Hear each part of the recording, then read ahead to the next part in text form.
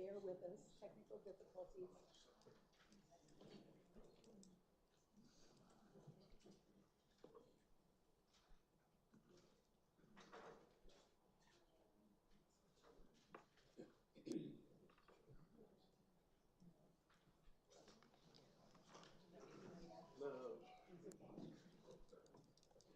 got to pull that forward.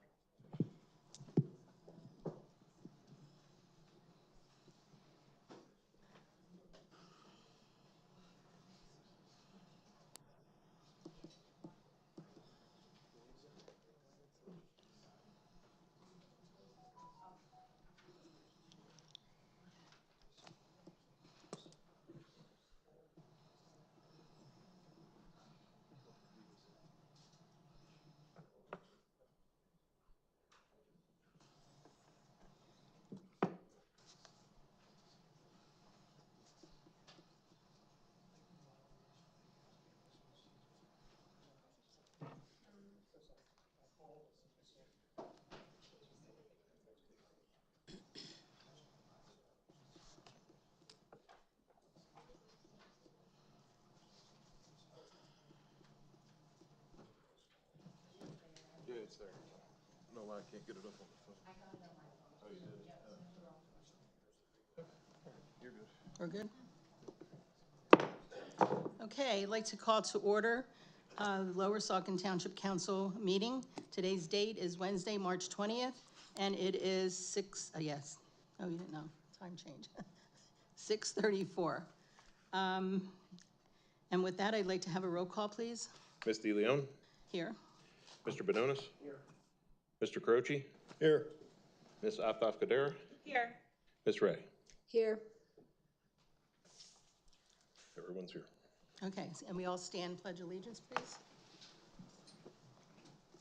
I pledge allegiance to the flag of the United States of America and to the republic for which it stands, one nation, under God, indivisible, with liberty and justice for all.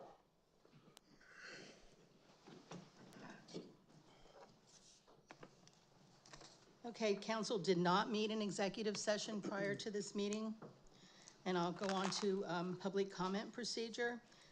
Council passed a resolution 31-2004, 2024, and it's out in the hall if anybody needs copies. And I'd just like to say that at all meetings of council, regular or special, interested citizens with legitimate matters to lay before the council shall be granted the right and privilege to address council. The council may prescribe procedures for citizen presentations to ensure decorum at all times and to prohibit personal or insulting language, total irrelevances, and harassment either on the part of members of council or the public. So with that, you also have a 5-minute comment period on each agenda item. And you have a 5-minute comment period at the end of the meeting on non-agenda items. So, okay, so the first thing we have is Sebastian Jaramillo Zamora. Did I say that right? Eagle Scout Project. Boy Scout Sebastian Zamora is working on earning his Eagle Scout and would like to construct a Gaga pit or at Polk Valley Park. Would you like to come up to the table and explain your project, please? Your name, state it for the record. Yes, is a green light on? There you go. Perfect. So my name is Sebastian Jaramillo Zamora. And my goal, this is my Eagle Scout project. I'm part of Troop 319, and the goal is to make this Gaga pit. So like I said again, the goal is for me to get my Eagle Scout project to get this Gaga pit made. The project will consist of a Gaga pit, 2 benches. The Gaga pit will be made out of wood and will be filled with rubber mulch. The dimensions are 16 by 16 feet, and the benches are 2 feet wide, 8 feet long. For those who don't know what Gaga pit or Gaga ball is essentially a variation of dodgeball, but the ball stays on the ground, you hit the ball, and it's essentially last person standing. So you attempt to hit the person or your opponent in the leg with the ball, and if it does, they're out. And the Gaga pit is the designated area for Gaga ball, and I have reference pictures up there if you'd like to see what one might look like. The idea is that it will be located at Polk Valley Park. Like I understood, there are pickleball courts being added to Polk Valley, and after discussion with Mr. Hudson, we talked about putting the Gaga pit next to the pickleball courts. And the benefits of the project, obviously, it's a great source of exercise for the community. It brings a lot of people together, and I think it'd be a really strong thing to put for the community to enjoy. I did look it up on the internet today. So the time frame for the project, with approval today, I can take this to Council for Boy Scouts, get my proposal approved, start planning, and hopefully start building by late April and all of May. By that time, if the project is finished, I should have everything turned in by June 1st. That's the goal. Like I said again, the dimensions are 16 by 16 feet. That's from wall to wall. And the benches are 2 feet wide, 8 feet long. And there's minimal maintenance needed for the project. I will do a lot of the maintenance myself, but there's very little that needs to be done for this to be maintained. So what I need from council today is approval. This way that I can continue to move forward with the project, and any support financially for the project would help majorly because this is quite an expensive project. The lumber, the brackets, and a lot of the building supplies is quite expensive. So if you guys can support at all financially, it'd mean the world to me and my troop. Do you have a ballpark figure on what it would cost? It's around $1,500 for the For total the total project. cost of building it? Mm-hmm. Are there any other questions? Okay. Jason, we'll go with Jason first. Hi, Sebastian. How are you? Nice to see you again. Hi. It's been a little while. I think this is great that you're getting your Eagle Scout. It's a tremendous honor, and it'll carry forward with you for your lifetime. So congratulations to you and your family for supporting you throughout this. The world needs more fine young men like you, and I'm proud that you've gotten this far and you're going to do so well. I just have two questions for you. One is, have you spoken at all with anybody on the Parks and Rec Committee? And I ask that only because we've had other Eagle Scouts or prospective Eagle Scouts who have come before us and have wanted to do projects in the parks. For example, there was one most recently at the Heller Homestead, and a member of the Parks and Rec Committee, Frank Thompson, was kind enough to take your fellow Eagle Scout under his wing and help to marshal him through that process and have the Parks and Rec Committee have some input on that project. And I didn't know if you've had any communications with Parks and Rec about this. Parks and Rec is a committee that the township has that oversees and provides input and citizen advice back to the council with regard to improvements that are being proposed in the parks and things that they want to bring to our attention, funding and things like that. So have you had any conversations with Parks and Rec? Is anybody there helping you with it? As of now, last week I actually did go to a Parks and Rec council meeting where it was also approved. That's why I'm here today. That was the first phase of the approval process. So I did go to Parks and Rec.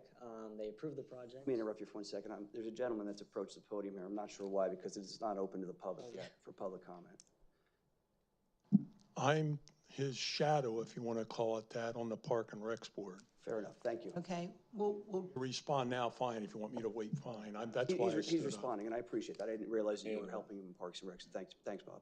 did you want to sit next to him on the chair?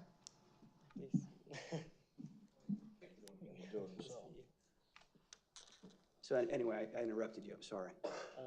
No problem. Yeah, like I said, I did speak with Parks and Rec earlier in their council meeting, and I was very grateful to have some help, especially with the starting of the new project. Although I'm still in the proposal process, hopefully when I get my approvals ready, I can start to get more help from the Parks and Rec team and move on from there. That's great. The other question I have is, have you spoken with anybody in Public Works, and particularly Roger Racich? He's our Director of Public Works. Public Works, obviously will need to provide some maintenance for this in the area around it, and I just want to make sure that where this is located and what's being proposed meets their needs and expectations. So at the very start of the project, before both council meetings, I spoke with the director of Public Works Roger. and your township manager, and we both discussed the project very briefly before we moved on to both council meetings. That's great. You're well on your way. Congratulations. Thank you so much. Just from that meeting, we did suggest that Sebastian go to Park and Rec and then come here to council. And we determined there, just for the surfacing and for maintenance, long-term maintenance, we would do the rubber mulch. Because we have it for the playgrounds and such, and my kids do play gaga ball, and the surface is what makes the pit good. So we're hoping, and we'll work with Sebastian, that the rubber mulch will be a good surface for them to play on. Let's assume this takes off and everybody wants to play gaga ball. You know, do we have a location that will allow us to build other gaga pits? Is there an age limit on it? No, it's kind of like pickleball. It's for all ages. You just have to be able to, you smack the ball with your hand, so you have to be able to bend down far enough to smack the ball, which, You have to be able to bend over without falling over. yes. Okay, Tom? One of the things that we had discussed, and again, this is up to council, but we had discussed when he came up with the figure of roughly $1,500, that as part of his part of the deal, to have skin in the game was to raise $750 of that through fundraisers or whatever to have an investment in it. Now that's up to council. That was the recommendation. If you feel that that's too much, too little, if you want to say if you raise so much, we'll provide the rest of the cost. Because if you look at building materials, that could go up tomorrow. We don't know that. Have you tried like Lowe's and see if they'd give you any donations, or Home Depot? No, I don't think he has. He had come up with the parts list, the materials list, Bill, himself. Okay, well, Tom is next, so Tom? Well, you know, Lowe's gives 10% to veterans, Bob, and you can get them 10% on the materials at Lowe's for veterans.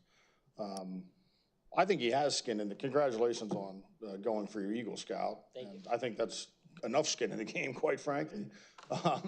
You know, I think $1,500 is not too much. I think, you know, we should approve that amount, and then you turn in receipts for your materials and then get a reimbursement from the township. I think the skin in the game is the Eagle Scout, and I don't think you should have to raise anything. Would be my opinion. Congratulations, and I wish you luck on the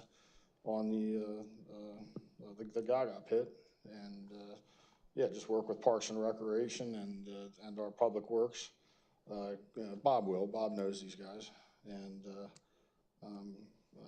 good luck. But I'd make a motion that the township pays the whole bill, up to $1,500, and then see where it goes. I'll second.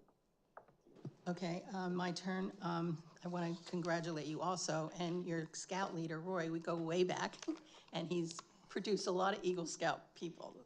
So I congratulate you and your mom. Your mom's sitting there, I'm assuming, and your scout leader, because you got to keep your kids busy, and he's keeping them busy. So I applaud and thank you for taking the time to do something. This is very different. So I guess I'll turn it over to Victoria. I do also want to congratulate, echo the sentiments of my fellow council members. It's a tremendous achievement to be working towards your Eagle Scout. And I have friends that have been Eagle Scouts, and it's something they cherish and they pass down to generation. And I think it's wonderful. Your public speaking and your presentation is very nice. So I want to congratulate you on that also. I did have one question. Do you intend to paint any part of the Gaga pit? I see that the pictures show wood, and I know you indicated it would be wood, so I wasn't sure if that was like pressure treated or whether you were going to be staining or painting it with any like weather resistant coating. So it will be pressurized wood. Any painting or staining of the wood has to be done 6 months after. So I don't have it here because it wouldn't be in the time frame. But after 6 months have passed, I do intend adding linseed oil to the wood, making sure that it's long lasting. Wonderful. Well, I definitely support the project, and thank you for bringing it to us this evening. Thank you so much. Okay, Laura? Yes, so I was at the Parks and Rec meeting when this was presented.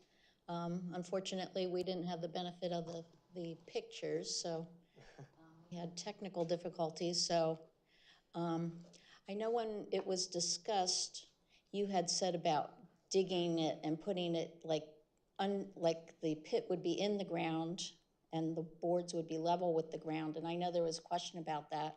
And now seeing the pictures, I see that you can make it above ground like this. So which did you, I think there was concern if it was in the ground that people might, if you're not paying attention, you might walk by and like fall in the pit if you're not watching what you're doing. But if it's above ground like this, it'd be a little harder.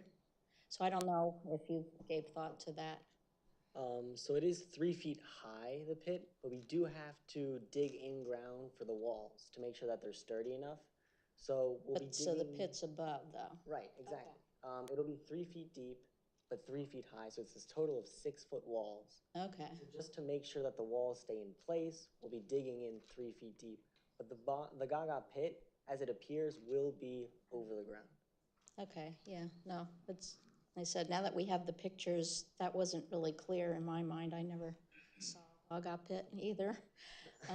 So I think it's a great project as well.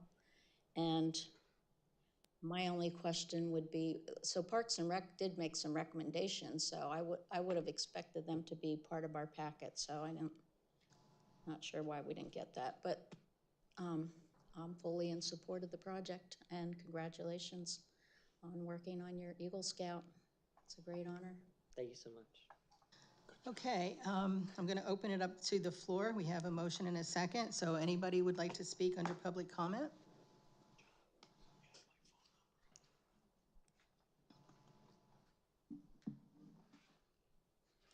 Oh, I thought he was going to say something. Okay, so no one, okay, can we have a roll call, please? Ms. DeLeon, how do you vote? Yes. Mr. Bononis? Yes. Ms. Optoff? Cudere? Yes. Mr. Croce? Yes. Ms. Ray? Yes, Motion passes. Okay, good luck to you, and if you have any questions, just contact the township, and we'll try to help you out, Thank you so much. okay? Okay, moving on, we have the presentation to Township Police Department of the FBI LEDA Agency Now I can't say that. Trilogy, sorry, award. The FBI is here tonight to present to the Lower Saucon Township Police Department. And Michael Robinson, are you here?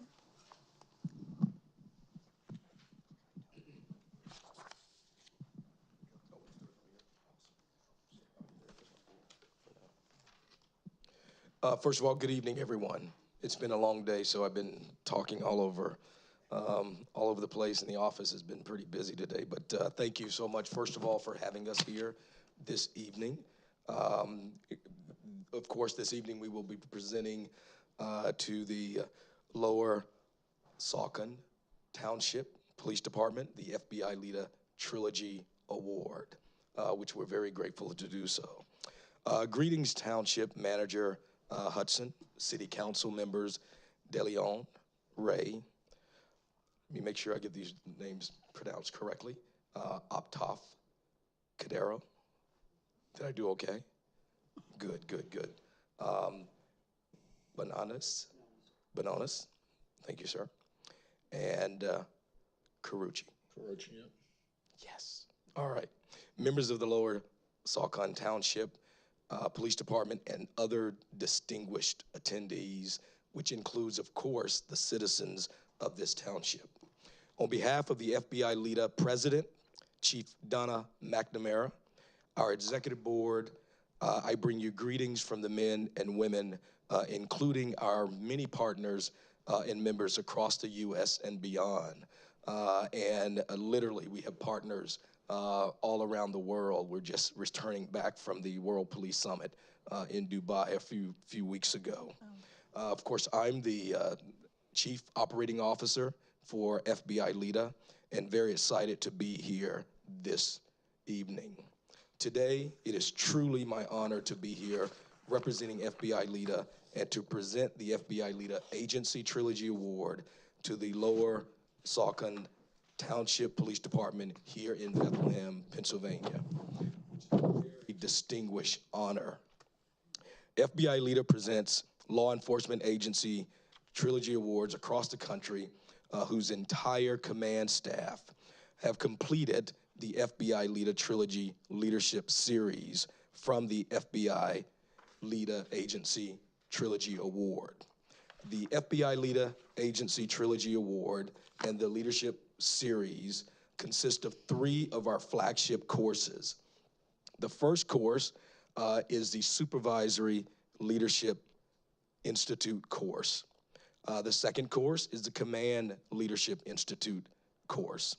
And the third course, which completes the FBI Leader Trilogy, is the Executive Leadership Institute course, which in this case means all members of the Lower Saucon Township Police Department command staff completed these courses, and they, of course, this evening will be awarded the FBI Leadership Agency Trilogy Award.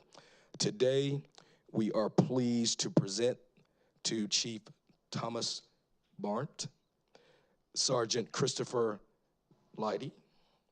He's not here. Okay, no problem, but congratulations to him.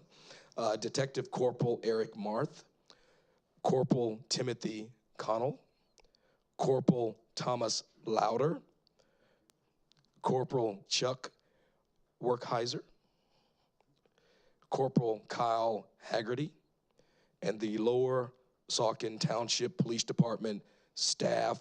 The FBI Leader Agency Trilogy Award is now presented to you. Congratulations, Chief.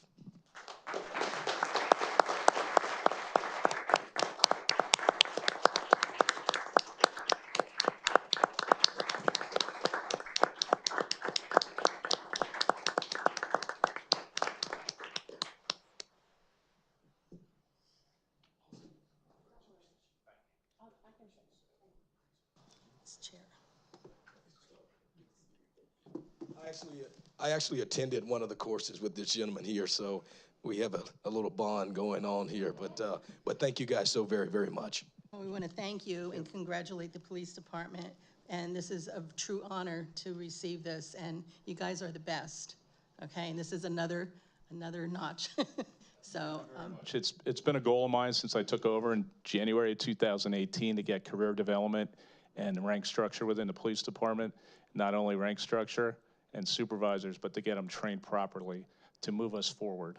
And that's what I continue to do. And I want to thank council, because it wouldn't be possible without all of you and the training budget we have. Thank you.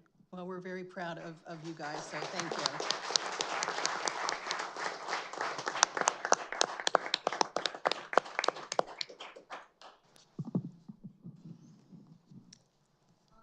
Thank you. Okay, next on the agenda is the conditional use application of Allentown SMSA Limited Partnership doing business as Verizon Wireless, 4235 Lewis Avenue. Council will continue the hearing on the conditional use application of Allentown SMSA Limited Partnership doing business as Verizon Wireless for the proposed construction of a cell tower to be located on the property located at 4235 Lewis Avenue. And at this time, I'd like to turn the hearing over to our attorney, Gaduzian. Thank you. Where we are for the purposes of this hearing is the parties through their counsel had presented testimony, and there are a series of items that we have to address today. We've already had I will represent to Township Council that I spoke with the attorneys with a plan as to what we're doing today. First things first is, although there was no further testimony, and we anticipate there'll be closing arguments, we have to open it up to the public if there's any public comment. I anticipate there may not be, but we have to do that. Is there anyone from the public? Before we do that, may I be recognized? At this point, what I would recommend is let's go through some of these procedural matters. I want him recognized. He's an thank elected you. official. The reason why I'm asking to be recognized, 2 reasons. One is, Talk anyway. yeah, I don't know what authority there is to have the solicitor conduct this hearing. None. We brought this up earlier, and it makes no sense to me to have this. This is something that should be handled by the council president, The council president instead handed off in part to the solicitor, or the interim solicitor, to preside over this matter, presumably because she recognized some conflict of interest with regard to her administration of these proceedings. So I'd like to know what authority there is for the solicitor to continue on in this role, if there is any. That's why we have a vice president. Go on. I believe that, Well, no, the question is then, the president of council has the opportunity and the authority to run the meetings, and it is an appropriate response to allow the solicitor to handle a conditional use hearing. And in fact, when I was inquired about being the solicitor, it was asked, could I handle these types of hearings? It's been the tradition, from what I understand, that the solicitor will handle these types of matters in Lower Saucon. Hasn't been, and it was from a solicitor's point of view, not from running the hearing. The president of council runs the hearing, or the vice president of council runs the hearing. You're a solicitor. You're supposed to be giving non-biased political advice to members of council regarding the hearing, not running. Legal advice, not political advice. That's right. I appreciate your opinion, and I disagree with it. So that's your answer. Again, Any other questions? I do. Okay. I do. My second question is, why isn't Victoria, who's the vice president of council, handling this matter? If the president, Laura, I'm sorry, Why don't we have Laura. one at a time? All right. One at a time. I'll speak when I want. No, you'll have one at a time. No, speak when I want. I'm running this meeting, I'm running this hearing now, one at a time. Why isn't Laura the one who's running this if the president seems to have some conflict of interest? Same issue. The president can run the meeting and has the authority to delegate, and is doing that. All right. Well, since you've taken it upon yourself to administer this proceeding, I'm going to make a motion once again to have Priscilla De Leon, to have this council recommend to Priscilla De Leon that she recuse herself from these proceedings and deliberating on these proceedings, and not cast a vote on these proceedings, because she's obviously identified a conflict of interest. She's already shown animus, she's shown bias, and she's shown that she has a conflict of interest in this case. So I'll renew that motion that was made earlier and bring it up for a vote again if I can get a second. I'll second it, and I have some evidence on that. November 3rd, 2004, general business meeting, the Facito property on Lewis Avenue came in for a, looks like this one, they were looking for relief from an ordinance 18091, which requires every principal building or structure to be built on a lot abutting a street and proved to meet municipal standards. The applicant states that the only means of access to this property is along unimproved Lewis Avenue. So the council at that time heard the arguments for the relief from the ordinance 18091 and came to a vote. Mrs. De Leon, according to the meeting minutes, said she is an adjoining property owner, so she will be abstaining from this vote. She said in living there, the three other houses, the two properties pre-existed the zoning change we had, which would require the fronting of the public street. She asked someone to explain if this would apply to this property or would it apply beyond that. And then they did the vote, and the condition was approved. The relief from the ordinance was approved, and it was a 4-0 vote with Ms. De Leon abstained. A month later, Mr. Facito and the Lewis Avenue property comes back, December 15th, 2004. This time, the applicant is requesting that the 3 parcels of land he has purchased be consolidated into one building lot. Ms. De Leon, again, is president of council. She again says that she owns the adjoining property, which she still owns to this day, and Mr. Facito still owns these properties to this day. And again, it was a 4-0-1 vote. Mrs. De Leon abstained. And the reason for the abstention is given. She is an adjacent property owner. Now, so twice before for this property, she abstained. What's changed in the past 15, 20 years? I don't know. Maybe she's lost some integrity, some ethical ability. But now she claims she can conduct this hearing and vote on this hearing.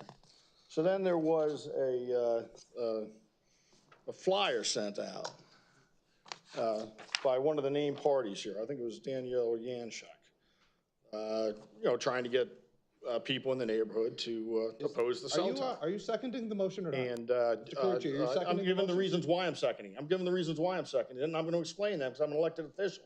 So please don't interrupt me. Hi, Danielle. This comes from Priscilla. Hi, Danielle. You may also want to update the flyer so that the neighborhood is aware of the issue since it's so close to Christmas. Again, so she's part of the public campaign against this cell phone tower. Yet she says she can be unbiased in a hearing. And then she wrote a letter, an email to the Northampton County Conservation District, and they responded regarding your email. And again, she tried to get the project shut down through the County Conservation District. And the County Conservation District wrote back on January 18th, 2024, homeowners are allowed to remove trees from their property without NPDES or erosion control permit. Cutting trees is not earth disturbance, which is what Mrs. De Leon was claiming, unless they pull the stumps or clear cutting or clear and grade land to install access on all roads. These photos, because she apparently sent photos, do not show either stumps being pulled, any evidence of clear cutting, or grading for access haul roads, even though total cumulative area of disturbance must exceed 0.99 acres before there is a potential violation of Chapter 102.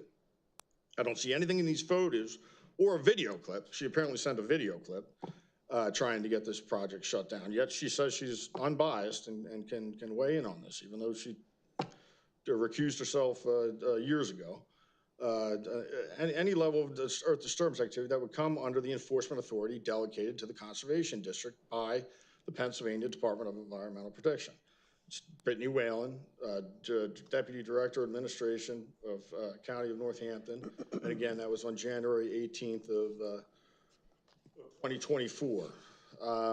It's amazing. There was a right to know request that Mr. Bananas filed, and we got this email from Brittany Whalen to Ms. De Leon, but we never got from Ms. De Leon the pictures, the video clip, or her email or letter presenting all this to Ms. Whalen.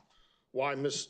De Leon didn't turn that over, I don't know, but it's certainly a violation of the Open Records Act. I mean, And it will be appealed. You're right, which, I mean, you know, I recommend we file a complaint against Ms. De Leon, not the township, for not responding to the right to know request. She clearly sent something to this woman that was not in the right to know request. And so we don't know what these pictures are or what these video is for this hearing to make the motion to request. That's not the first time it happened either. She has two letters to the, she received two letters from the State Ethics Commission, and they were in the right to know. And the first one said, this responds to your letter dated May 25th, 2023. What's not in the right to know is her letter dated May 25th, 2023. She failed to turn that over.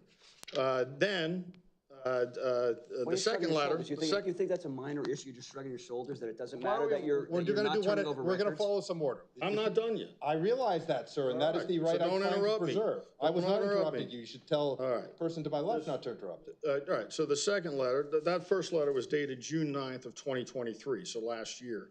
And again, there was a letter dated May 25th, 2023, which I didn't see in the right to know request. It wasn't in there. Ms. De Leon apparently didn't think she had to turn it over.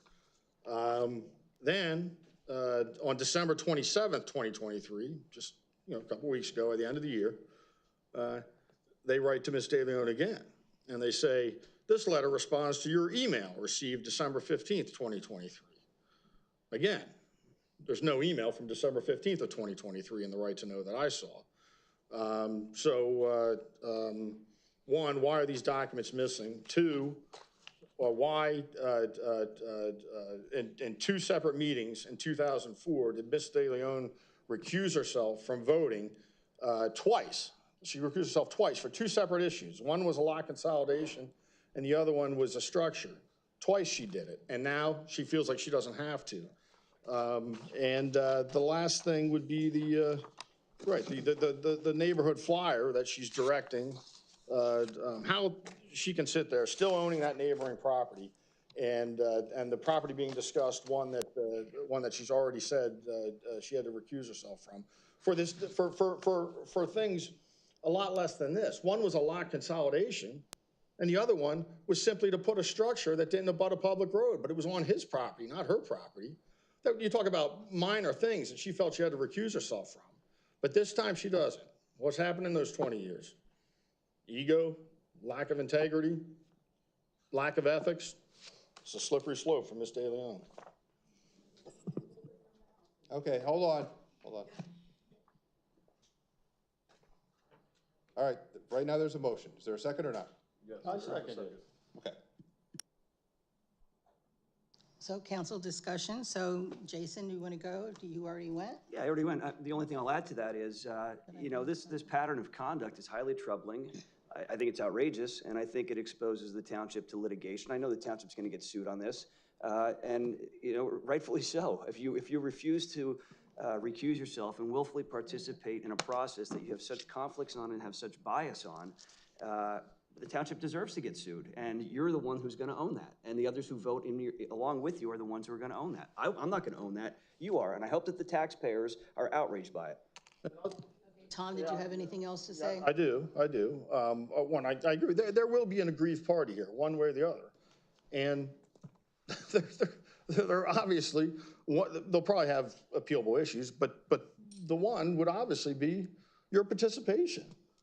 I mean, these are clear examples of when you recused yourself in the past, but now, no, you won't do it. Okay, so Disgraceful. we go alphabetical order. You should be liable for the, personally for the litigation costs that township taxpayers are gonna have to pay because you won't recuse yourself. So my turn's next, and this afternoon I wrote up a recusal letter, and you can see it right here. Had to be guilted into it. Excuse me?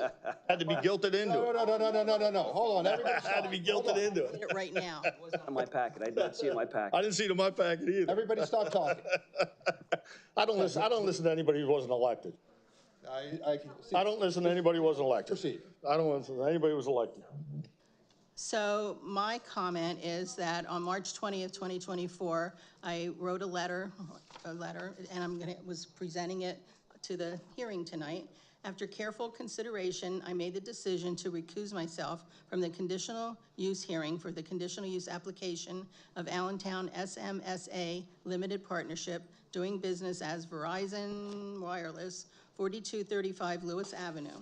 While I personally do not believe a recusal is required or necessary to avoid any potential issue and to avoid any appearance of any potential issue, I have made the decision to recuse myself and to not vote on the conditional use hearing. And I also have my letter from the Ethics Commission. So can I present that to you? Okay. Before we go any further, since that has been provided, I direct this to council for the purposes of making a record. I have the letter presented.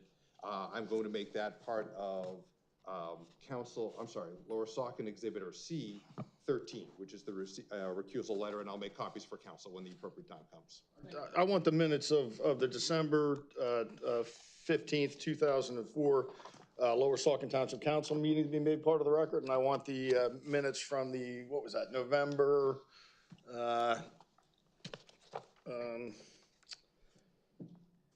3rd, 2004, Lower Saucon Township Council meeting to be made part of the record, and the flyer that's in the right to know request, and an email which I'll provide you from Ms. De Leon to Ms. Yanchak. I also want the right to know records. What's that? The right to know records. All the right to know. Yes. Yeah. Okay. And I would like, I mean, I guess we're gonna, to get these missing right to know records, I guess we're gonna have to file a complaint with the Office of Open Records. Ms. De Leon doesn't seem willing to provide if she had a chance. So I'd like council to recommend that we file that complaint against the Office of Open Records. As a council, I'd like to do it as a council because she's clearly putting the township at jeopardy and taxpayers at jeopardy by not responding properly to these right to know requests. That's a motion. I'll second it. We're not finished with discussion yet. Just be patient, Jason. And if I may, we're on the conditional use hearing is where we are. That's the agenda item. Have an open motion. Okay, we have an open motion, so Victoria, you're next. Can I see the letter? I don't have any comment. Laura? No, after all that talk about other things, I don't even know what the motion is. What you were talking about Paying sounds like attention. the logging, which isn't the cell tower, so it doesn't even make sense, so. Everybody in the audience understood it. You should pay attention. Sure they did. I'd like to read the letter too before we vote, quite frankly. Why are if you we're voting on talking this over letter. me? Anyway, I just had the read it. floor.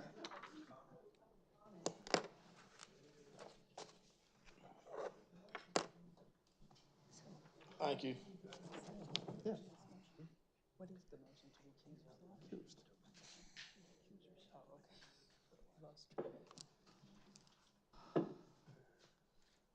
So if I may raise a question, she has recused herself from this proceeding. Under what authority does she have to provide authority for the solicitor to administer this hearing? She has recused herself from voting on the conditional use application. She's still the president of council. I'm sorry, it says the decision is to recuse herself from the conditional use hearing, not any vote. It says the hearing. If you read So on. I'm reading what it says. It says, after careful consideration, I made the decision to recuse myself from the conditional use hearing for the conditional use application of Allentown SMSA Limited Partnership, DBA, Verizon Wireless, 4235 Lewis Avenue. So then, my question remains, what authority does she have to appoint you, interim solicitor, to preside over this hearing? She remains president of council She's recused herself from this hearing. and from voting.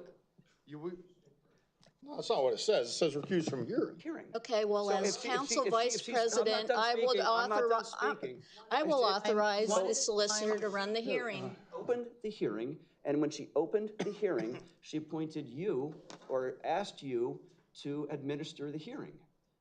At that point, this recusal goes back to the moment that she opened this hearing, does it not? No. So midstream, she's going to recuse herself, even though her letter says she's recusing herself from the hearing. It doesn't say from the hearing from March 20th forward. It says from the hearing, and the hearing began weeks and months ago. And not only that, she knew of her earlier recusals because they were in an email from Mark Hudson where he pointed out he took the body of that vote. He took it out of the meeting minutes and emailed it to Priscilla.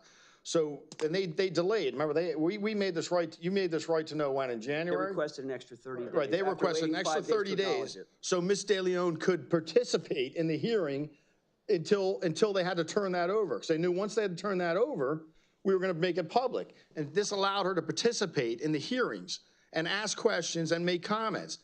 Because they stalled it, they sat on it for 30 days. Mr. Hudson,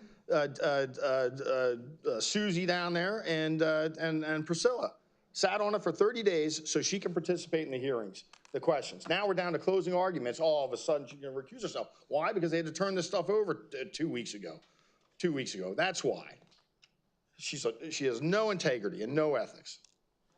Absolutely none. So we're back on the motion. Everybody stop. We're not doing this. I say this to the members of the audience. It's not the appropriate time. So, Mr. Hudson, I'm sorry, if you could just remind us where we are at this point. We have a motion on the table asking Priscilla to recuse herself. And just so the record's clear, she's already recused herself, so I see it as the motion being moved. We need to accept the motion.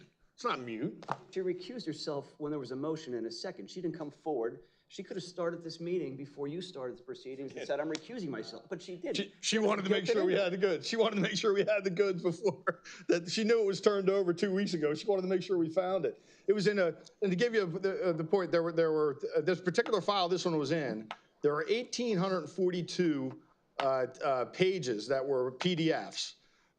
So I had to go through every one of them to find it, every one of them to find that. And this was just one file of about 8 on there. There was easily close to 4,000 or 5,000 pages on this.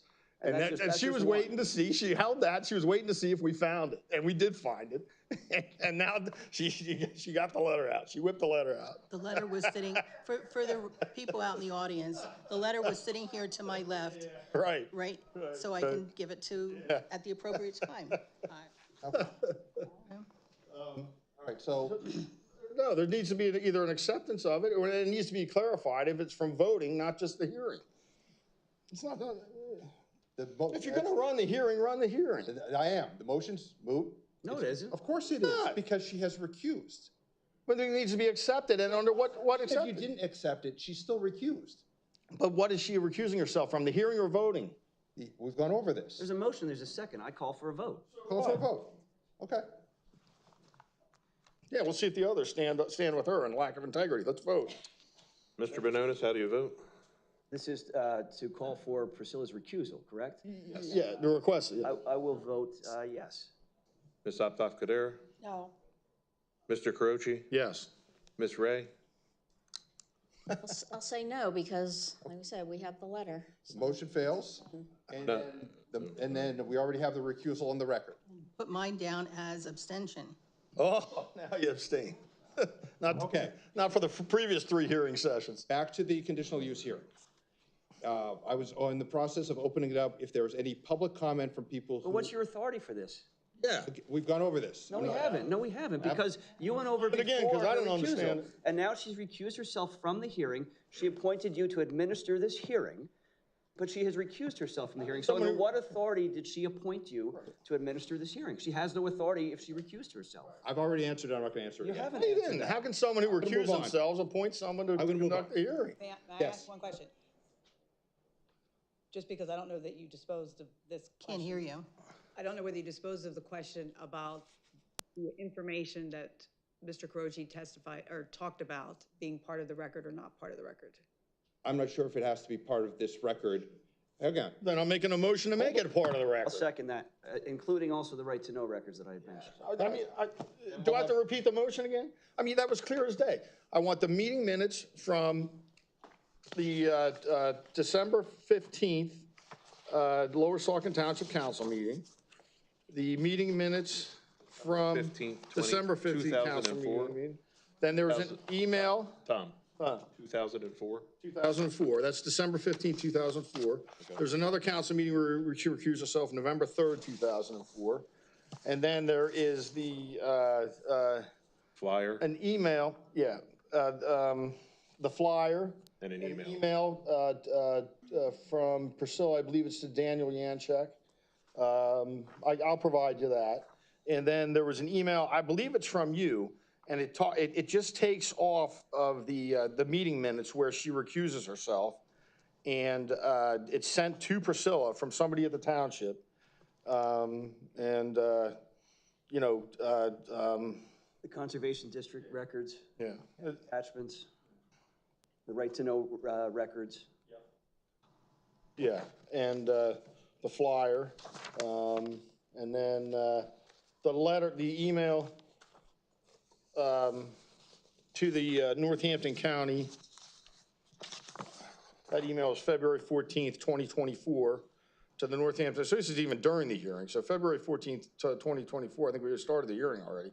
This email to Brittany Whalen, Waylen, from Priscilla.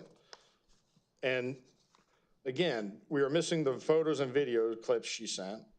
We are missing her letter to the State Ethics Commission in May of 2023, and we are missing her email that she sent to them on December 15th of 2023. If they can be found, I would like them to be part of the record as well. They were not turned over in a right to know request. They clearly should have been. And we'll have to deal with the Office of Open Records and Priscilla on that. Now, is that clear enough there, Mr. Goodsluzy? is that your motion, sir? Yes. I second it. Before we go to Township Council, Lawyers Council, do you have any position on this, so we can? It's, do you want to go? It's tough for me to take a position not seeing the exhibits, and it sounds like, well, I'm not sure, some of these exhibits aren't even in the possession yet of the township, which I think poses a problem in terms of completing the record in this matter. Certainly, I'd like to, is this not on? Is it red? Okay, no, you're right. You have to go closer. Okay, got it, okay. At the very least, I'd like to see what these exhibits are before I take a position on them. And in terms of records we don't have, I don't see how they can be made part of the record in this proceeding. And I also think if Ms. DeLeon has recused herself, I'm not sure what the relevance is of records that demonstrate or purportedly demonstrate some kind of conflict at this point. She participated in 3 hearings. You were here, or you were here for one of them. Yes. Your father attended the other one. Mr. Carosi. What do you mean? Mr. Carosi. What are you talking about? Hey, stop. No, we're not doing that. I do whatever I want, as I explained. Yeah.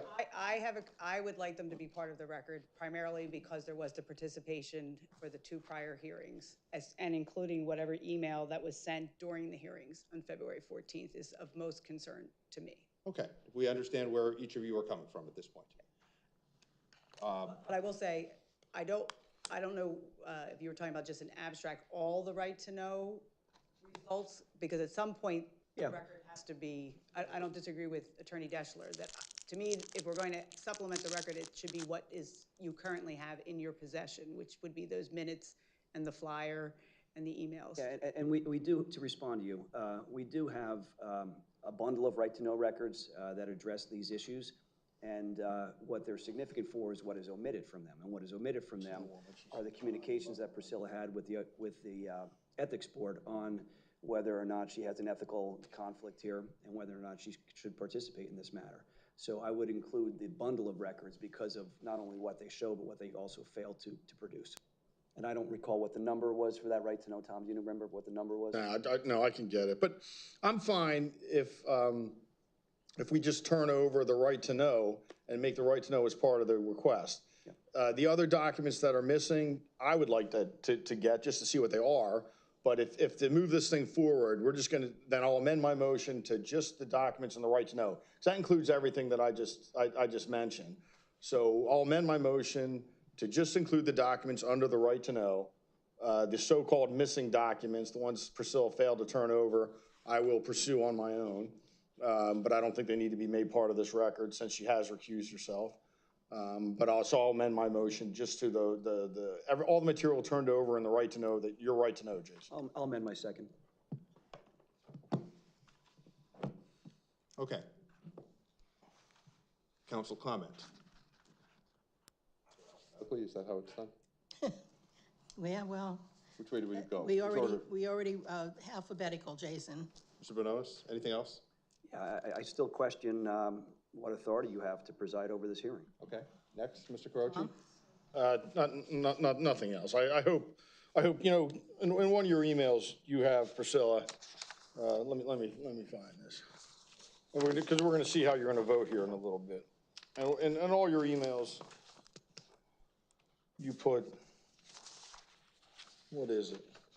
It is, where is it?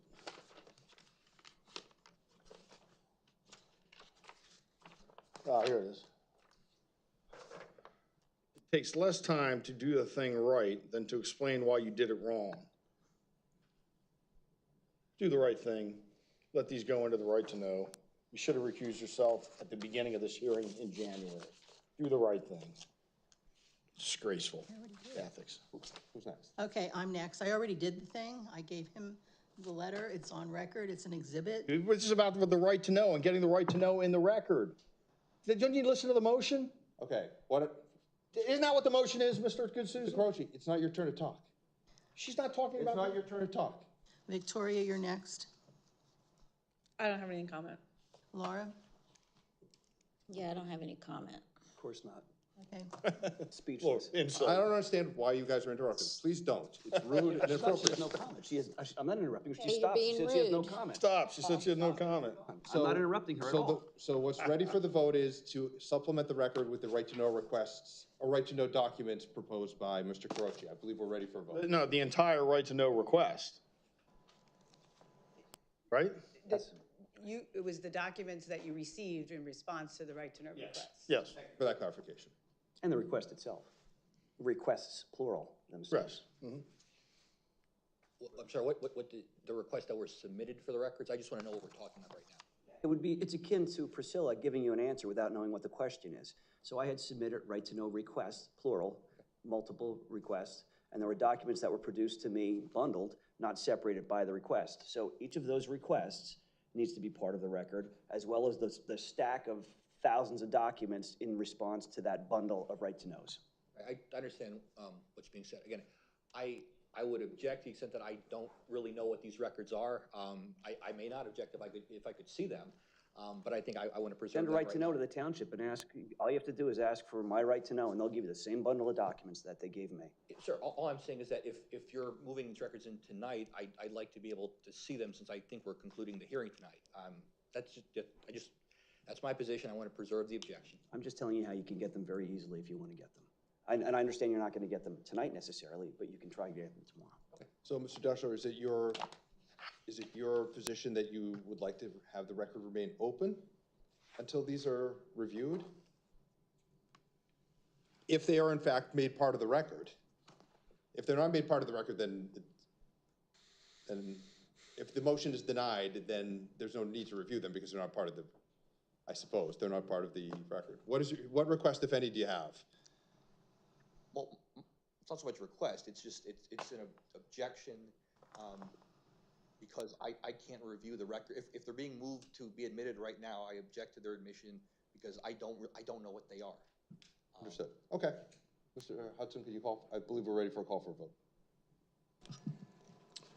Ms. Althoff-Kader, how do you vote? No. Mr. Caroci? Yes. Ms. Ray? Yeah, this is very confusing. So, stop laughing, both of you. Very rude. It is. This is very unnormal. You two. I'm going to vote no as well. It sounds like the right thing. Are you going to call on me? Yep, Ms. DeLeon. I thought she recused herself. She's abstaining. Mr. Benonis? Yet again, the cover-up girls all unite to cover up their tracks. Yeah. It's public information. Public information. Public information that they don't want part of the record. Yep. I'll vote yes. Public information. Yep. Okay. Now we can go back to the conditional use. Is there anyone here from the public who would like to, for public comment, who is not party status? Public information. I'm sorry, is the effect of that vote that the records are not Correct. admitted? Just to be clear, the effect of that vote is the record will not be supplemented with the right-to-know documentation requested in the answers. Okay. Seeing that. Wait a minute. You asked. Public request, yes, yeah, public comment. Go to the microphone. Nobody came to the microphone. Give them a chance. You were talking about other things, I'm sorry. Yeah, slow down. You don't know how to I'm run not here. a party to either of these or anything to do with the power or anything else. Oh, Right. sorry. But just so we're clear, we're on the conditional use hearing topic. Just you understand. Well, it is. It is. I understand. It is in that. He's clear. Miss Ray might not be, but he's clear. Sorry? He is clear. Miss Ray may not be, but he is. What I was going to say is, Hold on. Say your name for the stenographer. oh, sorry, David Boulin, Boulin.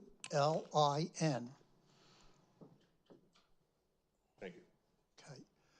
So what I want to say is the following. I listened to these arguments several months ago, and as a matter of fact, at that time, said exactly what's being said here. And you can go back at the record and look at it, and it was the following. Number one, why is it that Mrs. DeLeon, who has got the power of the pulpit up there, got up and made all of these charges about values of houses and on and on and on? I'm sorry, sir, are you listening to me or are you doing something else? Mr. Solicitor. He's writing. Continue. Continue. He could be taking notes. Sorry, I thought I had people that would listen to me fairly. Yeah, Matt, just continue, sir. Well, you do have a record of what I'm saying, you know. You can make those notes later. The bottom line is I asked at that time if she were able to vote on this because of her stand on it. And nothing was said. The bottom line is the following council meeting, she came back and waved at me this letter from the Ethics Committee, which said she was not in conflict. And when I asked for her letter to the Ethics Committee, the answer was null. That means nothing, no answer. Not only that, but then I brought it up again another meeting or two after that, and she brought up yet a second letter, which I chastised her for, considering I'd not seen the question that she asked the Ethics Committee on. Yes, I know it's taking some time. Gee, isn't it nasty that law takes time? And people who know there's something wrong usually get cut off. So please don't look at the clock and listen, because I have nothing to do with this aside from I want an honest government, and all of a sudden I'm finding out things are going very far south, and I don't appreciate it. And I can't do anything about federal level, but by goodness, I can stand up here and say it. Now, with all of that said and done, then we go to another meeting at which she does recuse herself and hands the meeting over to a non-elected official, not her vice president, Laura Ray, who's on the council, duly elected, and she hands it off to them. Why is that?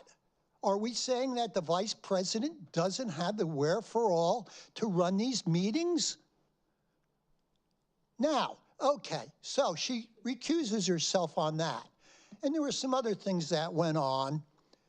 These people that, yes, they live within a specified distance, and they had their lawyer here, who's sitting here. Yep, absolutely, they had every right to do what they did, and they did a great job, and so did he.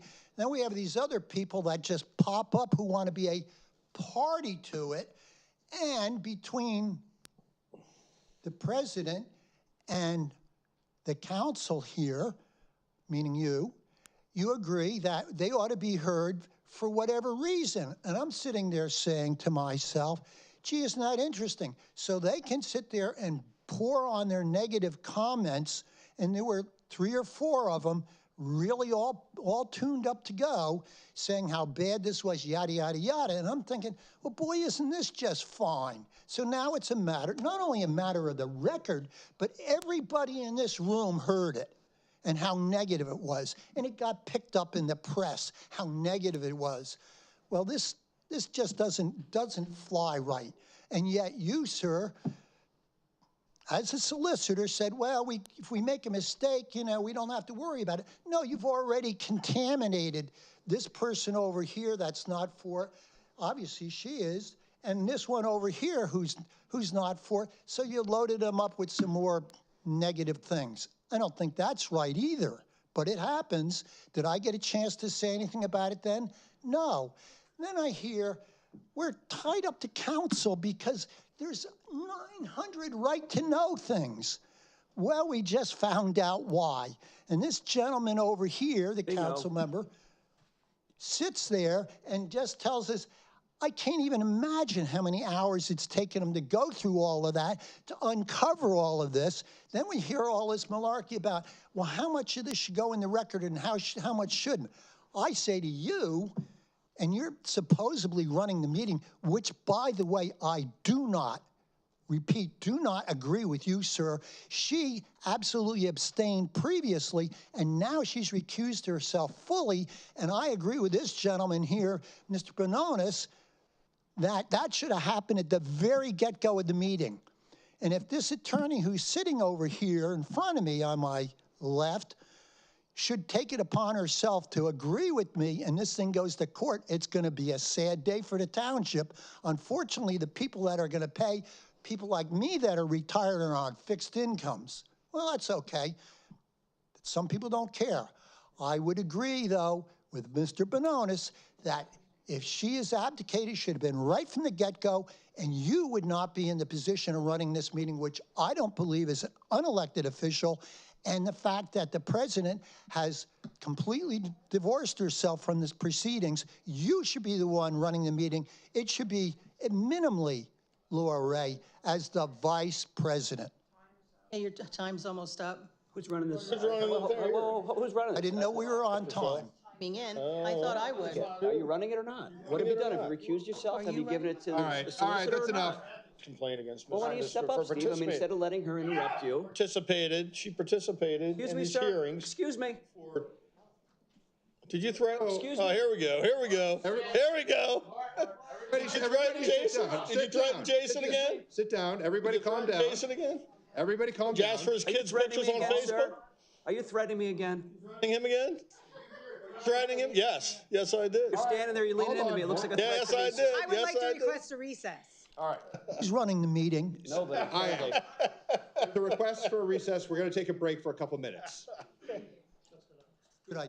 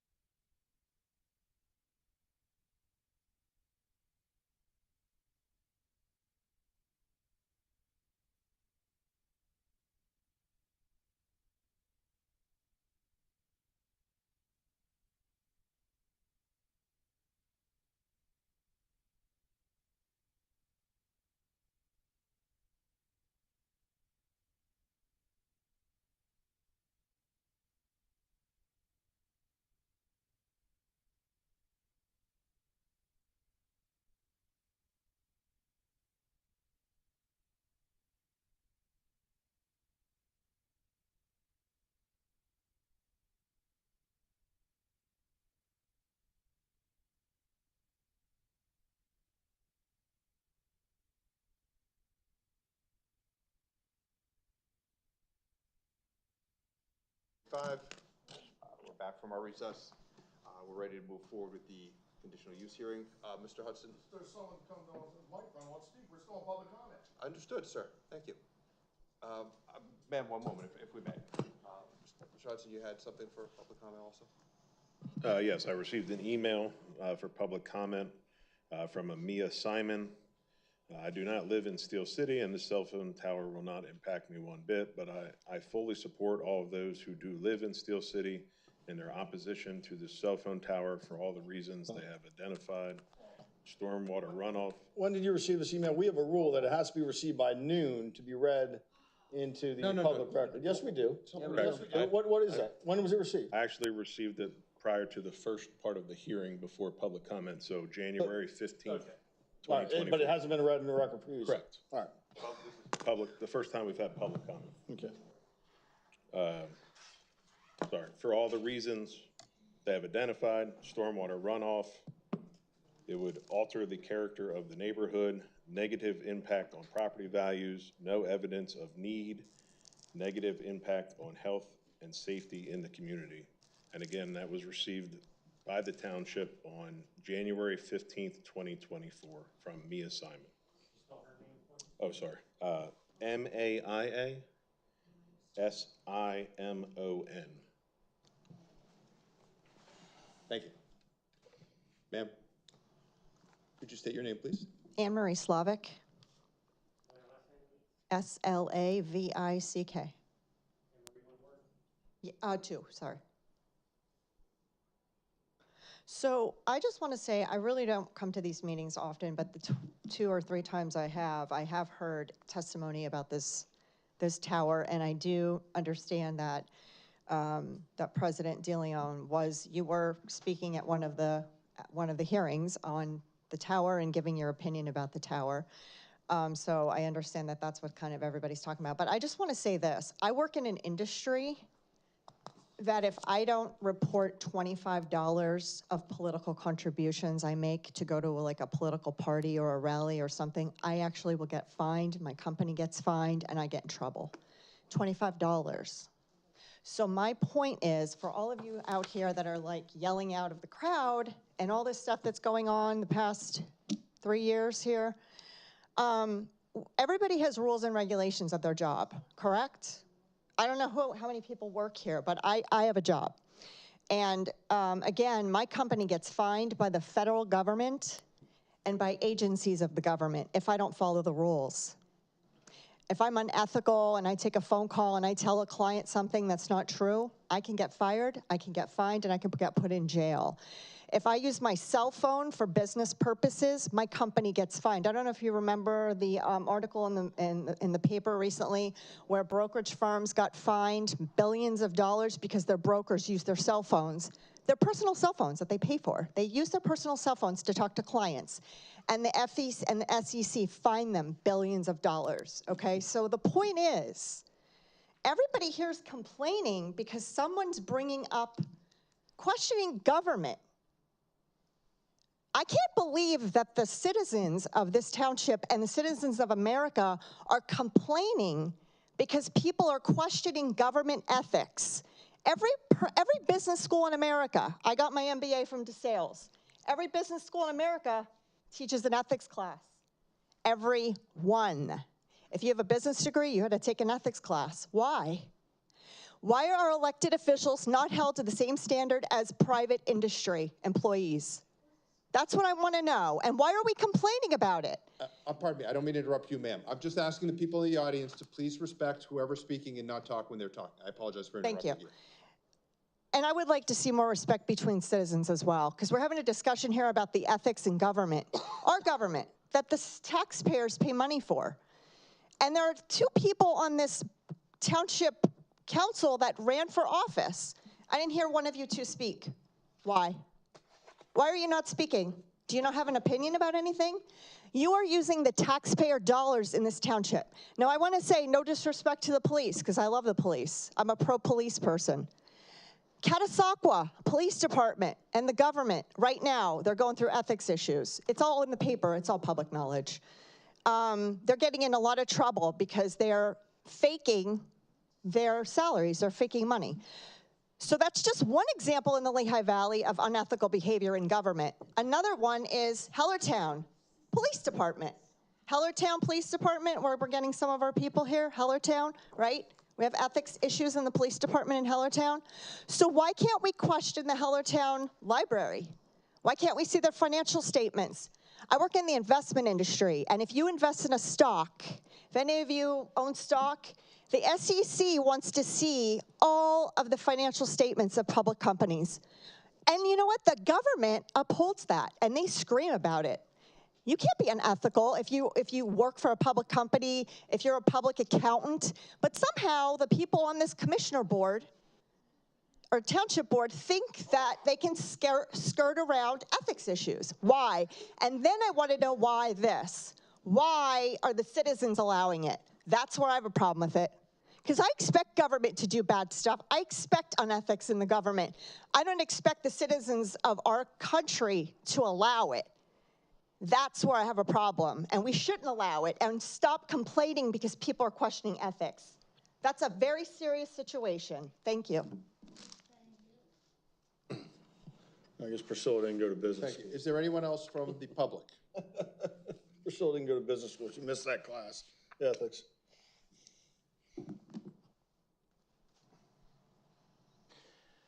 Good evening. My name is Adam Callan. I live in Steel City. I haven't had, oh, of course, yes. ATOMKALLEN.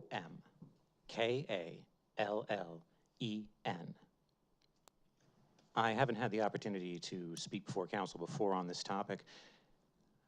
For the record, I am opposed to the cell phone tower. And also for the record, speaking as someone with a degree in philosophy and a background in ethics, Councilors Carochi and Bononis are absurd. Thank you. Anyone else from the public? Seeing nothing.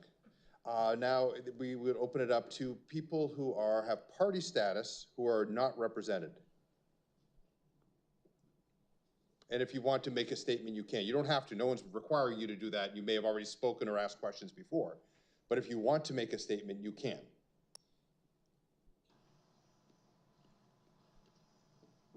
And if you wouldn't mind identifying yourself again. That's fine, I will. So, my name is Stacy Mazensky. I live at I live in Steel City. I have party status. I oppose the cell tower. I do not believe that this company conducted an absolutely exhaustive evaluation and assessment of all possible locations that would be well suited for a cell tower. I don't believe there's a need in our area. The property on Lewis Avenue is accessed by a paved driveway. It's not a public road. It's not maintained. It's not plowed. It is not cleared. It's nothing. It's just a driveway. There is stormwater runoff issues. It will impact not only my view, but also the characteristics of my entire neighborhood. And also, I just want to say that ethics of government have no place on a conditional use hearing. Thank you. Thank you. Can I get that clarification? She says ethics in government have no place in a township conditional use hearing. Is that what was said? Ethics have no place in a government conditional use hearing is what was said. I just want to make sure I'm clear on that. Is that what was said? Thank you. That's what I heard. Thank you. Okay. Is there anyone else who has party status who's not represented? Okay. Hearing nothing, we can now move on to closing arguments for council. Before we do that, I want to introduce another document to the record. And this is the campaign flyer that came from Priscilla De Leon, Victoria Optoff Cordero, and Laura Ray. And in this mailing that came to my home, presumably the homes of other residents of the township, they repeatedly tout respect, cooperation, and transparency. Respect, cooperation, and transparency. I think this is meaningful to show the lack of respect, the lack of cooperation, and the obstruction that has taken place throughout this hearing. So I would provide that to you, and I don't know if council, if you want to see a copy of this, because you like to see documents before they become part of the record. I do. And there you go. Yeah, I'd like to point out, Ms. Ray and Ms. Optoff just voted to keep public information that is a right-to-know request. It was turned over in a right-to-know request from becoming part of the public record in this case. That's how transparent they are. What frauds? Respect too. What frauds? The attorney said the same thing. I'm sorry, what are you mumbling? So, well, Sorry, I didn't hear you you were is there mumbling a, something in my ear, were you? To you? You were mumbling like you're just talking is to there a, yourself. Mr. Bononis, is there? Hold on, Mr. I'm I'm asking having, if there's a motion. I have concern about Ms. Ray. Either she's talking to me or she's talking to herself. I'm trying to understand what's happening here. What? I guess Nobody she's knows talking- what's happening. She's talking to herself. Nobody knows what's So yes, I happening. made a motion to add that to the exhibit. I'll second. Thank you, Tom. Before we go to Township Council, Council of Attorney Councils. I have no objection. I would object. I don't think it's relevant. For the record, this is a two-page exhibit. The first page says it's time to restore our community. I don't know if it's. There's a lot more than that, sir. Oh, I'm sure. I'm just identifying it. I mean, and it's not identified. It's not marked yet. I assume it would be if we're introducing it. I'm just saying. All this, I object. I don't think it's relevant. Okay, thank you. See if they stand by their campaign flyer. Let's take a vote and see if So they then, stand by their campaign we're flyer. not there yet, sir. Mr. Bononis, comment? No, I already spoke on it. Let's see if they stand behind their respect, cooperation, and transparency that they ran on, or are they just defrauding the voters? Let's find out. Mr. Croce, No, this is a piece of mail they mailed to every township resident, or at least registered voters probably. And they should have no problem with it becoming a part of the public record if it's true and accurate and if they still believe in it. So let's see what happens. Okay, Ms. DeLeon, I abstain again. understood. Ms. Optoff-Cordero? Any comment? On whether this on the campaign mailer should be included in this particular conditional use hearing related to a cell phone tower, I don't have any comment. Ms. Ray, any comment? Yeah, I don't think our campaign flyer has anything to do with this conditional use hearing, so I'm not sure why we're making Or they a don't stand by it. motion.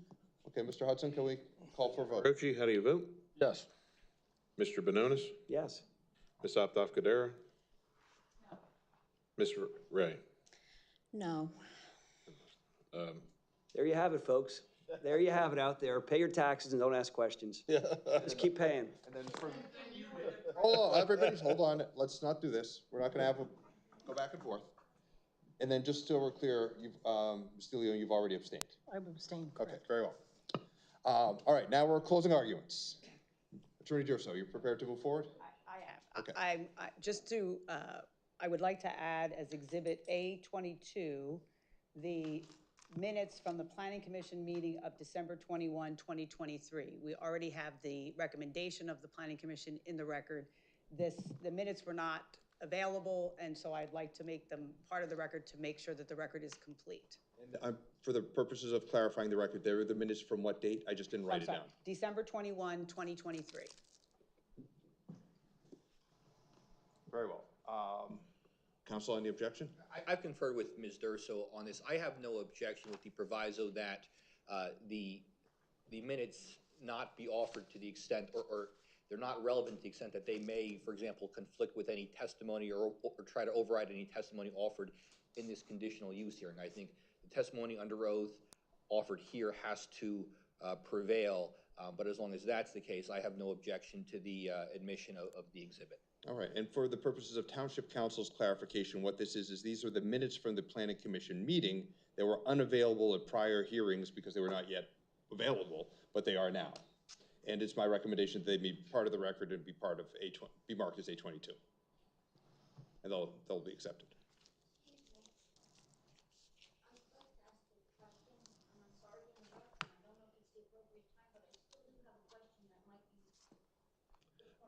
Is it related to? Yes. Well, no, hang on. Is it related to this? But the problem is we've had the public comment portion. So what I'd ask is, let us get through closing and then we can see if we can address your question perhaps.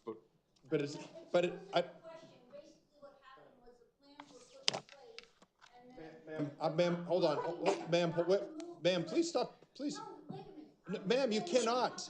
Let her speak, let her speak.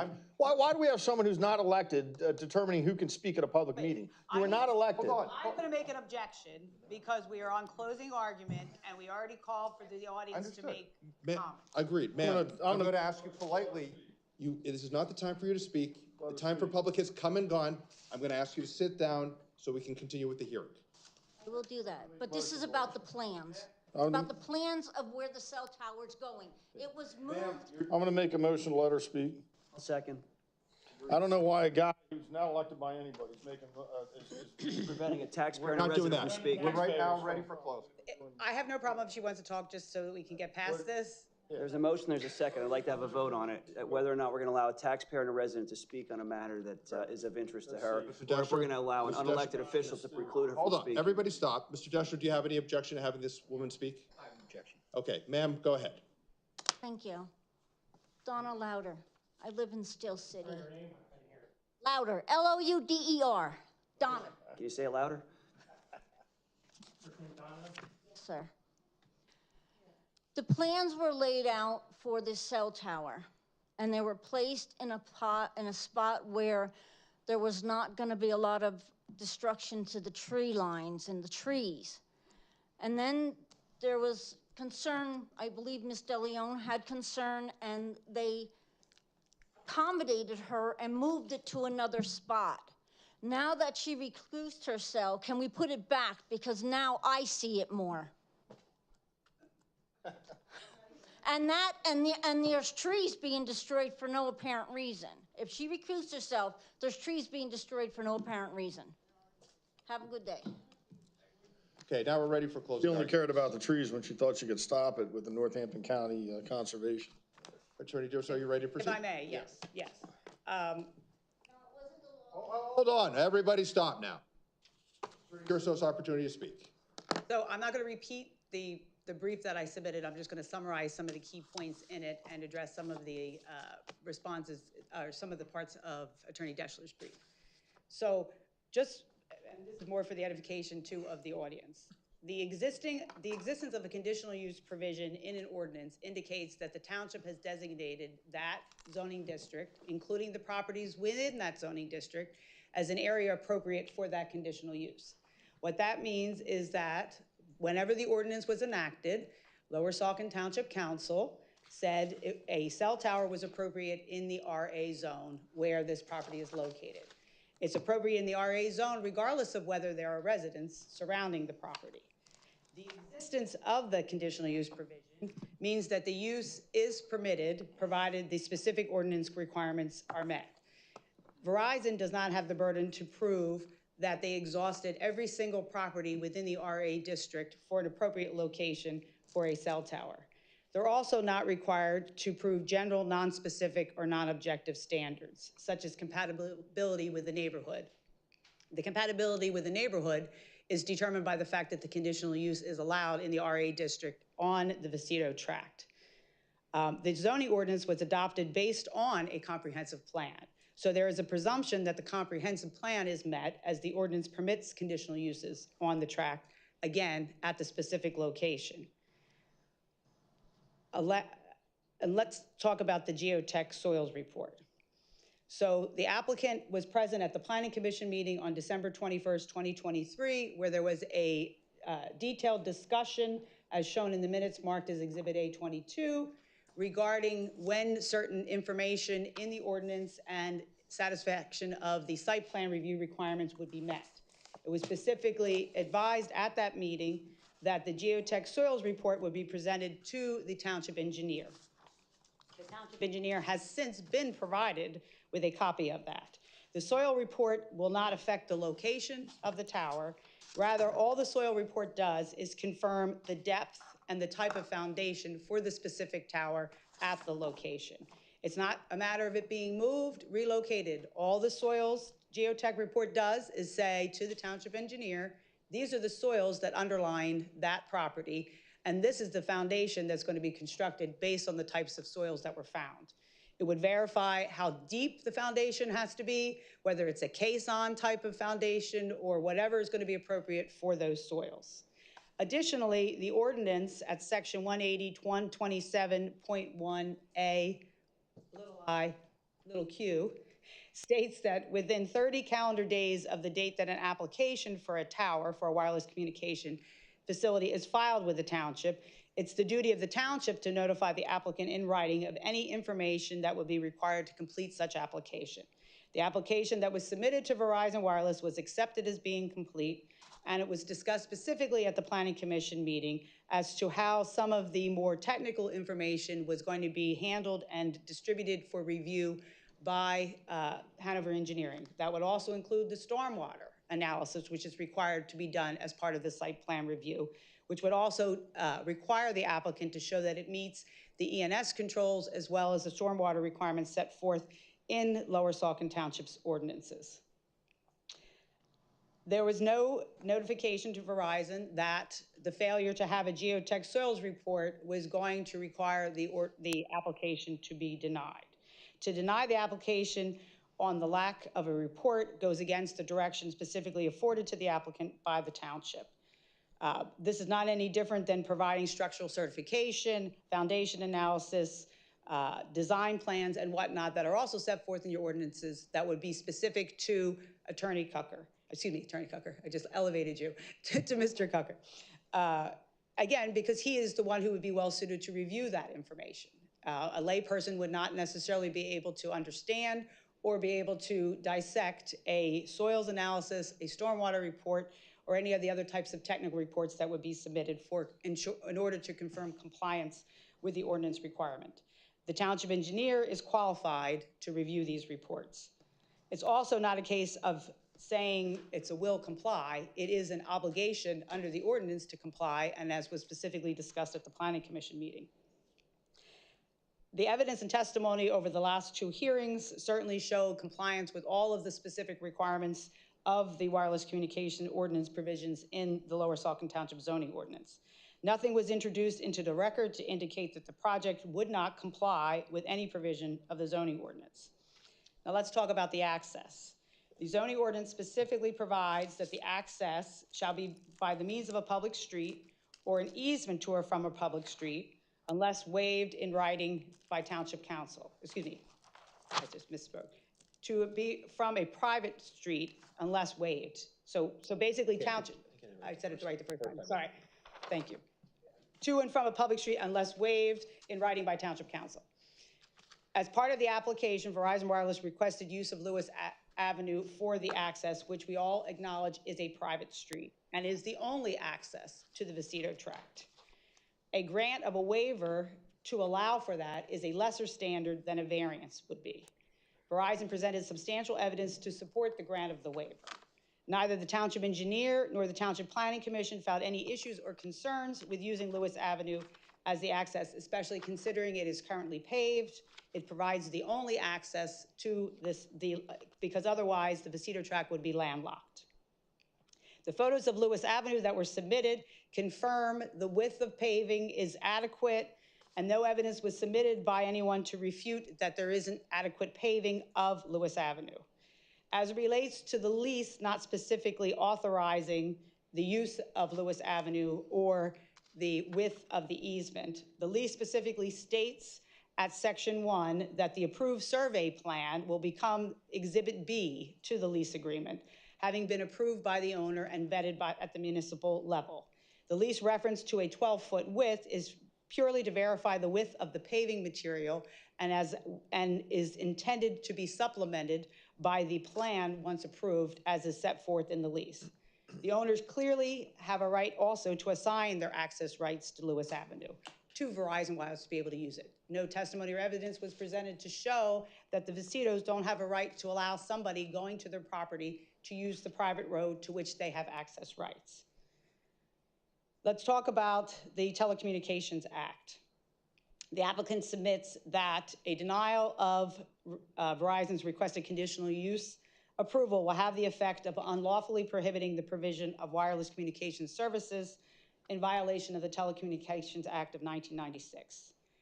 The FCC has interpreted the act to prohibit a government action that materially limits or inhibits the ability of any competitor or potential competitor to compete in a fair and balanced legal and regulatory environment. Verizon presented uncontradicted, credible evidence by an expert that there is a gap in wireless communication service that exists and used established methodology of determining the gap in coverage and the need for capacity. The RF engineer presented unrebutted expert testimony of the extent of the gap, as well as testimony as how the facility would reasonably eliminate the gap and otherwise enable Verizon to meet its FCC mandate to provide wireless communication services. Verizon also demonstrated that the proposed facility was the least intrusive method available to fill the coverage gap, and that alternative methods of filling the gap in service were not feasible. No testimony or evidence was presented to show an alternative location, an alternative method of satisfying that gap. A provider under the FCC rules and regulations need not disprove every possible alternate location so long as Verizon provided evidence to show that it made a good faith effort to fill the coverage gap. The testimony of Mr. Kahn's anecdotal information that he could, in fact, potentially receive a call and had that experience is insufficient to rebut the qualified expert testimony. The ordinance requirement of a demonstration of a significant gap in wireless coverage with respect to all wireless operations in the applicable area cannot be applied, as that requirement has been specifically rejected by the FCC and the federal courts. Mr. Peterson's expert testimony speaks precisely to the connectivity issues necessary for showing the existence of a gap. He confirmed that although they considered other properties, this was the most viable property. It was zoned to allow the use and would satisfy the coverage gap at the proposed height. The unsightliness or visual impact of a tower is not a legal basis to deny a conditional use. The fact that it's going to be seen is by nature what happens when you have a tower of height, which a tower needs to be tall to operate. Again, the fact that it's permitted as a conditional use is evidence that a tall structure is appropriate at that location. The ordinance, well, let me go back. Under the White Deer case, which involved a wireless carrier needing significant variances to erect a wireless communication facility within that township. And the zoning, or the board at that time denied all the variance requests. There was 12 variances that were requested.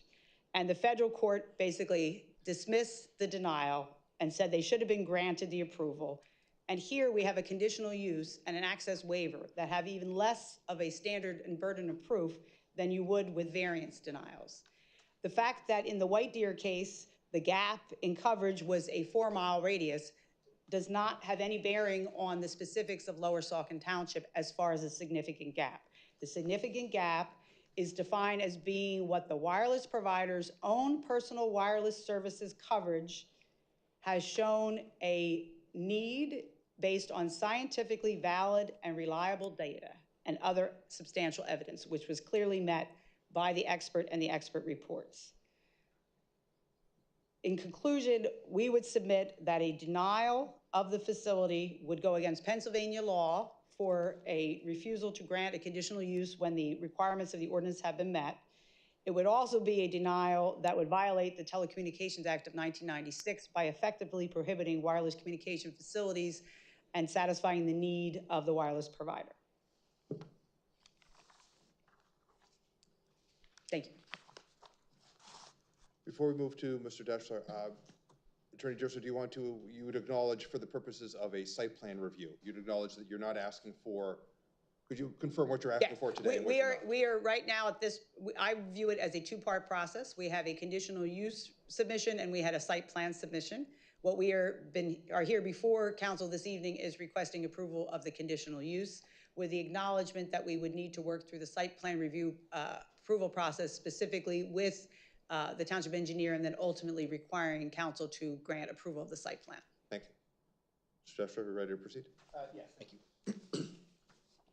Good evening. Like Ms. Durso, I will try not to regurgitate everything in my brief and try to limit most of my comments to addressing some of the things that council had raised in her brief. regarding the geotechnical soils site plan, you know, I tell people I'm just a lawyer. Some of these things are like Greek to me. The fact of the matter is, it is in your zoning ordinance, and I think before we deal with anything else, we look at what are the requirements of the zoning ordinance. Obviously, it's geared towards engineering, but before the applicant gets to shift the burden to any objectors to show that there's a detriment to the health, welfare, or safety, the applicant has to meet, even for a special exception or even here for conditional use, they have to meet the specific objective criteria of the zoning ordinance. I would suggest that where the ordinance lays out all the requirements of a CCF tower, the soils report is in there. And obviously that hasn't been provided at the time, not in the application, nor as an exhibit to this hearing. So it's hard to assess kind of, you know, what it says or the relevance of it, or whether it might require the cell tower to be moved if we don't have it. So I think the omission there, when it is one of the elements in the zoning ordinance, is important. I reviewed the minutes from the Planning Commission meeting back in December. I know Ms. Durso had talked about the soils report and it being deferred until later. I didn't see it. Brian, it's Cucker or Cucker, sorry. I didn't see Mr. Cucker respond to that, indicating that it would be deferred for site plan review. I think you look at the ordinance as is, and I think it's an element of a conditional use application for a CCF tower. Moving on to the access issue, and certainly the Vasitos, as owners of that property, have access, and maybe I talked about paper streets more than you would all like, but there's an access over Lewis Lane as a paper street up to the property. Certainly they have that, and their predecessors in title probably had that because the road was laid out and never opened, as you know, long ago as like 1979, I believe. So certainly there's access to the property. The question here is whether the road, the street is such that you can put the CCF tower there.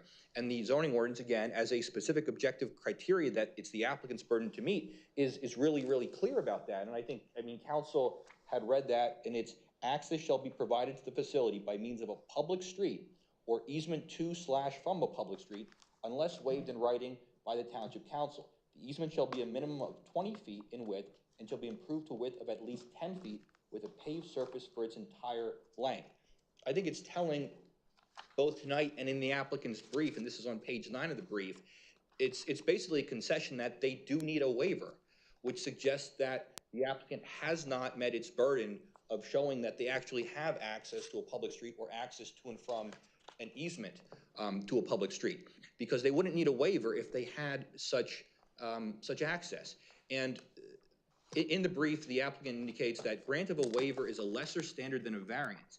VZW presented substantial evidence to support the waiver. Now, there's no legal authority cited in there for the proposition that grant of a waiver is a lesser standard than a variance. I don't know what the standard is. It's not really in the MPC. Your ordinance just provides that township council must provide a waiver or you have to provide a waiver if there's no appropriate access. So if you don't have the access per the zoning ordinance, you don't get to put the CCF tower there unless the township council grants the waiver. So I think that suggests there's a good deal of discretion in this body as to whether you do decide to grant a waiver for the tower to be there when everyone acknowledges and concedes that the only access is over this paper street. And talking about the access, you know, in addition to what I've said already, I think if you look at the lease, and I don't think we can rely on things that haven't been submitted yet that could somehow amplify what the width of the easement is through the Vasito property. The lease says 12-foot easement, 12-foot right-of-way. I think that's the easement. We know that you have to have at least a 20-foot wide right-of-way, and it has to be a 10-foot wide paved cartway. So I think if we're talking about a 12-foot wide easement right-of-way through the Vasito property, I mean, that's simply not wide enough. And that's the only indication of what the easement would be through the property, that is to say, from the cell tower location until the access road would exit onto Lewis Avenue. So I think that is an omission, and it is an omission that the applicant has failed to show, and it's something that's amidst their burden of proof. It's a specific criteria in the ordinance to show that the right-of-way is wide enough and that the cartway is wide enough. So they haven't shown that even through the Vasito property. And once you get out to Lewis Avenue, again, you have the same burden. Even if you can string two easements together, and I submit that you can't, you'd at least have to show that the right-of-way easement is at least 20 feet wide, and it looks like it is. I think there's a 50-foot right-of-way back in the plan that we presented from 1979, but there's not evidence in the record that the cartway is at least 10 feet. I mean, I don't know, maybe it is, maybe it isn't, but there's not evidence in the record, and I think it's error for the applicant to say, we haven't shown that the paved cartway in Lewis Avenue is wide enough. It's their burden as a specific objective criteria to show that that cartway is wide enough per your zoning ordinance, that they haven't met that particular burden. Moving on to the issue of the Saucon Tower case, I laid this out in my brief. I think the facts at issue in Saucon partnership, they're different from this case. I think they're distinguishable. And there you had basically a fairly limited tract of land where you could put a cell tower. There was some kind of state moratorium over this vast state park. And the property was such that it was, I think, too small in lot size and with the setbacks to put a cell tower there. And that's really the only place you could put that. So the applicant needed a variance.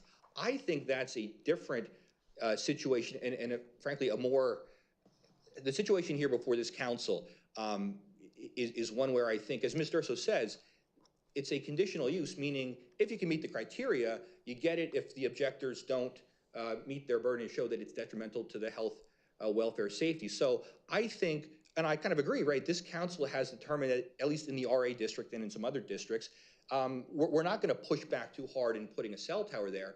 But they were in Saucon partnerships, right? You needed a variance because you couldn't put the cell tower there. So I think by making this a conditional use, the township council said, yeah, you can put a cell tower there, but you have to meet the specific criteria, and you have to come before this body to get it. So I don't think your provision here is as prohibitory as it was in Saucon partnerships. So I think that's significant because it's not a ban here, it's not a prohibition, it's just you have to go through this process to get approval. And I think, given how it's easier in this case to get a cell tower approved than it was in Saucon partnerships, I think that is evidence and support that your ordinance, as written, is lawful. And I certainly think that as it's written, you have to show the significant gap in coverage for all cell providers. So I think if you're following the letter of your ordinance, and I think that's what you have to do. I think it's presumed constitutional, it's presumed lawful.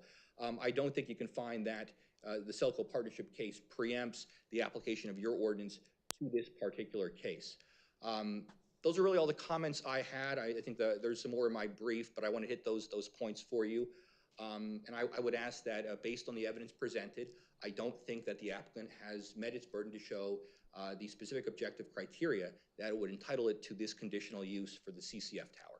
Thank you. And I'll just be real brief, two comments. I do believe that based on the determination in the White Deer case, that it clearly does support that the ordinance provision that requires a gap in coverage of all the other providers is preempted by the FCC guidelines and by the Federal Telecommunication Act and the federal cases that have interpreted that. I also would say that as it relates to the access and the easements provided by the Vecitos, the lease is clear. The lease is always entered into in advance of going through the approval process, which is why the lease always reserves the right to have the surveyed plan, once approved, become the exhibit to the lease. The survey plan has to be approved by the property owner. The survey plan is the site plan that is submitted in the package, which clearly shows the required access with, access easement, and the access to Lewis Avenue. Thank you. May I ask you a question, Mr. Deschler? Because I need some clarification on one of your comments. If I understood you correctly, you were arguing that it's inappropriate for this council to provide conditional use approval without at the same time providing site plan approval. Is that what you were saying? Well, I don't know if I said that, but I think, I guess that was an issue we were speaking about before. It's my understanding, I think we all agreed that site plan approval is not before the council at this point, but I certainly think, yes, you do have to approve the site plan and the conditional use, yes. I'm not saying that we don't have to approve both. My understanding what you were arguing is that they both need to be submitted to us at the same time for consideration. Was that what you were arguing? Oh, I don't think they necessarily do. I'm just saying that. I must have misunderstood you. My point is that I believe that the soils report condition in your zoning ordinance isn't just for the site plan, it's in the same series of regulations or requirements for the conditional use. That was my point. Okay, so you're not arguing, okay, I I understand what you're saying, okay. I think it probably has to be submitted for the site plan as well, but I think it has to be submitted for this too. I understand. And Ms. Durso, just so I'm clear what you're seeking here, you're asking for conditional use approval under section 180-20 and 180-127.1? Yes, as well as the waiver to allow for the access.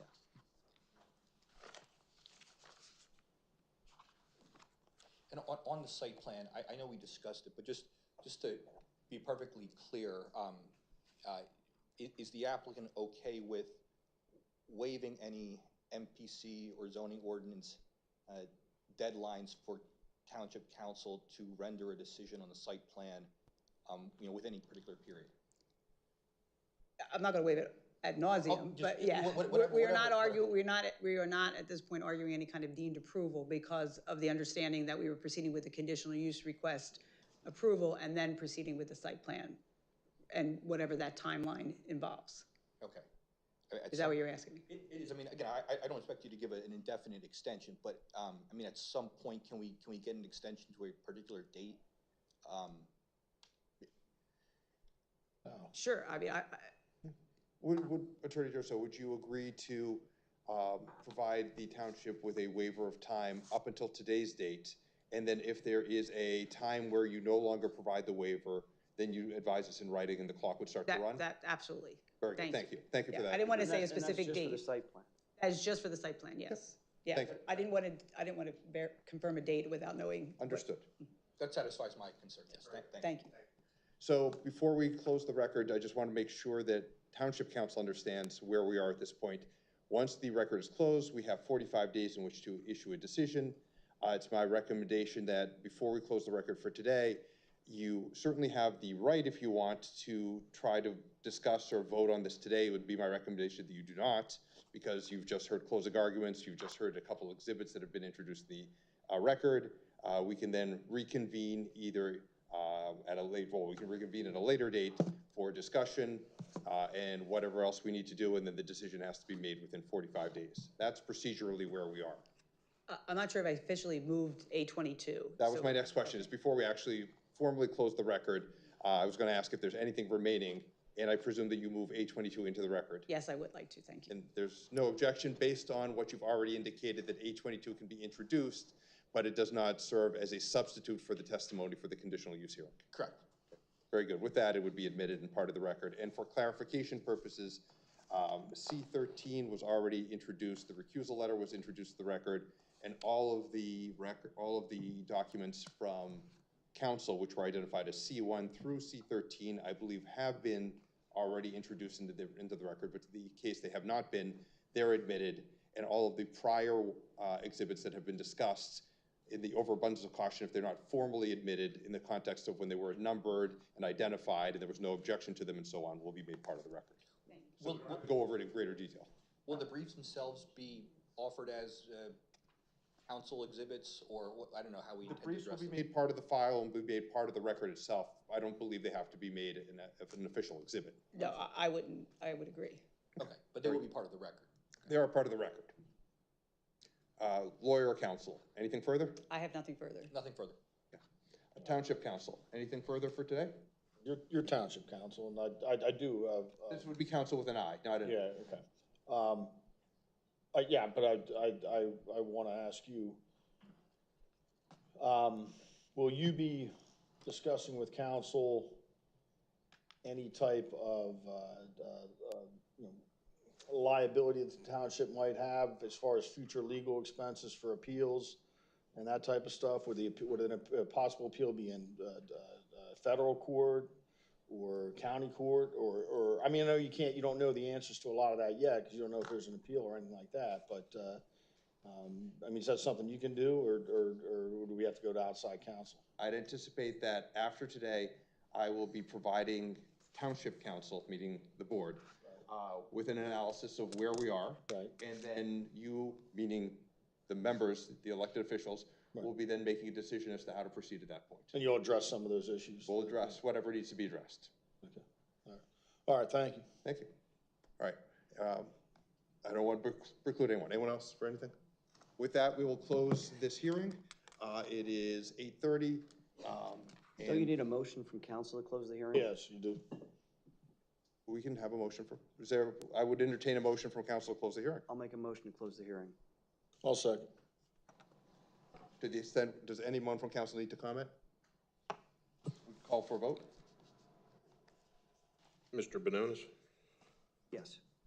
Ms. Optoff-Kader? Yes. Mr. Croce? Yes. Ms. Ray? Yes. And you're abstaining? I'm going to make a motion to provide the applicant with conditional use approval per section 180-20 and 180-127.1, as well as waiver to allow for access and pending the site plan approval and working with the township engineer and approval of council at a subsequent date. It's very clear to me as to what the other members of this council are going to do in terms of their vote. It's also very clear to me that this is going to result in costly litigation in which the township is going to be sued. So let's get at it. You know, there's no reason to delay this. There's no reason to hear from the solicitor. We know what's going to happen. I know that federal law trumps state law and state law trumps municipal law. I've read the briefs. I understand that there is substantial case law here that provides the applicant with solid legal grounds on which to pursue and obtain the relief that they're seeking. And I also understand that this is not a matter that's going to simply go away and that there's going to be litigation. So let's just get it over with. Because there's no point in otherwise delaying the applicant. They've been delayed enough by this council and by this township. And I think it's fair to vote on it. Priscilla has indicated that she's going to recuse herself. Maybe she changes her mind and decides to throw her hat back in the ring again at a future date. I just think it's appropriate to get this over with. I'll second that motion. Okay, and then before we go for comment, just so we're clear, if Ms. DeLeon has recused herself, a 2-2 vote is a non-passing vote, meaning it does not pass at this point. That's fine. And the applicant can go file their lawsuit and move forward and do whatever they need to do in terms of suing the township. They can pick whether they want to sue the township in federal court under the federal under the FCC and Federal Telecommunications Act, or they can, take their chances in Northampton County, Court of Common Pleas. All right, then we will, for any comment, Mr. Bononis, anything further? No. Mr. Carochi? No. Ms. DeLeon, you've already recused and abstained. Ms. Optoff-Kader? I'm uncomfortable with voting on this evening, primarily because we did have exhibits entered. There was additional oral argument entered. I would like the opportunity to review that. I also think that it's my responsibility as a council person to take the advice of my solicitor, who is the attorney that is vested with the ability to give us guidance on the various legal cases that were cited in both briefs, and to provide us with the various positions and what our responsibility is as council people. I think it's irresponsible to make a shotgun decision this evening without having that benefit of hearing from our council. So I would prefer that we not vote this evening so that we can deliberate appropriately under the guidance of our solicitor. Thank you. Ms. Ray, do you have any comment? Well, yeah, I guess it would be similar, because I thought I just heard that we have 45 days to make a decision, and I know on conditional uses it's, not always immediate. But now the way this motion is worded, though, so if we say no, that doesn't mean we're meaning no to the request. It's no, we would like, well, then how would we vote? If you vote no, then if there's let me rephrase. If there's a 2-2 vote, 2 for yes, 2 for no, the motion will not pass. The conditional use will be denied. It's my recommendation that we wait, but Mr. Bononis has made a motion, which is his right, to do so. So when the appropriate time comes, if 2 people vote yes, 2 people vote no, the conditional use application fails, I would still write an opinion within a certain amount of time, and the process would move forward. It may or may not move forward based on what the parties decide. So that's where we are. So it doesn't seem right that we're not being given the chance to take time to deliberate over this and review all the stuff You've that known we about this since January. It's 2 months later. Yeah, You have all well, these materials. Look at all the paper we have. I have I a know it's hard to pile as read and well. understand, but take some time, put the work in. But if there's a motion and a second, it's, I did second. I know, I'm saying, if there is a motion and a second, it is to be voted on, whether, whether my recommendation is followed or not. Do we need public comment on the vote then? No, it wouldn't be, well, Yeah, we do. I think we're being pinned All right. into a corner. well, we've had public comment. Yeah, but we closed the hearing, and now there's a new motion on the floor, so we have to open it up to the public before our vote. Have you taken the gavel back because you recused There would not yourself be- from the hearing? We're out of the hearing because the hearing's closed, so I'm trying to understand who's running the meeting at this point. Is it you or is it the solicitor? Because Solicitor is running the meeting. Okay, hold on. The hearing's over. Both council would disagree that when you making any kind of motion or decision on a conditional use request, there is not an obligation to open it to the public. Correct, So I agree. We're saying, we both are saying we agree with you. Yes, so just the two lawyers and the solicitor all agree that there is no opportunity for public comment at this point. There's no requirement for public comment at this point. Correct, and I'd go even further to say it would be improper to have public comment. That was my next statement. Very good. Okay, very good. So again, Who's running the meeting? Because she yielded for the hearing, and we voted to close the hearing. So are you giving the gavel back to Priscilla to run this council meeting? She asked the question. I'm asking you, are you running the meeting? Because I it's am. going on. Okay, so you're unelected and you're running this council meeting at this point because she recused for Why can't purposes Laura of run it? the hearing. Why can't Laura run? Hearing. The hearing is over, right? We concluded the hearing by motion, and now there's a separate motion because we're now back into the business of the township. but the motion is to vote on the conditional use. The hearing is over. Why are you running the meeting from this point forward? The hearing is not over. The testimony is over. There's still a vote. You have made the motion. I made a motion to close the hearing. No. You made a motion to close the hearing. And now Then that's you separate made, motion. hold on. Then you made a motion to close the hearing. It was seconded. The motion was granted. Correct. Then you made a motion to make a determination based on the hearing. I made a determination you to did. grant the. No, You. I was not done. I'm not done. Keep going, because you don't know what you're Don't talking point about. in his face like that. Go ahead. You made a motion then to make a determination on the conditional use to grant the request, which is part of this. No, it's not. Very well. We agree to disagree. Right now, you've got your motion on the floor. I think it's ready to be called for a vote. Council lawyers also agree it's ready to be called for a vote, correct? It sounds like there's a motion in a second to grant this Correct. conditional use. Correct. So I think we're ready to call for the vote. And remember, if it's 3-1 or 4-0, it's granted. If it's 2-2, it's not granted. If it's obviously 1-3 or 0-4, it's not granted. We closed the hearing, okay? We closed the hearing. The hearing is closed, and now we're back to conditional use application. So my motion is to grant the conditional use application. It has nothing to do with the hearing. The hearing is where we gather up all of the evidence for us to make a decision on it. And at that point, that hearing is closed, and your responsibilities in conducting and administering this meeting are ceased. And it goes back to Priscilla to not run the meeting elected. if she can. I Which disagree. I don't know, maybe she recuses herself from that as well, or maybe she doesn't. And if she doesn't, well, those implications will be what they're going to be. Or maybe she decides to hand it over and give it to Laura Ray to figure out what's going on and try to run the meeting at that point. I agree. Mr. Goodsuzian, again, was not elected by anybody. Why he's running any type of meeting And he's is an interim beyond me. solicitor. He's just there if we have legal questions, and we don't right now. Why is he running the meeting? Nobody elected him. Nobody.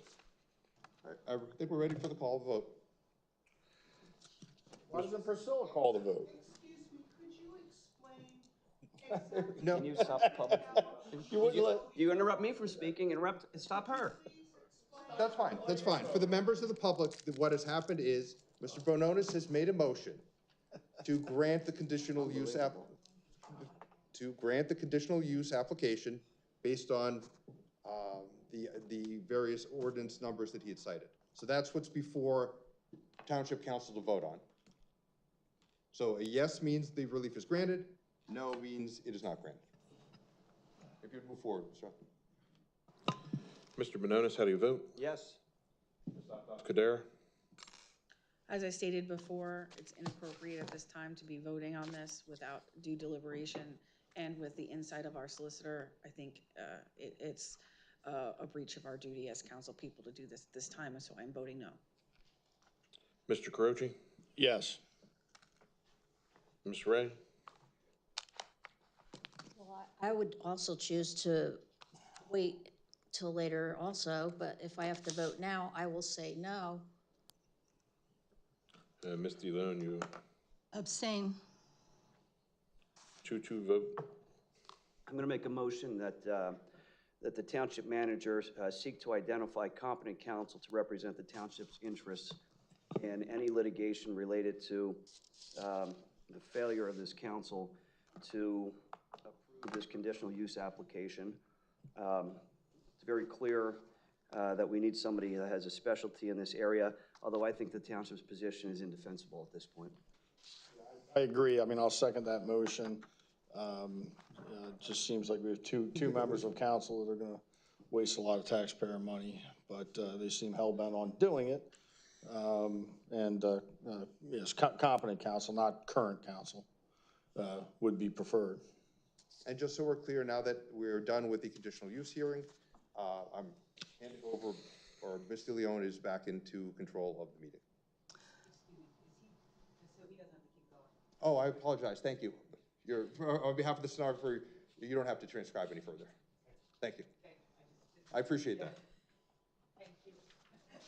So thank you. Okay. All right. All right, so we have a motion on the floor and council discussion. I'll start with Jason. I said my piece on it, and again, taxpayers, keep paying your taxes. Okay, For Tom? it. I mean, I think probably going to get sued in federal court, and because of how Ms. Ray and Ms. Optoff-Cordero voted, it's unnecessary for us to defend. All they had to do was vote appropriately according to our zoning ordinances and requirements. So I find it unfortunate. I think we do need outside counsel. I think this is way over our solicitor's head. I don't think he's competent enough to handle anything like this. I hope if we're gonna get sued, I guess we need to hire attorneys. Okay, Victoria? I'm inclined to vote no on this. Okay, Laura? Yeah, I don't have comment to make on this. Okay, I'm going to open it up to the public. Anybody in the public would like to make a comment?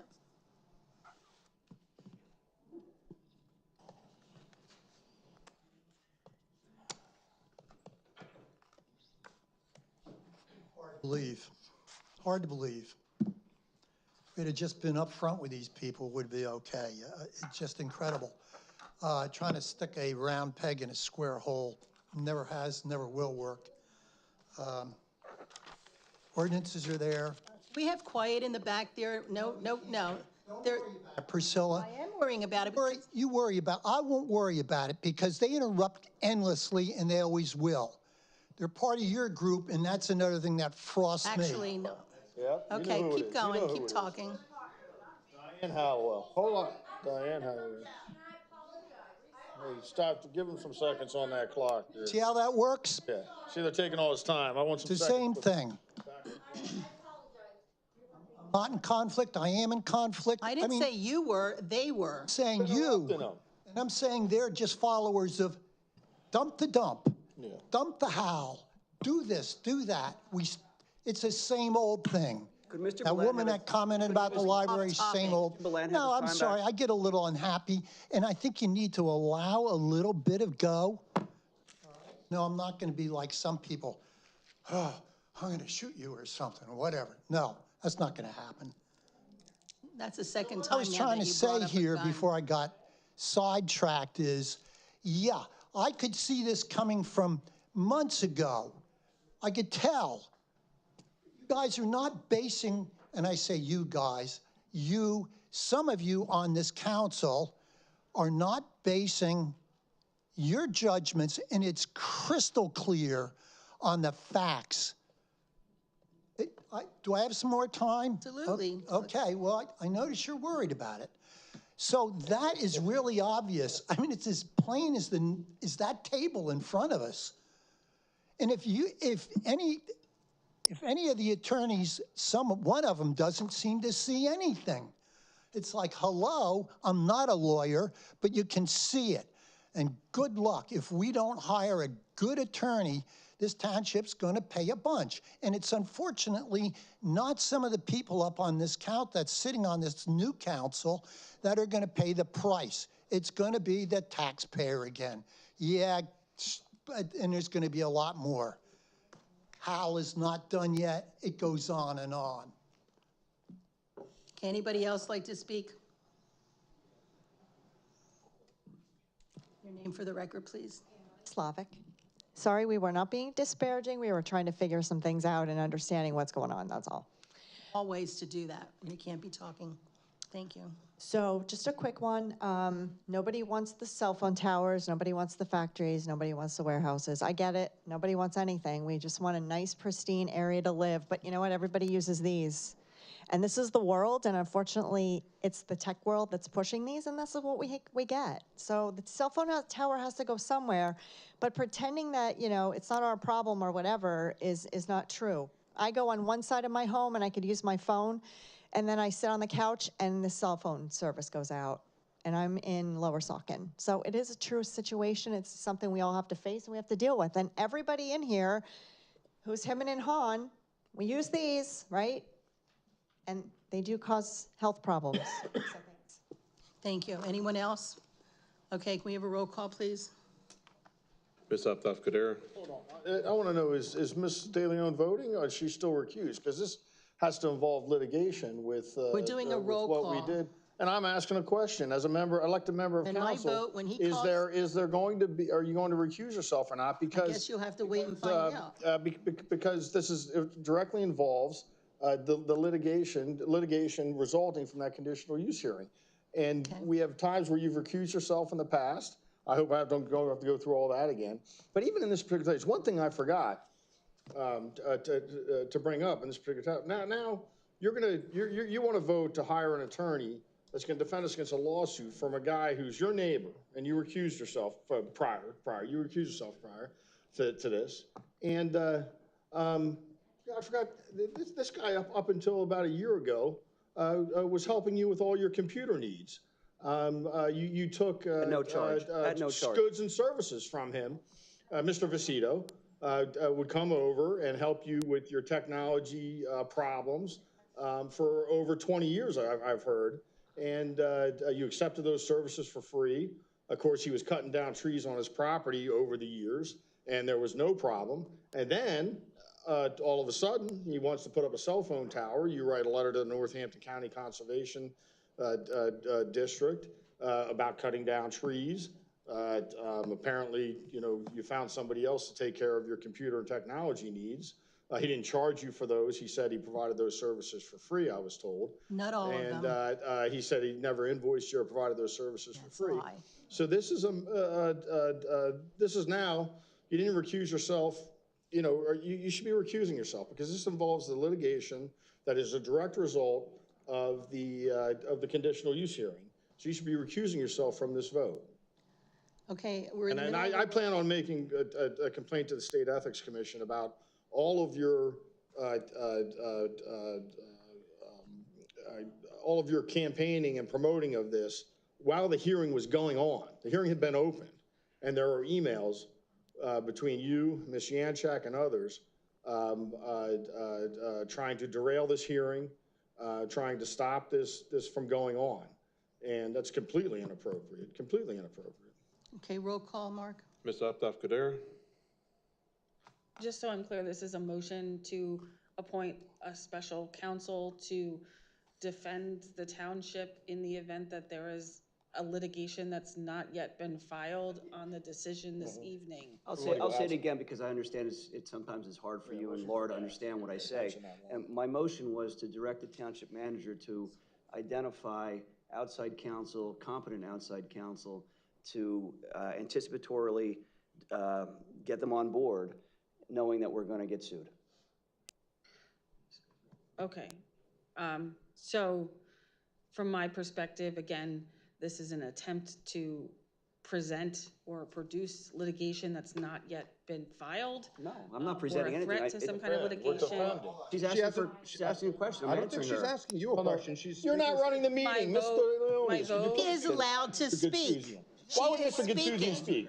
Why would Mr. Gattusian speak? Because he thinks he's still not running the meeting. She You had is. your turn, Tom. Whether you like it or Nobody not. asked you that question. Nobody asked you that You're not question. running the meeting. You're not my solicitor. Tom, you had your turn. Now let Victoria have Let hers. Victoria speak. I don't know why Steve's talking. So we're on the roll call, right? So we're done with yes, roll comment. call. We're on the roll call. I am voting no, and I am just explaining my vote because I think it's inappropriate, premature to be discussing any additional legal fees, retaining additional attorneys to deal with litigation that's not yet been filed. And I do direct councilmen on this board to listen to the song by Michael Jackson. Just beat Start it. with the man in the mirror. Just Thank beat you. it. Mr. Carochi, how do you vote? I'll vote yes. Ms. Ray? Yes, I will vote no for the same reason that, we don't even have a lawsuit here, and we're hiring a lawyer for the lawsuit. So no. Ms. DeLeon? I'm abstaining. Mr. Benonis? Found your ethics. No, we know we're going to get sued, right? And you'd rather wait and pretend to be surprised, like, oh my gosh, we got sued. Imagine, where did that come from? Why be prepared for it? Why not start to get ahead of the issues that you created yourselves? Now, let's not do that. Let's just continue to be incompetent. I vote yes. Man in the mirror. Yeah, just beat it. I haven't heard thought of that song for a long time. It's a good Next agenda item? Okay, moving on then, the developer items. The Bethlehem landfill Steely lot line was removed from the agenda agendas. Next, we have change order number 1, Reading Drive Culvert Project Assistance with Site and Stream Bed Construction. Township staff is requesting to utilize the contractor CMR Construction, who will be setting the culvert structure to assist with base preparation and stream bed construction. CMR Construction has recently completed 3 of these projects with the County Conservation District, who is assisting with the funding of this project. The contractor's knowledge of these projects will assist our public works staff to complete this culvert replacement. But this time, I'd like to make a motion to utilize the contractor CMR Construction, Inc., who will be setting the culvert structure to assist with base preparation and stream bed reconstruction. Would there be a second? Second. Okay. So we have council discussion. Jason? Let's get it done, yes. Yeah, I agree, yes. Yeah, I agree. Victoria? Yes. Laura, okay. Want to open I'm it gonna up to the call it. public? Would anybody in Can I the make my audience like to comment, come up? though? You skip me. Oh, I'm sorry. So I just had a question though, so it makes sense if they need help and this crew knows how to help them. So it gave a cost per day. Is there like an expectation of how big of a project is this? Is this like a day, a week, a month, or? Will be probably a week. Okay, so, all right, that's what I wanted to know. Thanks. Okay, at this time, I'd like to open it up to the audience. Would anybody like to comment? Okay, seeing none, can we have a roll call, please? Mr. Carochi, how do you vote? Yes. Ms. Ray? Yes. Leon? Yes. Mr. Benonis? Yes. Ms. Hoffdoff-Gadara? Yes. Motion passes. Okay, next we have recognizing resolutions 38-2024, recognizing Saucon Valley Lions Club for their 75 years of service to the community. And I will read the resolution if I can find it. This is honoring Saucon Valley Lions Club for their 75 years of dedicated service to the residents of Saucon Valley. Whereas the Saucon Valley Lions Club was organized in November of 1948 and received its charter from the Lions International on February 8, 1949, with 27 original members, and held their first official meeting in April of 1949.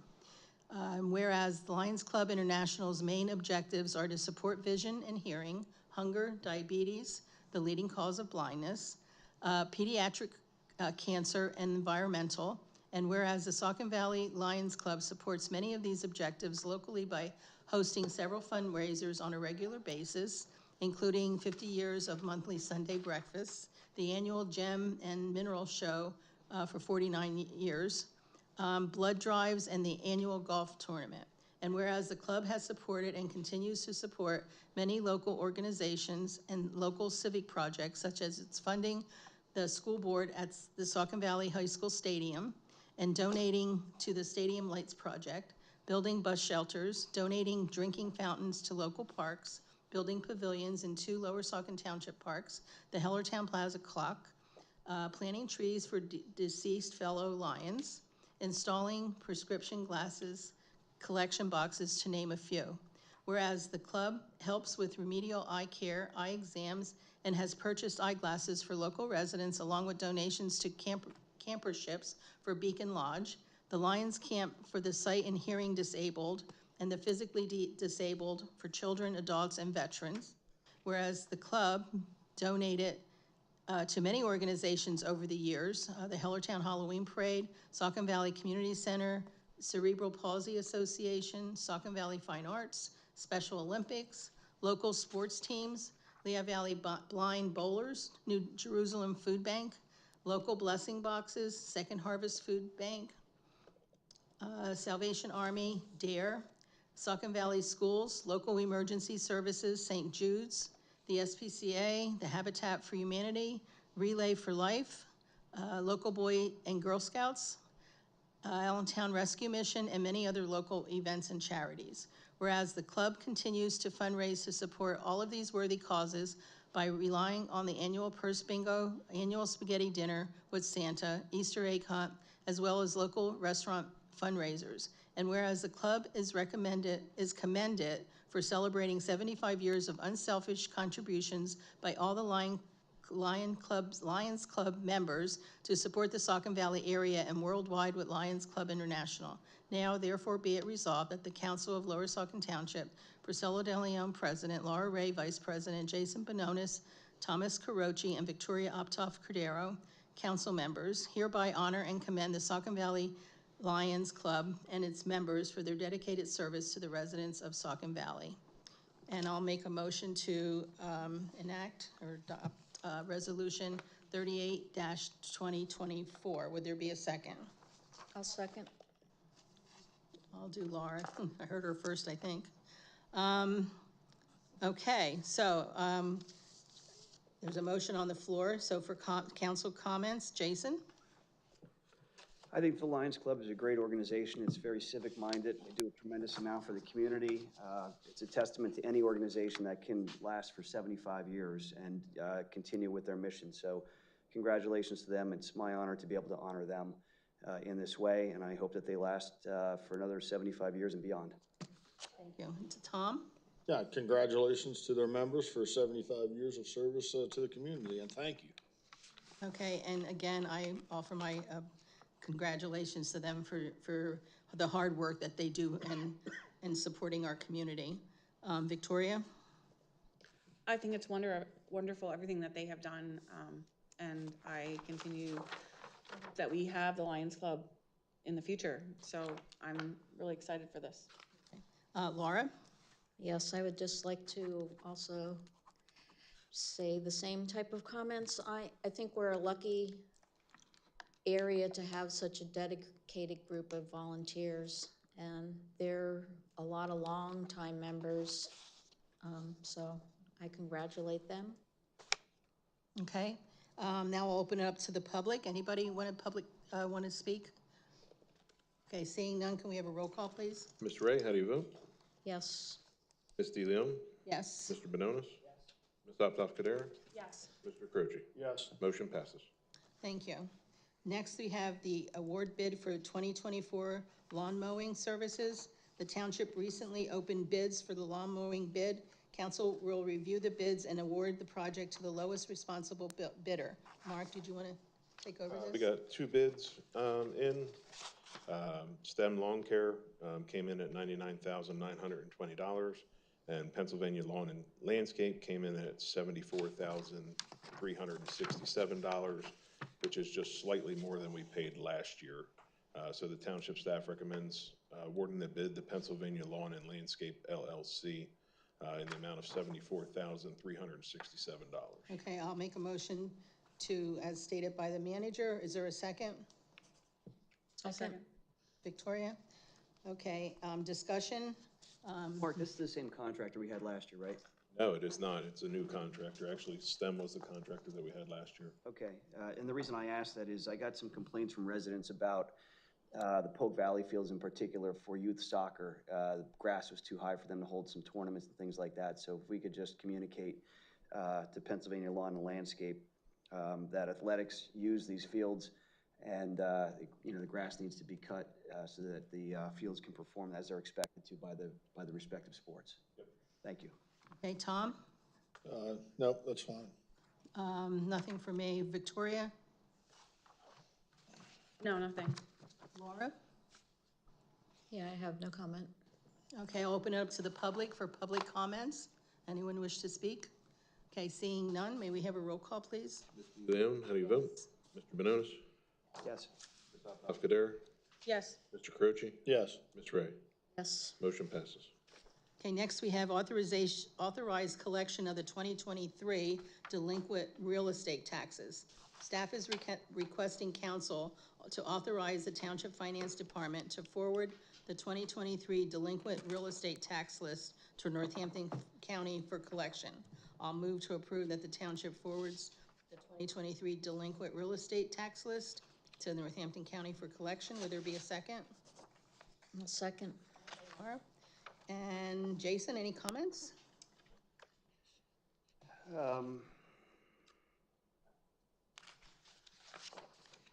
Yeah, I think this relates to taxes. You know, I'd like to bring up. This is delinquent real estate taxes. Yeah, it's taxes. I'd like to bring up. Delinquent present. I'd like to bring up some of the records that I got in the right to know requests. You know, I brought this up previously that this council passed a knowingly inaccurate budget and also approved a tax increase for 2024 that, again, was illegal because it exceeded the 25% that the township is permitted to hold in reserves for projected expenses. And, you know, confirming that, and this goes back to the taxes for last year, December 19th, 2023, there's an email from Mark Hudson, our township manager, to everybody, including Priscilla De Leon, about Barker & Barker as the low bidder for the Cherrywood paving. So she knew more than a month before passing a knowingly inaccurate budget that it was an approved contract and the budget was off by $620,000. And I brought this up repeatedly during multiple council meetings that there were problems with the budget, but yet it still passed.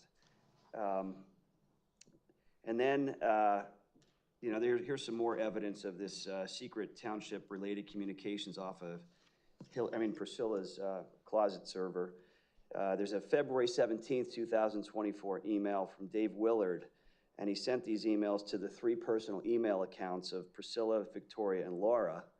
And he said, quote, rather than your LST emails, because I want to keep this message private, but it related to township-related issues, in particular taxes. Now, and he point of clarification, Mr. Willard was a former council member of Lower Saucon Township, so he knows the right to know requirements. And he's stating what again? Can you read that again? That's a good point, Tom. He was a former council member. Right. He knows the right to know. He was elected and he was voted out of office. Priscilla. Yeah, he was on with Priscilla. Right. And he said, quote, rather than your LST emails, because I want to keep this message private, end quote. So he's trying to have some sort of backdoor channels, I guess, to circumvent right to know requests and open records application. And, you know, to the credit here, I'll give credit to Victoria and Laura because they produced that email, despite it being written to all 3. But Priscilla I don't recall seeing a version of that produced by Priscilla that was sent to her secret email account. So, doing it. so I maybe Didn't did, but I produce. don't remember seeing it there. didn't see it. But you know, it seems to be that they're playing along with Dave Willard's, and he described it as free advice from your informal unpaid advisor. And he acknowledged that, that I, Jason Bononis, was correct to state that the budget was off by $620,000. So he said, free advice from your informal unpaid advisor. So we were getting, on taxes and budgeting issues, we're getting free advice from a proclaimed advisor who was not only unelected, but expressly rejected by the township voters, having lost the election. And that's who's pulling the strings with these three, apparently in some way. And he's doing it admittedly and deliberately in secret to circumvent the open records. And I think Priscilla may have been playing along with that. So I think that applies to the taxes from last year because it's an expenditure that we're talking about. You know, also I'll bring up on that same topic, the raising of the taxes compared to last year. In the right to know records, there's the Form 990 from Lower Saucon Fire Rescue. That's our fire department. I'd like to thank them for cleaning up yesterday's manure spill on I-78. There's a lot more manure that needs cleaning up in Lower Saucon Township, but that's not their task. In their 2022 reported Form 990, they had $3.8 million in net assets and fund balances. And here's the kicker. Up 18% year over year, including more than $750,000 more in contributions and grants. Their call volume was up only 8%, so their increases in assets increased 10% more than the increase in calls. But what's significant here, and I'm not disparaging the fire department by any way, you had this council, Priscilla, Victoria, and Laura, trying to portray this picture of poverty that our fire department has, and the need for this council to justify illegally raising taxes. It's just non-existent. And you know, I'm sorry that they would seemingly extort the cooperation from Lower Saucon Fire Rescue and smear the reputations of our first responders with this nonsense to raise taxes. More on the budget fiasco. We've got our local blogger, Andrew Witchen. She authored, there were discussions December 5, 2023, organized by her.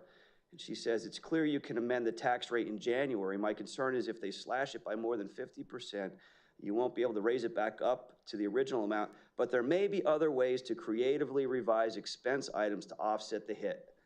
So she's trying to provide some creative ideas to this council. Oh, and here's more about the budget and taxes. Priscilla was a liaison to the 2015 Budget Advisory Committee. They met 4 times in 2015 when she was on council. Their mission, here it is, Lower Saucon Township's mission statement is to provide the residents of Lower Saucon Township courteous, professional, quality services, always taking into consideration the best use of the taxpayers' dollars. Always taking into consideration the best use of the taxpayer dollars. And here's the kicker. To enthusiastically obey and enforce the laws of the United States, the Commonwealth, and the township, and ensure that the residents, business owners, and developers are treated equitably under the laws and ordinances. So they say she agreed back in 2015, but yet again, Tom, this is like the flip-flop you talked about from 2004. Back in 2004, it was okay to recuse yourself. 2024, it's not until you get called out on it. Back then, it was okay to say that you're going to obey and enforce the laws of the Commonwealth, but in 2024, you're not going to obey the laws of the second-class code that say that you can't put out a knowingly inaccurate budget, and that you can't have money in hold. You can't be holding money that's greater than 25% of your projected expenditures. So I guess the best use of taxpayer dollars is to illegally hoard $9.5 million and to pass a knowingly inaccurate budget. So that's all I'll say right now, I guess, on the tax. I have more that we'll talk about later. Okay, Tom? But, well, hold on. Maybe I'm not. Oh, no, I'm sorry. One other thing I want to point out. The taxes were clearly raised by them despite their lies to you and the public.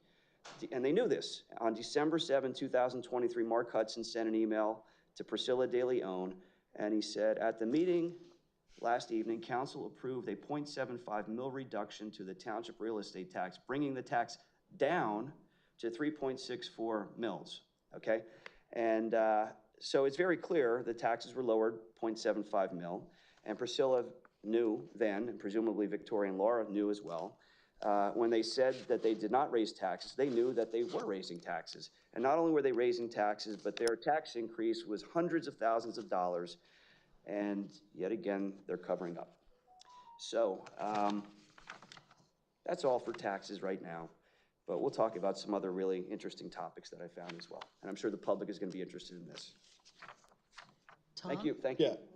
Yeah, Jason, just a point of clarity, she participated in 2 hearings before she had a change of heart to recuse herself on that, so, but on that. But, listen, I understand, everybody should pay. Keep control of the audience, Priscilla. I mean, you're running the meeting here. I mean, you're yelling. The meetings, good Susie, and is Priscilla running the I'm trying to review? provide you with the courtesy of not having people talk. Interrupted me. I'm trying not to interrupt you. I'd ask. Audience, you have to contain yourself, because I get in trouble all the time, okay? No, just do your job and you won't get in trouble. Yeah. We all should do our jobs. Tom? Yeah, I'm not done.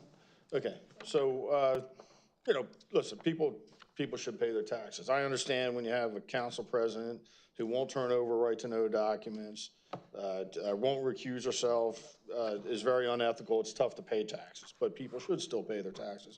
But I understand why these people don't want to pay their taxes. I mean, they've been raised for no apparent reason. It's $38,000, but people should pay the taxes they own. But I understand that. I understand when you have a delinquent president of council, I understand why people are delinquent in their taxes.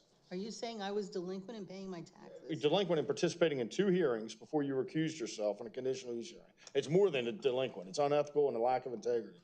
Just so everybody knows, I'm not delinquent in paying my taxes, okay? And that's my comment. Victoria?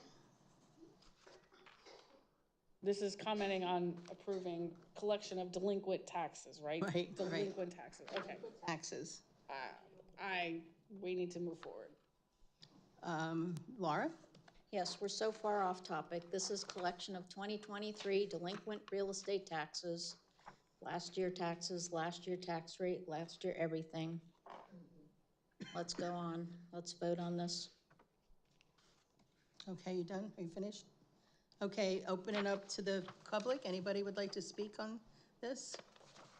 Russ?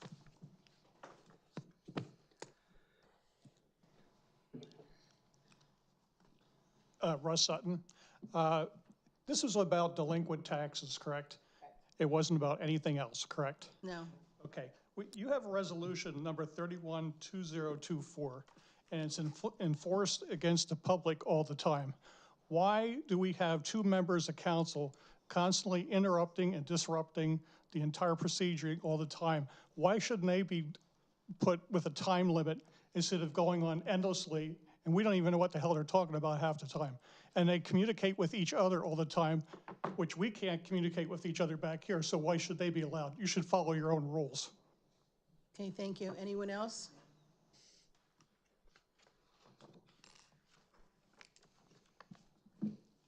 Got news for you. Same reason the people in the back of me all the time sitting there chiding me. Okay, even though it's not on topic and they won't face me directly. All right, I don't agree with either one, but nonetheless, that's why. Okay, thank you. Anyone else? Kathy Pitchell McGovern, 4260 Lower Saucon Road. I find it appalling, week after week after week after week, listening to this. And you're talking about money. You kept the stenographer here another 2 hours that he didn't have to be here.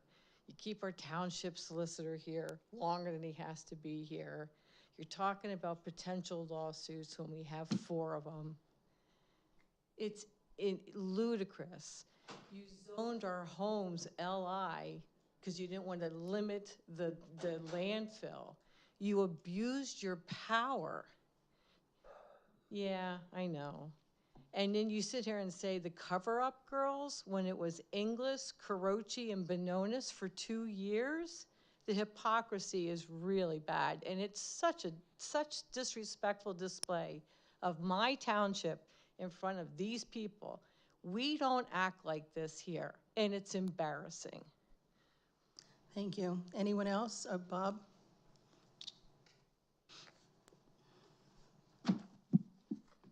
Yeah, I imagine since Jason brought this up that it's got Just state your name just for the as- record, Bob. Oh, yes, Bob Blasco, Lower Saucon Township resident, Blasko.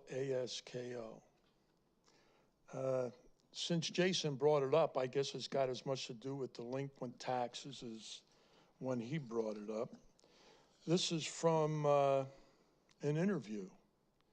This thing is done by Lehigh Valley News, published October 30, 2021. It's titled "Landfill Owner Dumps 75 Grand into Lower Saucon Township Council Race." However, what I want to say is not about that. Bononis says that the constant income stream, let me just go back, excuse me, the landfill is roughly 1/3 of the township's budget, Bononis said. So that's still about that, I guess. But he says that this constant income stream keeps the township debt-free, helping also to maintain, and I'm sure he got this right, I know I'm reading it right, also helping to maintain an 18-month surplus of cash on hand.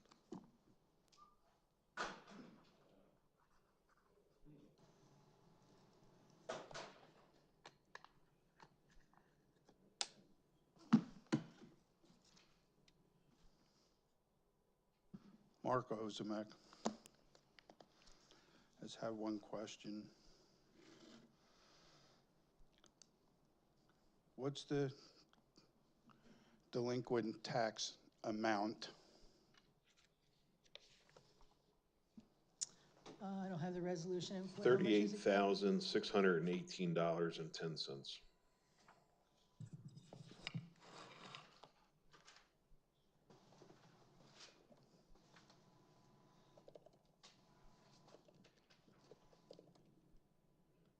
How long do those people have to pay their taxes? I'm not familiar with the process. Kathy, would you? Yeah, at this point, they're delinquent, so it goes to, they have the year to pay, so they have to pay within 2023. It's now delinquent because they did not pay, so it goes to the county for collections. Okay. Just in case any of them were watching, now they got it. Okay, anyone else? Okay, seeing, is that a hand raised, Diane? No. Oh, sorry, okay, oh. Okay, roll call, please. All right, this is paying, I'm sorry? I'm trying to tell everybody what we're doing at this point. Authorizing the county to collect the delinquent taxes. Mr. Bononis, how do you vote? No. Ms. Aptof-Kadera? To collect the delinquent taxes? Yes. Mr. Croce? No. Ms. Ray? Yes. Ms. DeLeon? Yes. Motion passes. Okay, moving on. We have Resolution 39-2024, Right to Know Officer Update. The resolution has been prepared, designating Kathy Gorman as the Right to Know Officer and James Young as the Assistant Right to Know Officer. If they can make a motion to approve that resolution. I'll second. Council discussion, Jason? Yeah, I assume that this is because Township Manager Mark Hudson, who's also the primary right to know officer, is leaving. I find it striking that there's nothing on this agenda to dedicate anybody as the Township Manager. He gave us his letter of resignation almost 3 weeks ago, and I have not seen anything of any effort. There's been no advertising. There's been no publication. I don't know if anybody's applied for it. I know it's been public because we talked about it in the last meeting. Right to knows are important because of all the important information that we're gathering from them, exposing what's going on here in this township and with this council and with this, not so much the administration, but with the council. But why aren't we also having a a resolution to appoint somebody as the interim township manager. We have an assistant township manager sitting right here who fills in for the township manager when he's not available. And I don't see why Kathy Gorman is not being given the courtesy of being titled the township manager. She's certainly, going to be burdened when this takes place, because now there's no longer a township manager, and in addition to her assistant township manager duties that she was filling in on from time to time, she also has responsibility for the township's financial affairs, and it just makes no sense to me. Makes no sense where the priorities are on this council. Hey, Tom? Yeah, I mean, I kind of agree. I mean, we have to get the show on the road here. Not that I mean, I think Kathy do a great job, and Jim as well. Though I understand Priscilla's not a big fan of Jim's, but I think you do a good job. That's it. Okay, my comment is that I support having Kathy and Jim in the appropriate places for the right to know. Victoria? I think it's appropriate. Thank you. Laura?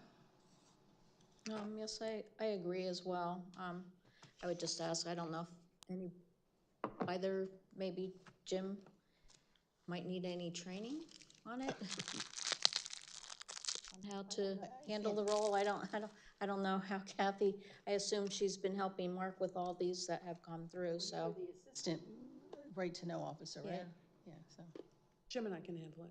yeah. Okay, We'll be okay. just want to make sure. Okay, anybody in the audience like to comment? Sure.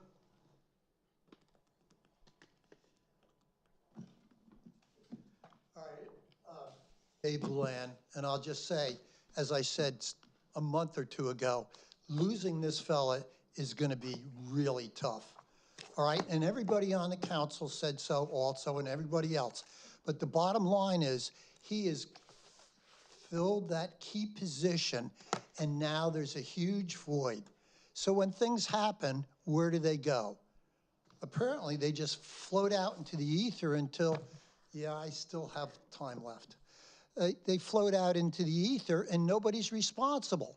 Why is it you don't approve Kathy as the interim manager?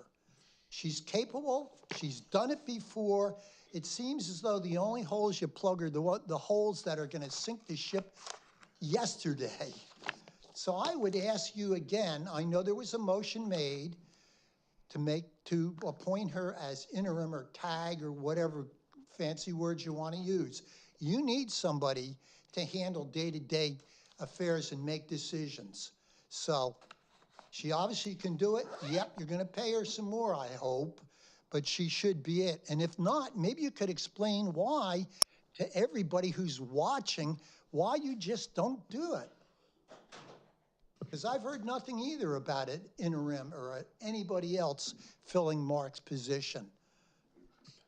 Can I get a point of clarification? He said there was a motion made. Was there a motion made at this meeting?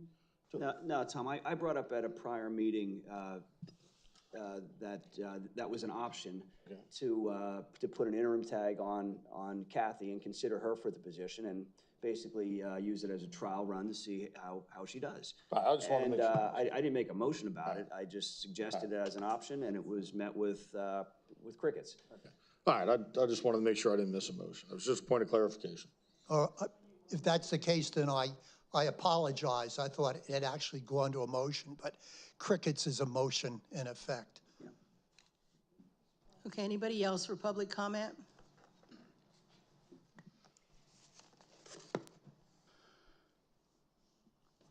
Since Mr. Bononis and Karochi keep pushing the issue about Kathy, my question is to Kathy.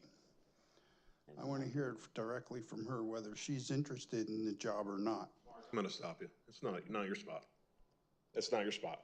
Yeah, we're talking about right to know. And they got this, everybody just talks about whatever they want. So the agenda item is on the right to know officer. That's okay. Okay, so anybody else? If not, roll call, please. Ms. Abdaf-Kader, Yes. Mr. Caroci? Yes. Ms. Gray? Yes. Ms. DeLeon? Yes. Mr. Benonis? I just wonder without somebody with a manager title, when the next train goes off the tracks and into the river, who's going to jump on board like Mark did to be able to address issues like that? Or when there's a manure spill on I-78, who's going to manage the township? So, I mean, I'm going to vote yes because I think Kathy is already doing the job. And I appreciate that at least there's a little bit of a vote of confidence from this council for Jim Young, because it was very clear in the right to know request that they had some sort of vendetta against him and were seeking to oust him from his position as a zoning officer. So maybe this will rehabilitate that, or maybe it's just a cover-up, another cover-up. Motion passes. Okay, moving on to review of the 2023 Comprehensive Annual Financial Report. In accordance with the Budget Advisory Report, the Director of Finance will present council with the prior year Comprehensive Annual Financial Report. This report provides an overview of the township's audited transactions and supplements the auditor's ED report filing and financial report typically received in June each year. Kathy? Every year, we present this report to council regarding our finances in an effort of transparency. These similar reports are provided to council on a monthly basis. We are recommending, and what we had historically told council was that monies from the landfill would go into our general savings account, and if needed and utilized to maintain our fund balance going into the next year. We had some excessive revenues from last year, notably our earned income tax levels and our interest rate levels. Interest rate clearly is not going to be a long-term solution. And we've had some expenses that we did not utilize, such as hiring of our officers that council approved last year. We didn't hire all of them last year, clearly. So we had some expenses that did not meet projected. So we did use some of that landfill, those savings or the money that's identified in the savings account to increase our fund balance going into 2024. Of that money, we specifically said that we only needed $3 million to ensure the fact that the landfill, if it does close at any time during the course of the year, that we would be safeguarded, since that is a third of our projected income. We are recommending to the overage that we have left of that in that fund to go to the park capital budget to pay for the expenses of the second phase of Easton Road Ball Field that's projected for this year. This will bring down our fund balance from the 14 million that's reported here, and of that 14 million is reserved for specific purposes and or by law or by agreement. But it'll basically bring us back down to the 9.5 in reserve that Mr. Benonis had referred to before. So we'll be expending all the money that we had last year. And pursuant to the recommendations we have in policy, that we'll be coming back with a resolution to move that money from one, or making a recommendation to move that money from general to capital to pay for those expenses. And ongoing, I'm going to make a recommendation based on conversations we've heard. And now that the landfill is potentially going to continue, that we should consider formulating a policy of a maximum fund balance. That way, we all know administratively how much we need to safeguard in the event of a hazardous situation or a hazmat situation or an environmental, any of the capital infrastructure improvements or issues that may transpire in a given course of a year where we're not obligated to have to go out for debt for emergency purposes. What would that number be? And based on the conversations that I'm hearing from council, I would like for you to consider that and maybe reopen the financial policies that we have. And we can have that conversation this year and put in new thresholds. So administratively, we know what council would like us to do.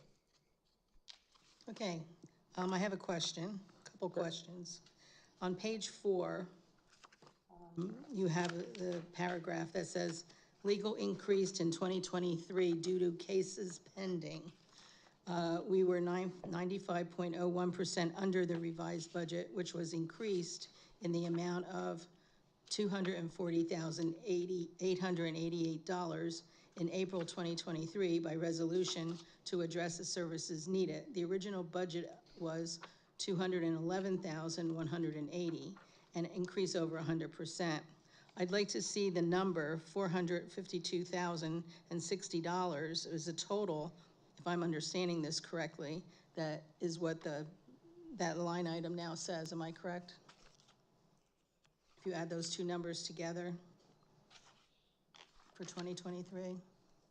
What we spent total in legal. No, not spent. What was, go ahead. What we budgeted with the amended budget that was passed due to the litigation was $452,060. And what we had spent last year was $429,000. Well, I'd like to see the total numbers in here because they're separated. So can you fix that? Yes, okay. I can do that. And I also like to, just curiosity, when I was reading the stipend for emergency management and dog control, those numbers should be in there. So what do we pay our emergency management person? Emergency management is under 01415. In the emergency management budget, administrative compensation, which is $2,000 a year. $2,000.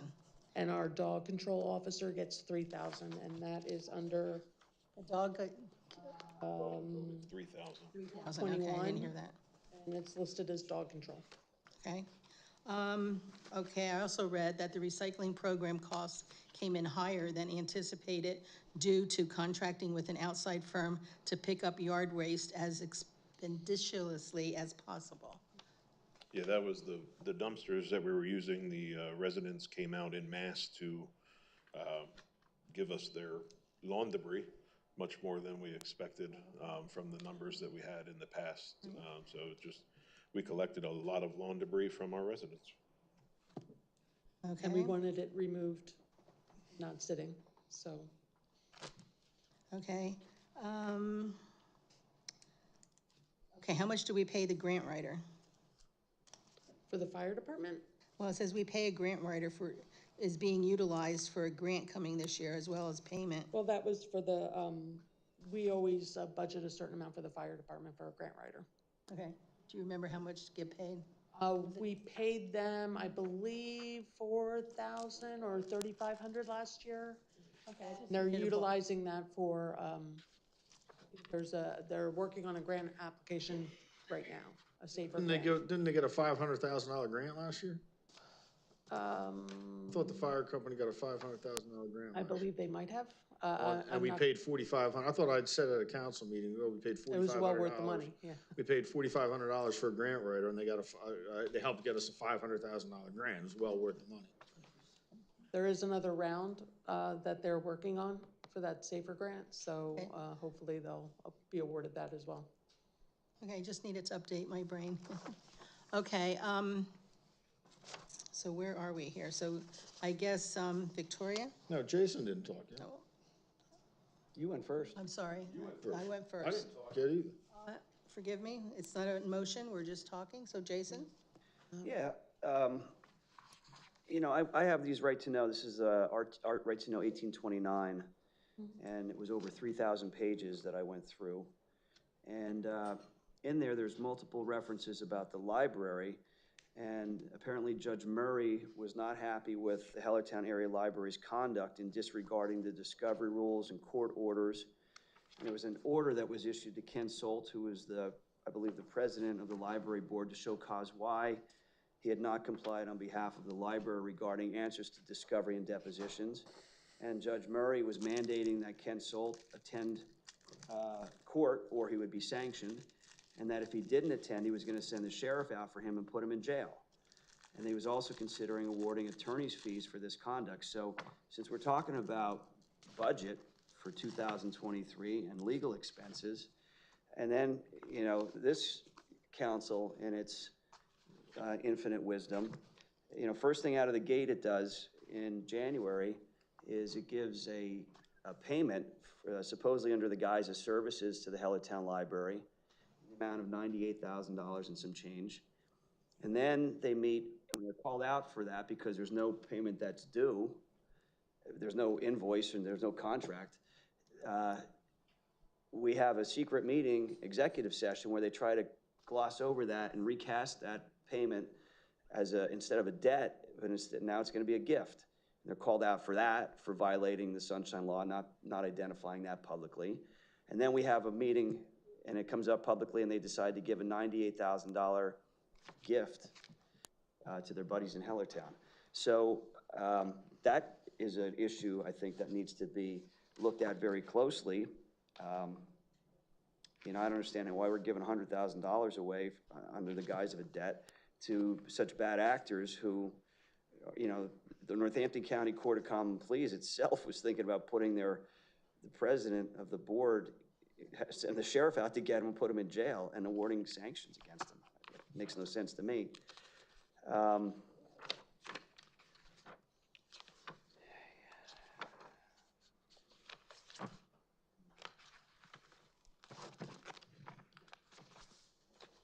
Then we've got you know, you're talking about the landfill, Kathy, going forward. We have a secret quorum that was outside the public eye. There was a meeting December 21st, 2023 with Bob Zelli from Colliers, Priscilla De Leon, Mark Freed, Laura Ray, Victoria Optoff, and Mark Hudson. Is landfill related. We're talking about restarting the technical consultant committee, and they're talking about a letter from Mary Ann Garber. I don't know if she's here. There she is. They're talking about the host agreement, and they're looking for someone with active consulting on Pennsylvania landfills, municipal community versus industry, the DEP process, and critiquing, somebody to critique the expert review of the landfill and experience in testifying before DEP, court testimony and experience. So it seems that, you know, your reliance on the landfill going forward, they're trying to take away that $72 million plus of landfill money that's coming to the township that the taxpayers don't have to fork over in these uncertain economic times. And you've got... Can I ask a point of clarification on that meeting? Yeah. Was that meeting held at the township office, or was it held at Copperhead Grill? I know the three Democrats would hold meetings at Copperhead Grill with Mark Hudson and others so as to hide it from the public. It's unclear, Tom. Was this one at the township meeting or Copperhead Grill? That's a good question. I wouldn't be surprised if it was off-site, but it could have been on-site, or it could have been at Collier's office. I don't know. But it's just another example of trying to cover up whatever they're doing. Cover up. And then you got, so Kathy, you're talking about having some budgeting policies. I'll direct you back 2015. There's the Budget Advisory Committee that I talked about. That was the group that met 4 times. Priscilla was on that, and I talked about its mission statement. And I guess, you know, the best use of taxpayer dollars now is to illegally hoard $9.5 million and to pass a knowingly inaccurate budget. But back then, there was a document that talked about funding levels, and I'm not sure where we got off track from this, but it talks about the role of the township manager, controller, director of finance, and determining the minimum fund balance. And back then, the maximum unrestricted fund balance was to be set at $3 million, and here we are at $9.5 million. That specific amount was an amount that was not to be restricted, so that in the event that something happened with the landfill in any given current year, because we were getting between $2 million and $2.5 million per year, if for whatever reason that landfill should shut down, we didn't want to have to curtail services to that great of an extent within a 1-year period. So that $3 million was unrestricted in the sense that I couldn't invest it, I couldn't hold it. I mean, I couldn't hold it in an investment somewhere where it couldn't be utilized in an emergency situation if that were to occur. Anything above and beyond that would be, which is what I was discussed earlier, we need to put a maximum amount to that. And whatever that is, whether it's a percentage amount of your budget, whether it's a percentage, the 25%, my interpretation of that is a little different than yours maybe, but I have researched many documents within the Government Finance Association and Pennsylvania, and they are very clear that if you have a source of income that is volatile, you need to prepare for that volatility. So if for whatever reason, and the point of that document was because at the time, the landfill was imminently closing. And we wanted to make sure that taxes were not going to have to be increased greatly within a short period of time. Right, well, we know. Now that we know this has occurred, we can modify that. Yeah, and we know, I mean, there's never been a year that we haven't received a host fee from the landfill since the host fee agreement went into place 20 years ago. True, but we... And that fee is generally the same, and we know that the landfill under its current footprint is permitted to operate for about another 5 years. And then we have the rezoning and the expansion, which gives us another 18 years of life, so we're good for 23 years. So there's clarity there, so that uncertainty doesn't exist anymore, right? Absolutely, that's why those policies should be revisited at some point during this year. All right. Were you here when the landfill was closed? I'm not done. I'm not done. And then I'll go next. So, and I think Priscilla already went. No. So the other thing that I found in these right-to-knows, we've got our whiz-bang controller here. We got an email. She's clamoring for authority that she doesn't have, and I think you should be aware of this as the budgeting director. She sent an email, this is December 27th, 2023, to Jerry Hollum about what she views as her role as the controller, regardless of what the law may say. She says that the controller is on the same level as council, except, of course, with no voting power, but it's on the same level with council. And this is Ms. Hill? Ms. Hill. And we, I guess, her and her colleagues on council, because she's on the same level, are accountable to the taxpayers' residents. I will serve as an advisor to council and will have authority over the township management and accounting, finance, and spending matters. Attached is an excerpt from the municipal code that explains my responsibilities. So municipal code doesn't say anything about having accounting, finance, or spending authority. You're an auditor. That's what the controller is. You're an auditor to look backwards at what the expenditures that are being handled here, and I just find that striking. It's actually funny. Point of clarification: is Ms. Hill doing any of that stuff? Ms. Hill is coming in and she's reviewing the bills and she is questioning and having questions on them. Yes. She's auditing. She's performing the auditing function. She's right now, yes. I mean, if there was financial things, I would cue her in to those. For instance, I was just talking with our manager the other day, and I had mentioned it to Ms. Hill that we'd be looking into Pliget to invest some of the money so we get a little bit more diversified. I would make mention of that to her if she had any input or any. I would certainly take that under advisement and the manager as well, and we would work as a team and present something to council if need be, or if council's already approved using Pliget, which you have, then we would be able to move forward with it. I just want to be clear. As the finance director, you still have the authority and the management over the accounting, the finance, and the spending matters, right? Spending, I oversee it and I make sure that it's done. The manager is ultimately I feel much more confident in your abilities than some others. So thank you for that. Here's another tidbit. Lynn Hill also wanted to cut down on the detail of the budget. I don't know if you're aware of this. She described it as, quote, having too much fluff, end quote, and also, quote, too wordy, boring, and confusing, end quote. So wordy, boring, confusing, and fluff, those are her words, not mine. And that's who our controller is. She doesn't want to be bogged down with fluff and words and boring and details. That's not what we need. Confused. We need something different than that. And she was also looking to monetize the Easton Road ball field by soliciting a former Major League Baseball player, Cooperstown inductee, who I'm not going to name, who she thinks lives in the township. So now we're apparently going to bother a guy who just wants to be left alone and retire and have him out there trying to monetize this public park. And then you have more conversation with Jerry Holland, where she's discussing views on internal controls and management of the township. And Jerry Holland, to his credit, acknowledged on December 23rd, 2023, quote, "the Hellertown fraud situation," end quote. So at least Jerry Holland understands that there's fraud going on in Hellertown in some way. I wish maybe if he knew more than what we know, he could come forward. I'd like to know more about it. I think the public would like to know more about it as well, except perhaps those that are on the take and benefiting from it or helping their friends benefit from it. And I've been talking about that for years. I think, Tom, you have too. And we get yelled at by the ignorant fools who just want to cover up Lower Saucon tax money flowing out of our community and going elsewhere. Yep.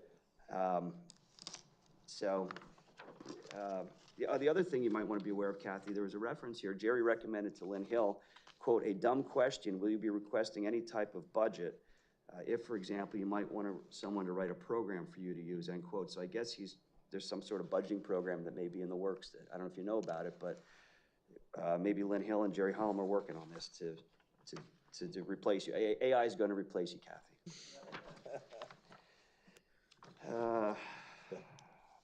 With the masterminds being Lynn Hill and Jerry Holland. That's all.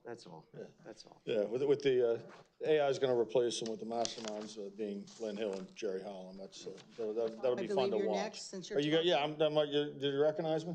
Yeah, okay, I'd like to talk, okay.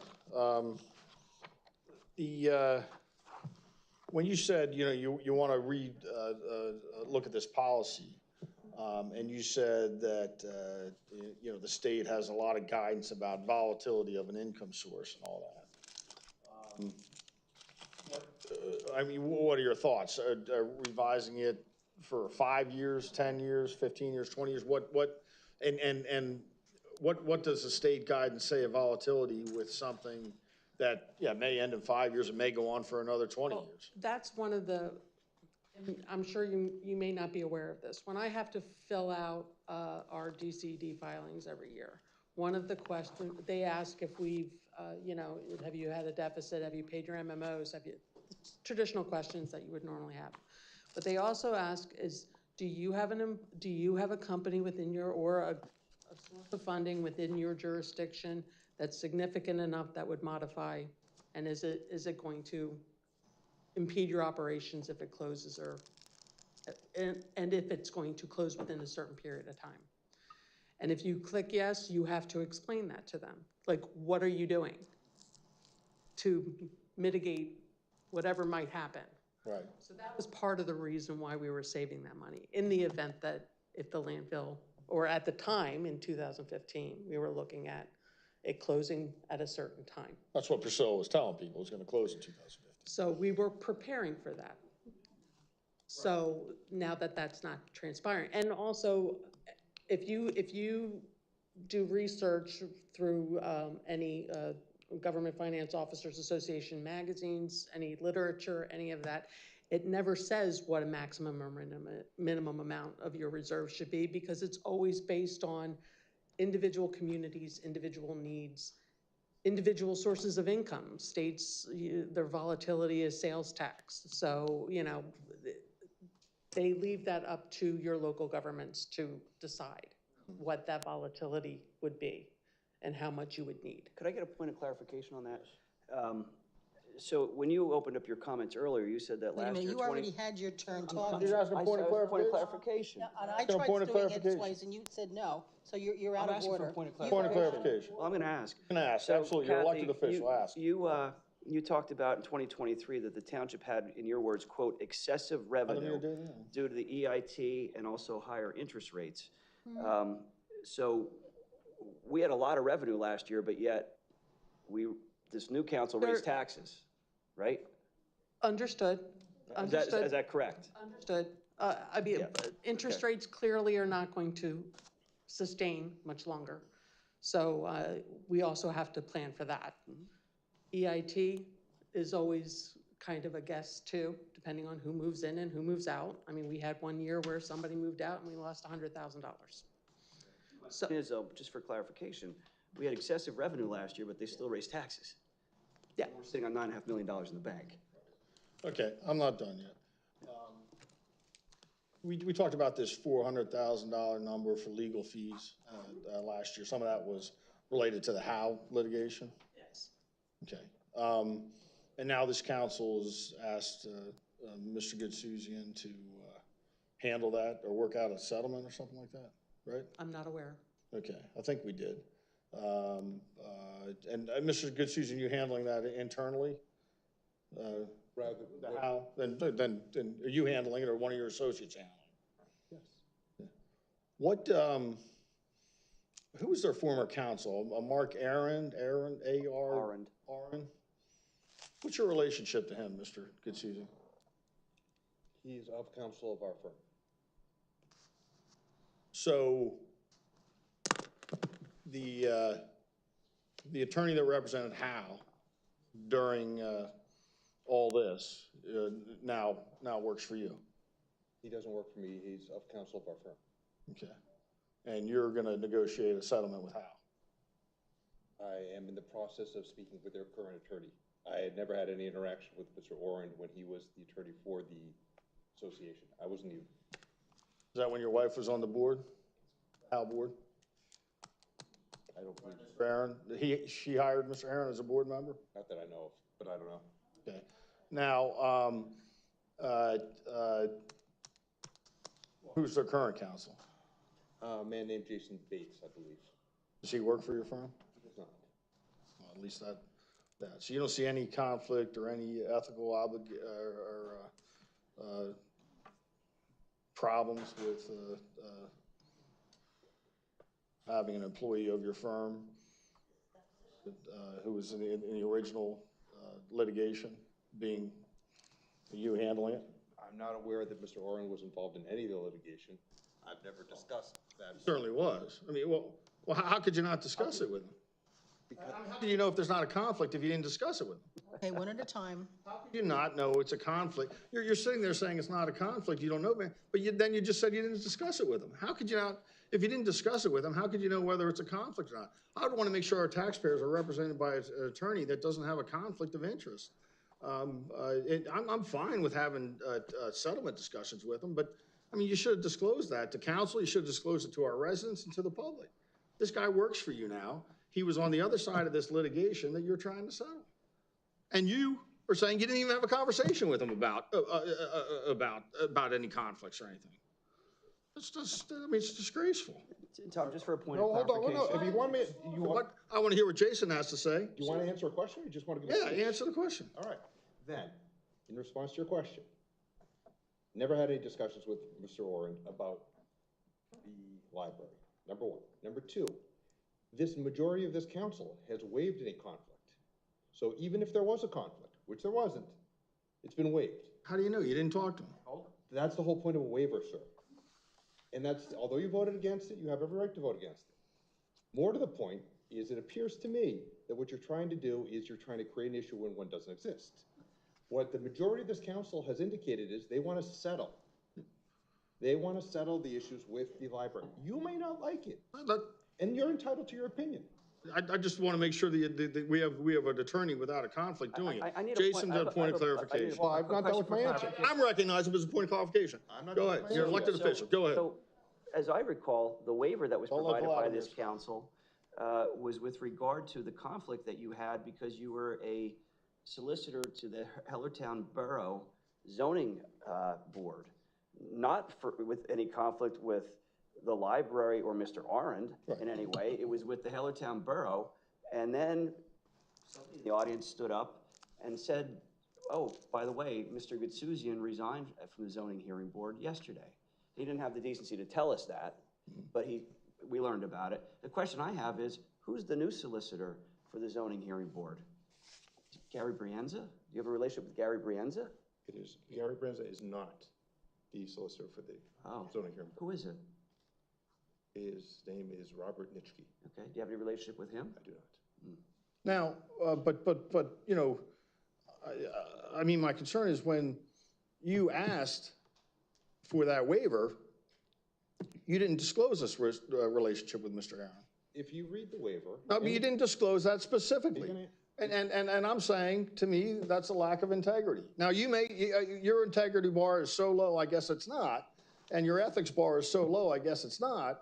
But to me, you should have informed council that you've hired this person who was formerly on the other side of this lawsuit as part of that waiver process, and you didn't do it. You hid it. You hid it from the public, because that happened in a public meeting, we gave you that waiver. You hid it from members of council before we voted. You hid it, because you have no integrity. And you're wrong, and I'll just leave it at that. If you look back at your records, and you look back at the motion that was I'm passed. gonna leave it at that. I thought you were gonna leave it at that. And yet you were the. You know what? Now I'm gaveling. Whoa. Easy now. Oh, don't hurt yourself. This is, don't worry, I'm tough, Tom. You have no idea. Point of order, our topic is the comprehensive right. annual financial report for 2023. And he's talking about legal spend. That's He's what I'm talking about. legal spend. $400,000 in legal expenses. Has nothing to do with 2023. It does. We had Okay, $400,000 so, in legal expenses. Victoria? Did I say I was done? Thank you. Ms. Gorman, can you just explain again the moving of funds to account for the expected expenses on the ball field? Can you explain that? The funding that's in what's disclosed on the balance sheet ending 2023 in the item marked 01106 1000. That's the fund where there's supposed to be a minimum of $3 million in there in the course of any given year, restricted purposes. At the end of last year, there was $5 million. So what I will be doing in the next meeting in April is asking council to approve a resolution to move that $2 million difference to the Park Capital Fund to pay for the second phase of the Eastern Road Ball Field. That'll give us enough money to pay the contractor, to complete the job, and then we can apply for the grants for the reimbursement.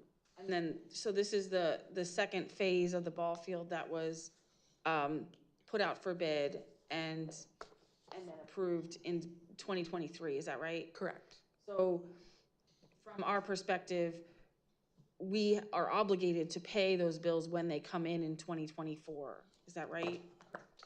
So we don't have the option to put the township in a position where it wouldn't be able to take the money from the Park Capital Fund to pay for the ball field expenses when they come in. Currently, the Park Capital Fund has $400,000 in So, there. so it has 400,000, but I think that the expenditures on the ball field total 3-point-something million, and some of that's already been paid a portion of that, so yeah. But there's still over, maybe 1.5 million that's left to be paid yet? Probably more than that. Okay. So I just want to be clear, I had some residents question that specific issue, and I want to be clear that I don't have the option to decide whether or not we pay those bills. Otherwise, I would be putting the township in jeopardy for breach of contract. So I don't have a choice but other than to pay for it. And I think I would rely on your judgment as to where that money would come from. I also want to highlight in 2023, we ended up spending more than our income, is that right? In total? In total, there was 800,000. We began the year in the general fund money market with 2 million in it, and we ended up with like 1.2. Okay. And that's why we needed the 457,000 to move to that operating money market account so that I had a to address cash flow issues at the beginning of the year, because taxes don't come in until March. And the policy states that we have to, it's a percentage of your budget, or I don't have it right in front of me, but there's 2 thresholds, and we have to take the one that's the most. Okay, so I just wanted to clarify that we were in fact drawing down our overall yes funds to account for the expenditures in our budget, including the ball field expenses and other things. Yes. Okay. I also want to clarify, what was our total millage rate in 2023? 5.14. What is it in 2024? 5.14. Okay, thank you. The other thing I want to highlight is we had this discussion about the volatility of landfill income, is that right?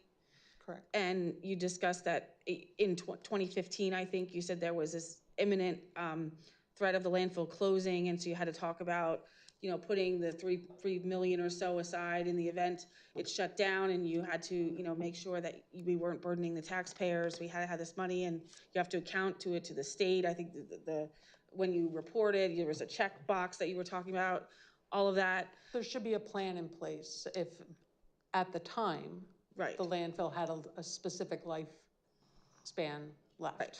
And and maybe this question is best for Mark, but it's in the context of this. Under the Phase 4 realignment, I think that the projected lifespan was 4 years or something.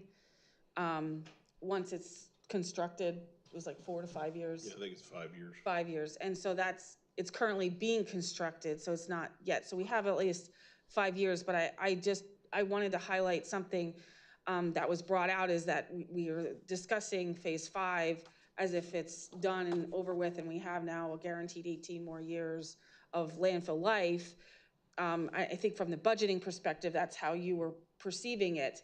But I think it's also very important for council to consider the fact that we have 4 or 5 pieces of litigation, any one of which would throw a monkey wrench into that whole planning process of 18 years of landfill funding. So I just want to highlight that none of that, I haven't seen any new information from those litigation that they've been resolved or that any particular party won. So, and the township is being sued. So I just want to, from my perspective, I consider that lifespan of the landfill to not be set in stone at another 18 years plus 5. I think it's important to note we have the Phase 4 realignment, which is 5 more years once it's constructed, it's under construction. We don't have any immediate danger of losing that revenue that we currently receive under the host agreement.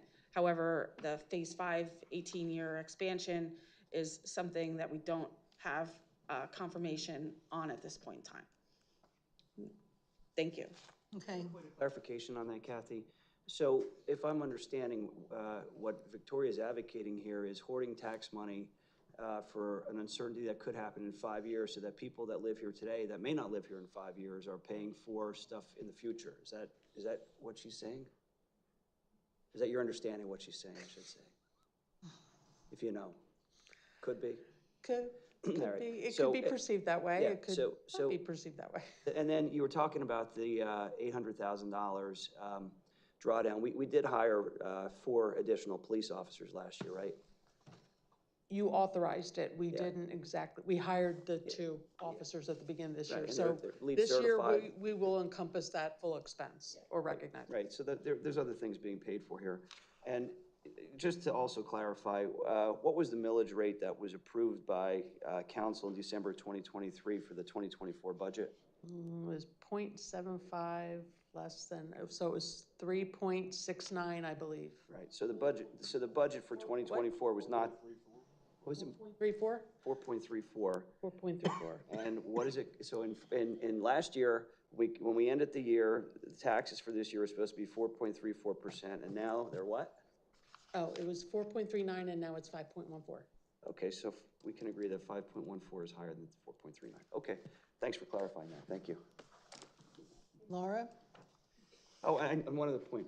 I need to correct something I said earlier, and my apologies to Mr. Gutsuzian. In fact, the waiver, the conflict waiver that was granted by Priscilla, Victoria, and Laura was in fact with regard to both the Borough of Hellertown and the Hellertown Library. So I misspoke. At the time, Mr. Gutsuzian never disclosed any relationship with the former attorney for the Hellertown Library. And I don't know if that would have affected the vote at all. Probably not, with considering the way these people vote. But nonetheless, I wanted to clarify that because I don't want to disparage Mr. Gutsuzian anyway. Well, an attorney with integrity would have disclosed it. I already did say I'm sorry. Well, maybe Okay, you should where's- open your ears okay, and Laura? not be so angry. Just don't be so angry. Okay, so, Smile. It doesn't I hurt just to had smile. one quick Doesn't question hurt to here. smile. She's talking to me. Tell her to stop talking For to me, me. please. Tell Going her to back stop and forth. talking to me.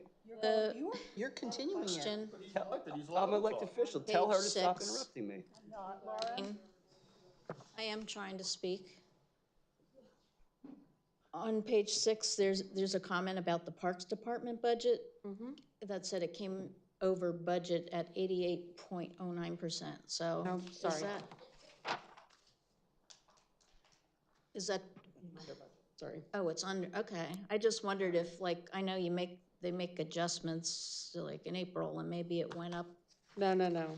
Okay, so under budget, okay. Definitely under budget. I was for just the parks. wondering what went on with parks that made it unusual. And I think I also, I'm not sure which I'll page it amend was on. There was something about the expenses, the general expenses that come out of the open space money to cover the maintenance of the park. Oh yeah, here on page 7.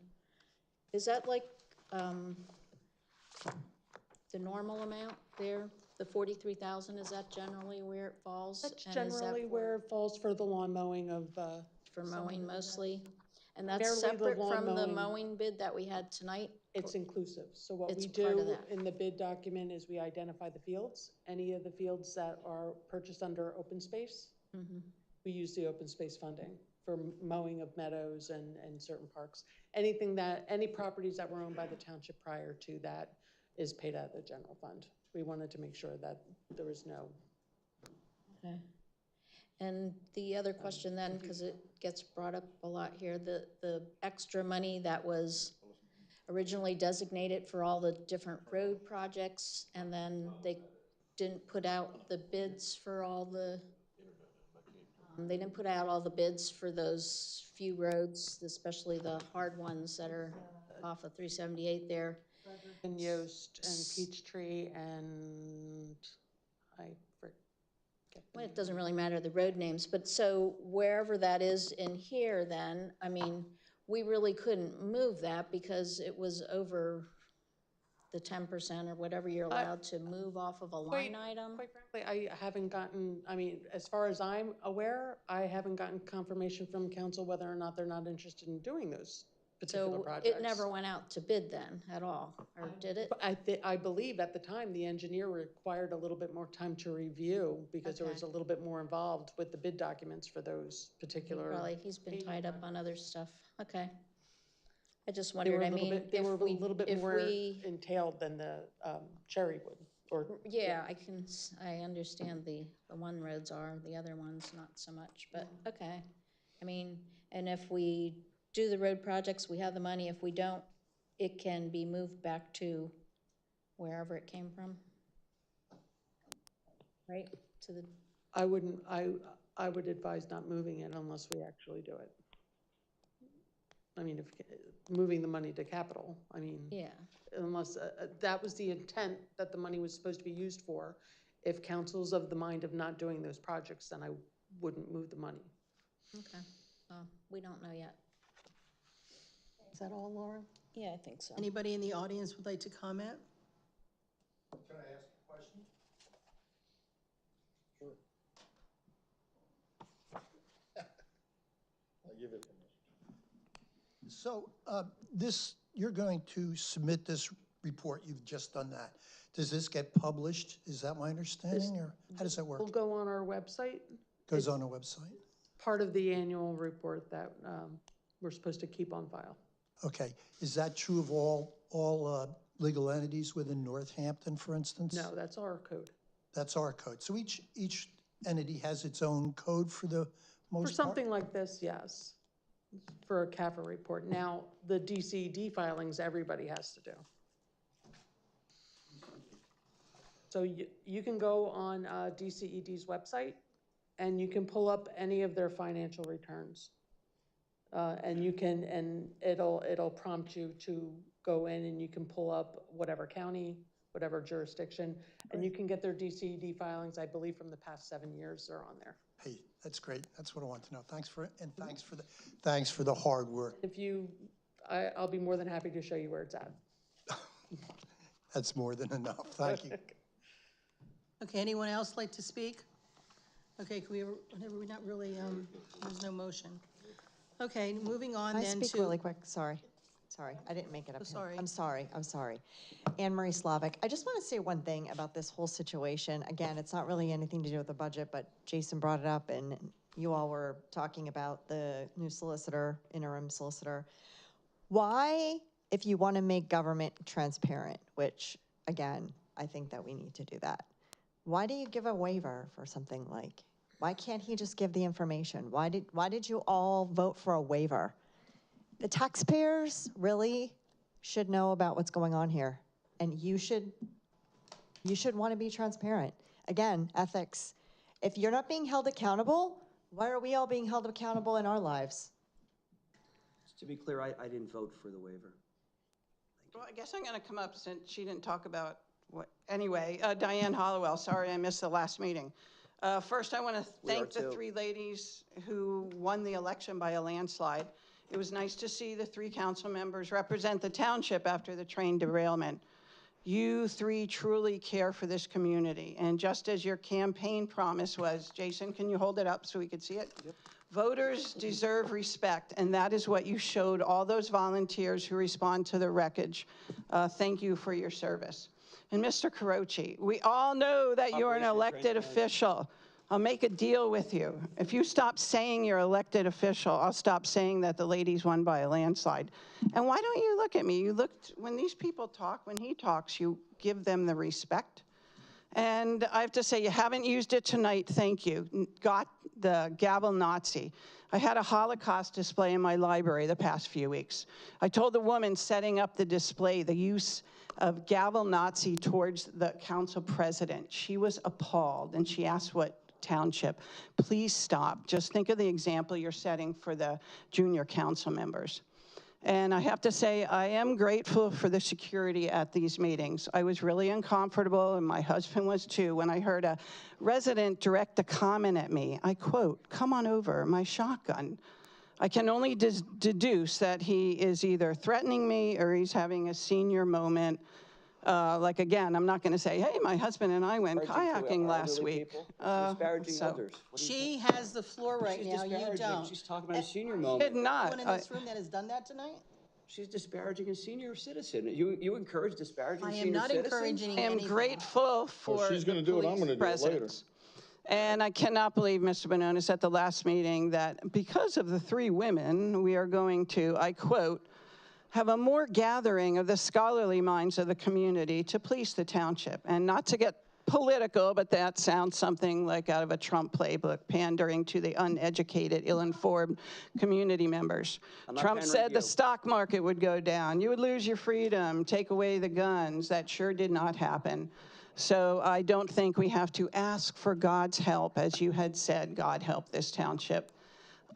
There has to be some way to stop these meetings turning into clown shows. Such respect over there, thank you. You were elected to better this community. If one of my students at school felt uncomfortable with a teacher, they would put in a call to child line, and that teacher would be pulled from the classroom and an investigation would be conducted. There has to be someone to call about the unprofessional behavior going on here. So I am asking you, is there an overseer of township meetings that we can call for unprofessional behavior? Is there anyone out there other than let's get it in the morning call again? No. No. Thank you, Diane. Anyone else? Do you mind if I speak again really quick? So I just want to say I have been to 3 or 4 meetings and I've never seen such disrespect from the audience in my life. I've never seen a spectacle like this. Honestly, you're yelling out the disparaging comments to all the people sitting up here and just the rudeness. And I want to say this, it doesn't matter personalities. If people can just get over their personalities, personality hatred, hatred of personalities. The point is, if you're bringing up a legitimate point, again, this is the government. This is money from the taxpayers that fund this government.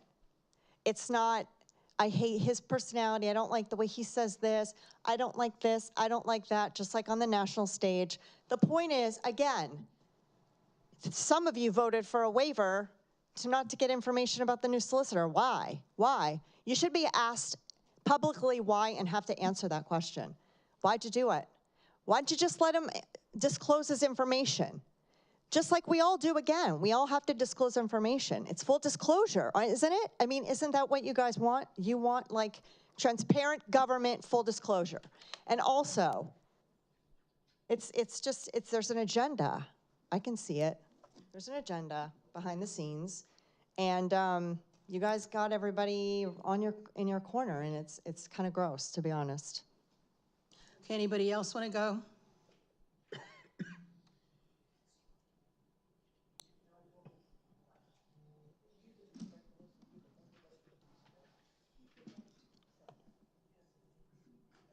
Mark Ozimek, and as far as agendas are going, we know how the last council people had their own agenda with the landfill and intend on passing it no matter what happened.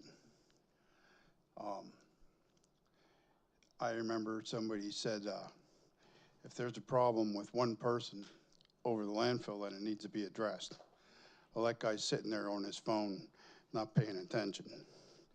So if anybody from the audience wants to, criticize the new council, they should go back and criticize the old council, because they're here to do a job for all of us, including me. And I don't give a shit whose side you're on. Vulgarity, please. You said it before Jason. I could, okay? Come on. You're real quick with the gavel on Tom, but not to somebody using vulgarities at the podium? Come on. What? Get control of this. I think the federal court allows me to curse at you. Falls under freedom of speech. Okay, Mark.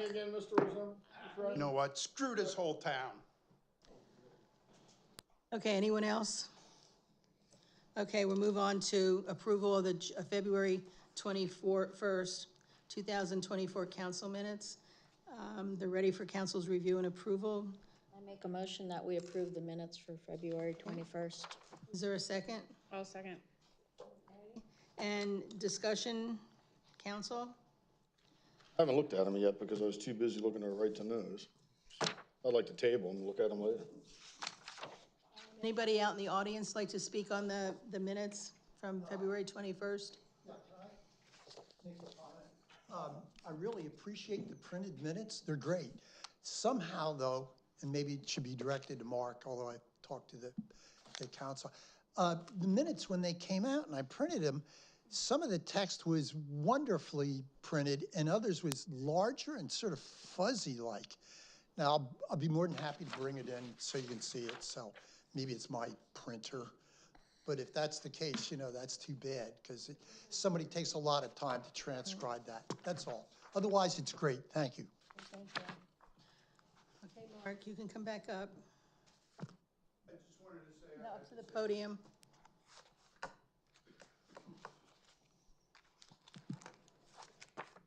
I don't remember what it was, but Vicky fixed it.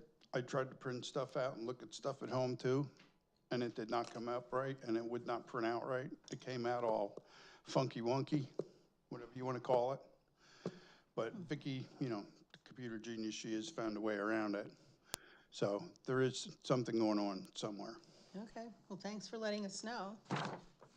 Okay, if there's no other public comment, can we have a roll call, please? Mr. Croce, how do you vote? No, I haven't read them yet. Ms. Ray? Yes. Ms. DeLeon? Yes. Benonis? Ms. Abkader? Yes. Motion passes. Okay, next we have the approval of the February 2024 financial reports. I'll make a motion to approve them. Is there a second? I second. Okay, discussion? Does council have any discussion on them? Okay, hearing none, is there anyone in the audience would like to speak on the financial reports? Okay, seeing no one coming forward, I'd like a roll call, please. Ms. Ray, how do you vote? Yes. Ms. DeLeon? Yes. Mr. Benonis? No, they're based on an illegal budget that was passed illegally. It included knowingly inaccurate items, and it increases taxes illegally against Lower Saucon taxpayers, so no. Ms. Goodere, Yes. Mr. Croce. No. Motion passes. I make a That's 3 to 2. suggestion, But there was 3 to 2, right? Yeah. make a suggestion under miscellaneous business. I guess it's miscellaneous. You know, our junior member council members come, why can't we just move them right after public comment procedure in the beginning, their comments, so that when they have to leave at 9 o'clock, they're done? I mean, you got this 5-minute rule, lets everybody talk 5 minutes on every subject. Including non-residents. People can't run a meeting, people don't know how to run an efficient meeting, and these kids leave at 9 o'clock. And why can't you just put the junior council members' comment section right in the front after It's a the good public idea, comment? actually. We can do that. Actually, what do you mean? What do you actually? First one It's ever, a great Tom. idea. Congratulations, I'll make a motion, but I don't know. I know. I don't think we need a motion. We can't make a I motion. don't think we do either, but I don't know. You're a stickler there. Can direct the Vladimir. administration to do that. I know you. Okay, moving on then, Township Manager, Mark. We hope to pave the Black River culvert next week. And the first week of April, Reading Drive will be closing to continue the replacement of the culvert on Reading Drive. That's it. That's all I have. Okay. Council, I just want to let everybody know that Victoria and I have been meeting with Chad, what's his last name? Oh my gosh. He's the consultant for. Keystone Consulting Company. And we came up with an ad, and council should be getting it to look at. And hopefully the ad will go out in the next day or two. An ad for what? For a township manager. Remember, we hired a firm to do it? Well, we're working with the firm to do that. You weren't clear, that's why I think the public should know about the ad that you're talking about. We approved this at the last meeting. I understand, but today you're talking about an ad and you didn't relate it to that. Oh, I didn't say manager ad, I'm so sorry. So, Victoria, did you have anything else to add to that? No, I think that the process is moving along smoothly. All right, so that's all I have to report. Jason? Yeah, one is just a public service announcement. I just got notified that I believe the Saucon Valley School District is closed again because of a threat. It was closed today because of a threat. So, it's unfortunate if there's anybody that's tuned into this meeting. Email just came out a little while ago, and it says that it's closed March 21, 2024 due to the ongoing investigation into a second potential threat. All schools in the Saucon Valley School District and Saucon Valley School District campus will be closed tomorrow, March 21st, 2024. The school district will not be transporting students. All offices will be closed. Updated information on after-school activities, meetings, and athletics will be provided tomorrow. Updates will be provided to our community regarding the threat and investigation throughout the day tomorrow. As more information becomes available, thank you for your cooperation. I recognize it's highly disruptive to working families and certainly to educating our youth, and it's very unfortunate. I hope that our police get to the bottom of it and hold those responsible. I want to offer my thanks to Mark Hudson. I believe this will be his last council meeting with us. And, Mark came on board a little over a year ago, almost 2 years ago. He was a stabilizing influence to the township. He brought a wealth of experience to the township that was very valuable. I think his personality and his demeanor were great. And I know that the township staff that worked under him admired him and enjoyed working with him, and will miss his leadership and just his collegiality and friendliness. It's a loss to the township. I understand his reasons for leaving. I don't blame him. I certainly wish him the best in his future endeavors. He always has a friend here in Lower Saucon Township, and he will be very successful in leading his next township and wherever his career takes him. So thanks for all your hard work over the more than year, Mark, and we'll miss you. Thank you. A couple other things that I want to go over here since I have some other right-to-know record information. You may remember that at the end of last year, after the nonsense and the irregularities with the voting machines in Lower Saucon, there was concern about the loss of confidence in the process. And our solicitor had written to the Election Commission on December 28th, 2023. I'm not aware of any response having come back from the commission. It's now been almost 3 months. You haven't received? Received the response. Of course not, yeah, of course not. But nonetheless, I didn't want anybody to forget about the election machine vote changing fiasco that still hasn't been rectified. We have primary day coming up in about a month. That's on April 23rd, 2024. So I guess we can expect more of the same from the incompetence in the executive office and the county council. You know, I appreciate that they found the time to show up for a photo op at our train wreck, the literal and figurative train wreck. But they didn't have time to work on the voting machines apparently and get those fixed. And I didn't see all the media coverage from yesterday's manure spill that shut down the highway, the interstate for hours, but maybe they showed up for a photo op there too, or maybe that stink was just too much for their grandstanding. I'd like to talk a little bit about, we had, Mr. Buba was here at the last meeting, and we had, this council voted to tell the IRS to not look into what we had provided to the IRS. And our solicitor on the 28th of December had asked for an inquiry by the IRS into the nonprofit St. Luke's Health Network engaging in political activity in violation of its 501c3 nonprofit status for writing to patients, calling them to action to help St. Luke's achieve their goal of stopping the landfill expansion. And I didn't see any response from the IRS. Mark, it's correct, we didn't get a response back, right? No, we did not get a response. Yeah. And then I think it's important that the public hears, because Mr. Buba provided what I consider to be a one-sided position. And he said, he made some accusations that were really, I believe, to be unfounded. And I want to share with you that on November 24th, 2023, our solicitor, Link Treadwell, wrote to Mr. Buba in his capacity as the attorney for St. Luke's. And I'll share it. It says, Dear Attorney Buba, at its meeting held on November 15th, my client, the Council of Lower Saucon Township, directed me to correspond with the St. Luke's Hospital Board of Trustees regarding the issues contained herein, due to the fact that St. Luke's Corporation is currently a participant in certain litigation pending in Northampton County that involves Lower Saucon Township, and pursuant to the Pennsylvania Rules of Professional Conduct, I'm directing this correspondence to you as legal counsel for the corporation, requesting that you provide it to all members of the Board of Trustees for the Bethlehem and Anderson facilities. And he goes on to talk about the communication that was sent out on October 27th by the president and CEO of St. Luke's Health Network and also the Anderson campus. And he goes on about what he calls it to be a lobbying letter.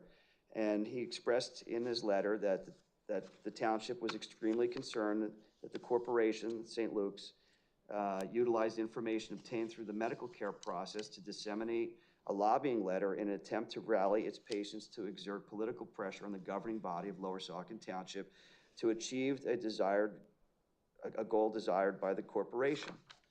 And he goes on and he says, I do not want to presume that the corporation intended to pressure the council to take any actions that would violate the law. Therefore, on behalf of my client, I'm requesting that the Board of Trustees provide a written answer to the following questions by December 5, 2023.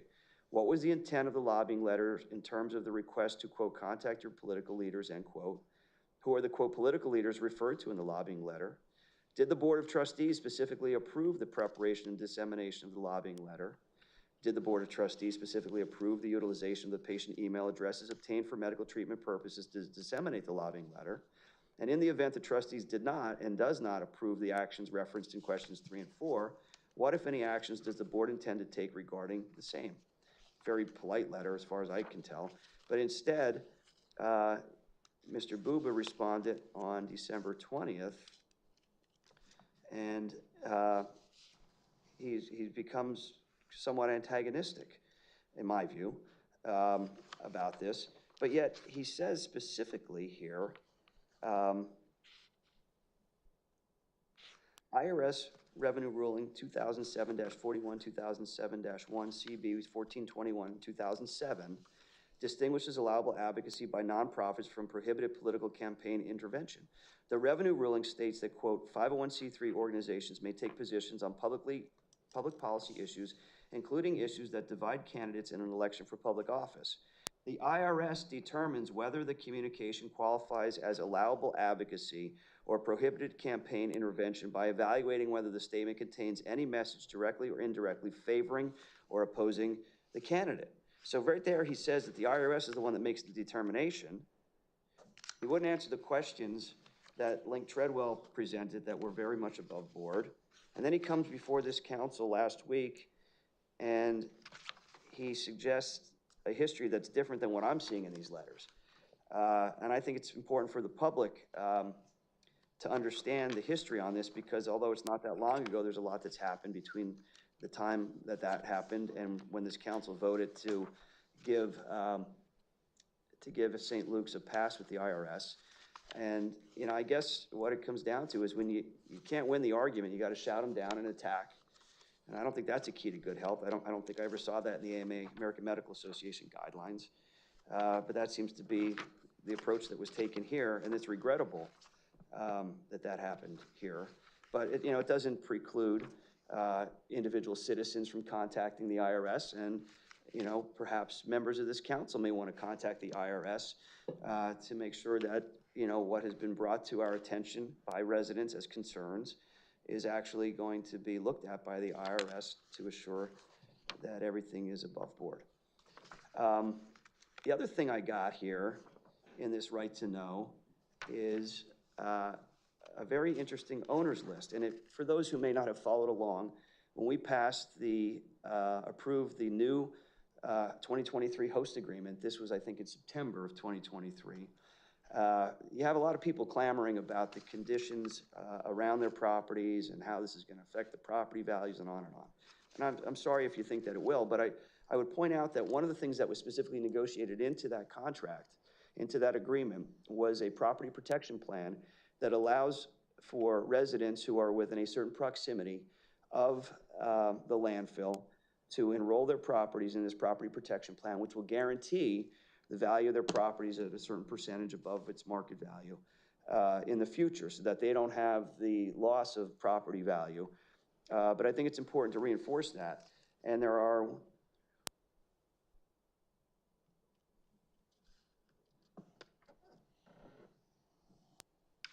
there's 28 separate properties that are identified on this list. And among those names are folks like Bob and Elizabeth Blasco. I don't know if they're still here. Mr. Blasco's back, is he back there? We've got Gagliano, Sal Gagliano. I don't know if he was here. He's been at other meetings. You have Jay Pitchell. I don't know if that's a relation to Kathy Pitchell McGovern or not, or if it's her property. You got Marco Zimic. He's on this list. You got Bruce and Ginger Petrie that are on here. There's a bunch of other names, but what jumps out at me is, you know, these are the same people who are here speaking vocally at these meetings against the landfill. And it makes me wonder, is all of this vocal nonsense, is it calculated? Is it designed to enrich themselves to the detriment of the township and the landfill because of this property protection plan? Are they trying to drive up the prices or the value of that? And I would suggest you look at the Walters property that just sold. You know, that was a pretty nice sum of money, and not disparaging the Walters in any way, but they negotiated a good deal with the landfill that they found to be fair, presumably. And it makes me also wonder, why is St. Luke sticking its nose in our affairs? You know, are they trying to get some sort of similar protection to help them or their neighbors in Bethlehem Township? I don't know the answer to that. I'm just spitballing right now. But it just seems odd to me that all these people that are named here, a lot of these people that are named here are the same ones who speak up about these issues so frequently and so passionately and vocally, and what's really motivating them.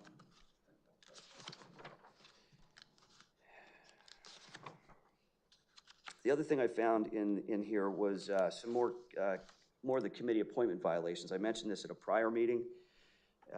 You know, again, individuals that are appointed to the township's committees and commissions are appointed they're nominated by the township manager and they're approved by the council. In this case, there's a number of examples where that was not taking place. And there's also a number of examples where individuals had specifically requested to be reappointed, requested to the township manager to be reappointed, and instead were rejected by this council. And I'm not going to name names because I don't want to necessarily embarrass anybody, but you know who you are, and those on council who did not provide those reappointments know who they are as well.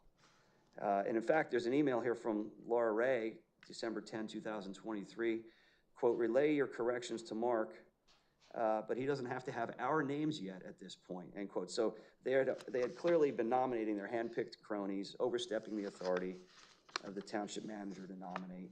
And in fact, to Mark Hudson's credit, he had sent letters out to everyone whose terms were set to expire and asked them if they were interested in reappointment. And I know he got a lot of responses back saying that those folks were, and yet they weren't reappointed. So, you know, it's just to wrap up some thoughts here. It's been 77 days since our longtime nonpartisan solicitor was unceremoniously canned. It's been 41 days since they advertised and approved a knowingly inaccurate budget in violation of the law. 41 days since they raised taxes and approved a budget in violation of the law. 61 days since their hand-picked, short-lived, environmentally focused solicitor quit after 16 days on the job. 55 days since they selected this interim solicitor, despite the myriad of actual and apparent conflicts with the township and its residents and taxpayers. 55 days since they failed to advertise for a new full-time solicitor. 20 days since the township manager has announced his resignation. 20 days since they've refused to appoint anyone, including the current assistant manager, as the interim township manager. 20 days since they failed to advertise for a new full-time township manager. And it's been a long time since they approved an unowed payment to Hellertown Library, then secretly tried to convert it into a donation in an executive session outside the public eye. And then they retitled it as a donation to a group that flaunts the legitimate interest of the township and also ignores and contradicts what the judges of this county are telling them to do, so much so that the judge threatened to send the sheriff out to lock up the board president. So, you know, just keep paying your taxes, folks. Shut up, there's nothing to see here.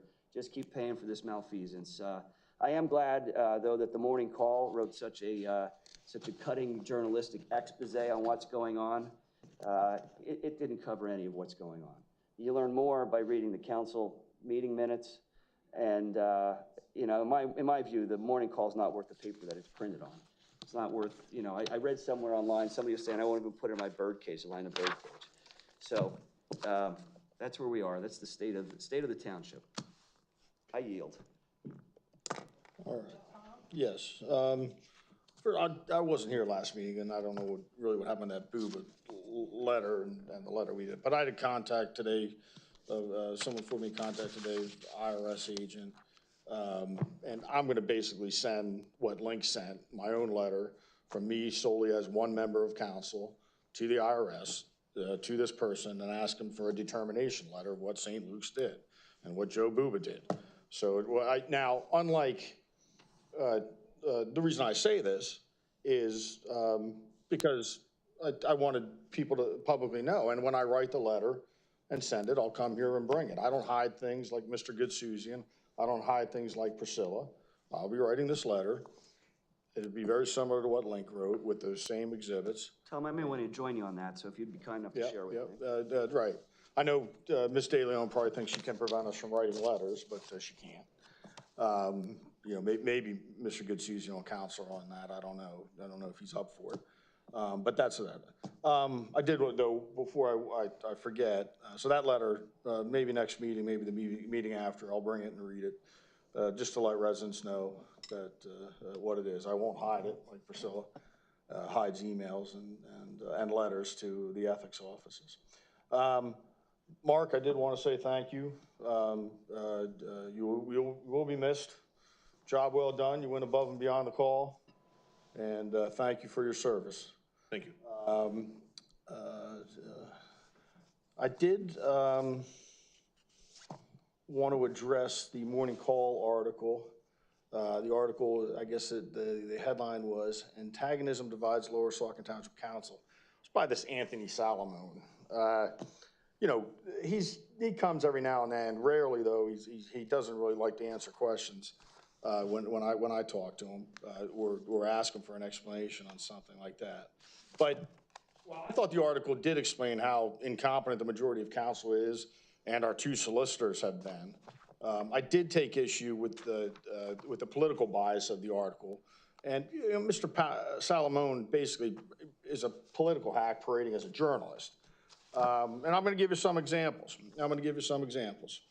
In the third paragraph on the front page, first page, it says, this is a quote, "They're dysfunctional." The Reverend Phil Spahn, township resident and pastor at Christ Lutheran Church, said of the recent meetings. Now, you know, that in and of itself is fine, but nowhere in the article does Solomon mention Spahn's political bias or angle. Solomon wants the readers to think Spahn is neutral, a neutral source. In fact, even a higher source, because he's a reverend, so-called reverend. Spahn, in fact, was a major donor to the Democratic ticket of Ms. De Leon, Ms. Oftoff, and Ms. Ray. It's on the campaign finance reports. He campaigned on their behalf. And those are public reports, Tom. Yeah, there's a public campaign finance reports. His name appears. Mr. Solomon didn't say that in his article. And the good Reverend apparently doesn't mention it to him either because, you know, he's, again, going along with this fraudulent misrepresentation that he's only coming at it from a pastor in the community and, you know, has no ill will to anybody. But he donated to their campaign. The donation was made on October 3rd of 2023, and that date will come in handy a little bit. I'll get back to that date in a little bit. Spahn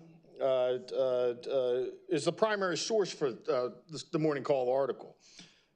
He's quoted at length. Shelley, could you get the crowd to stop talking? Because I can't hear Tom. I can't hear what's going on because these cacklers are just I'm intent in listening to him.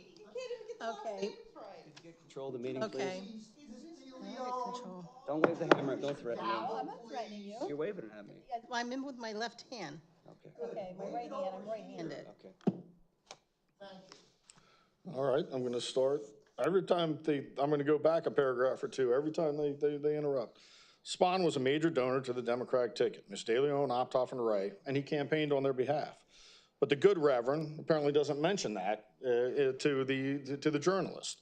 And the journalist doesn't do his homework either. But he fraudulently misrepresents that he's coming this only as a pastor and township resident. The campaign finance reports show he made a donation on October 3rd of 2023. Spahn is the primary source in the article. He's quoted 5 separate times at length, 5 times at length. No other source is quoted more than twice. Later in the article, Pastor Phil, you know, it's kind of a, from how he's trying to shape this article, he's kind of a fraud to say he's a pastor, is quoted by Mr. Solomon as saying, the township meetings are still being hijacked. Again, no disclosure of the political donations to these 3 or campaigning on their behalf. Now, Mr. Solomon, he first contacted me for comment on February 27th of 2024 by email. The article didn't run until 3/17 of 2024. So he had 20 days to gather some background information on his sources, research the campaign reports, which are public and online on the county website, and find out exactly the role of the Reverend Phil and the role he played in the Democrats' campaign last fall. A simple Google search by Solomon, just the search of Reverend Phil Spahn, Lower Saucon. First article that comes up is a letter to the editor dated October 30th of 2023. What editor? A letter to the editor of the Saucon Source website. And the letter to the editor is dated October 30th by Phil the Fraud, Spahn. The headline is, letter, Lower Saucon voters deserve to be heard from candidates at forum. Now, we look, okay, he says, I've been a pastor at Christ Lutheran in Hellertown for 28 years. In that period, I've hosted numerous candidates running for political office. I felt very good about presenting prospective candidates to our community. An informed electorate is essential to democracy. Now, nowhere in this op-ed and nowhere in the Morning Call article does he mention that he already made a political donation to Ms. De Leon, Ms. Optoff, and Ms. Ray 27 days earlier. This is October 30th. The donation on the campaign finance report says October 3rd. an informed electorate is essential for democracy. So he says, Saucon Source and Christ Lutheran Church, we're going to sponsor a Lower Saucon Township candidate forum. Over the course of the last, so he's making a donation, he made a donation, and now he wants to moderate a candidates forum. Over the course of the last 4 weeks, I tried unsuccessfully to host a forum scheduled for Thursday, November 2nd. It'd be an opportunity for candidates to introduce themselves and answer prepared questions by Christ Lutheran, and then take questions from the audience. So he wants to moderate a debate, not disclosing he's supporting the Democratic ticket, but it gets better. And he already donated 27 days earlier. I invited all 6 candidates through a variety of means. I've yet to hear from any of the Republican candidates. That's because they knew he gave a donation and wasn't going to be fair as a moderator of this debate. I commend the 3 Democratic candidates who were willing to move their schedules around to accommodate not only October 2nd, but any other date. We need civil, face-to-face, open discussions with candidates who want to represent us. Not showing up or even corresponding with me is behavior I feel lacks integrity. So, his ego is bruised because no one wants to play his little game. Please save my time. This is precious time. And just let me know you don't want to participate. Now, again, he's coming at this Morning Call article as a reverend and a Lower Saucon Township resident. No mention of this. He's claiming that the Republican candidates lack integrity because they won't respond to him, while he's holding himself out as a neutral debate moderator and so-called reverend that just wants to benefit the community. After donating to the Democratic candidates almost 4 weeks earlier and campaigning for them. Because in the last section, he says, I hope that Lower Saucon Township residents, as I have been for 23 years, are aware of their choices November 7th. Now, writing letters to the editor, campaigning for them, campaign donation. Mr. Solomon doesn't mention it. The Reverend doesn't mention it. Tom, can I get a point of clarification on that? I don't mean to interrupt you, but was there any mention, and I don't think I saw this, you may recall that you and I went to an event that Pastor Phil had hosted at Mayor Heinzelman's carriage house, and it was about squabbles. That was a topic. That was on September 21st, 2023. And you may remember that I brought with us the generous offer that Lower Saucon Township made to Hellertown Borough to resolve the library, resolve the compost, and other things. And it was at that meeting where Pastor Phil repeatedly prevented me from sharing a 2-page letter, even though the topic was supposed to be the squabbles. And it was at that same meeting where Victoria Optoff's husband started screaming and yelling and giving me double middle fingers, yelling F-U-C-K-U over and over again toward me, and stormed out of the room. Yeah. You were there, right? Yeah, I remember that. And that wasn't any part of this article, was it? In terms of any bias, that's attributable to anybody who was interviewed, right? That's correct. Right. Again, it's Mr. Solomon. He's a political hack parading as a journalist. But the Morning Call also uses the word antagonism in the headline. It's not antagonism, but it's elected political opposition. Mr. Solomon can't be honest about that because the opposition is coming from Republicans. And it doesn't fit his political bias or his narrative.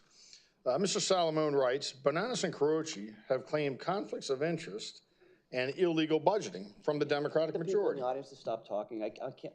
I'm listening to Tom. I'm sorry. I'm having trouble because of the clamor.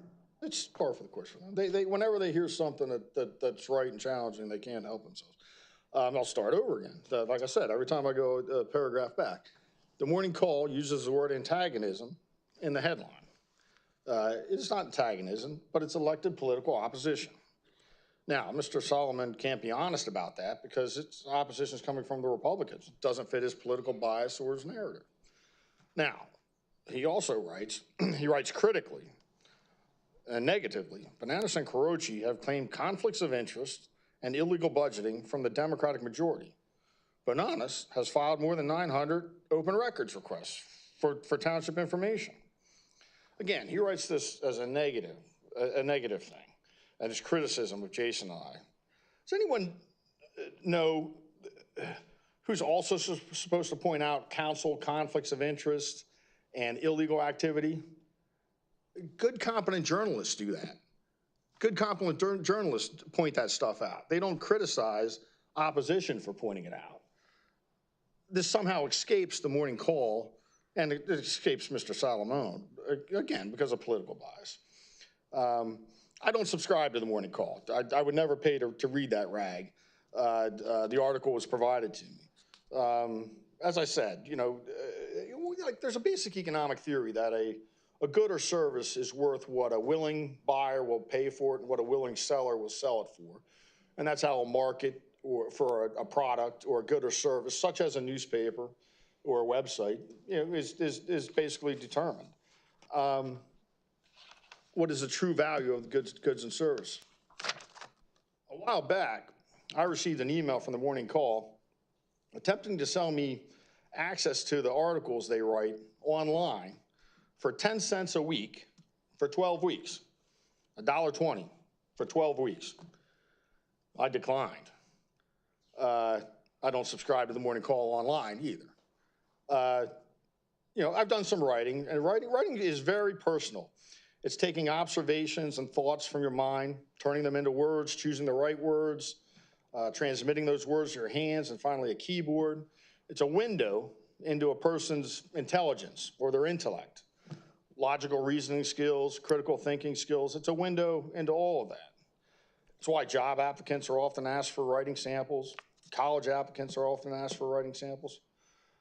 Mr. Salomon has been a journalist for over 40 years. But his own employer is saying his insights, his intellect, reporting, and writing on Lower Saucon Township matters and other matters is only worth 10 cents a week. After 40 years of writing, 10 cents a week. Managers at fast food restaurants now are making $20 to $25 an hour. And those restaurants can charge $10 or more for a meal, not 10 cents.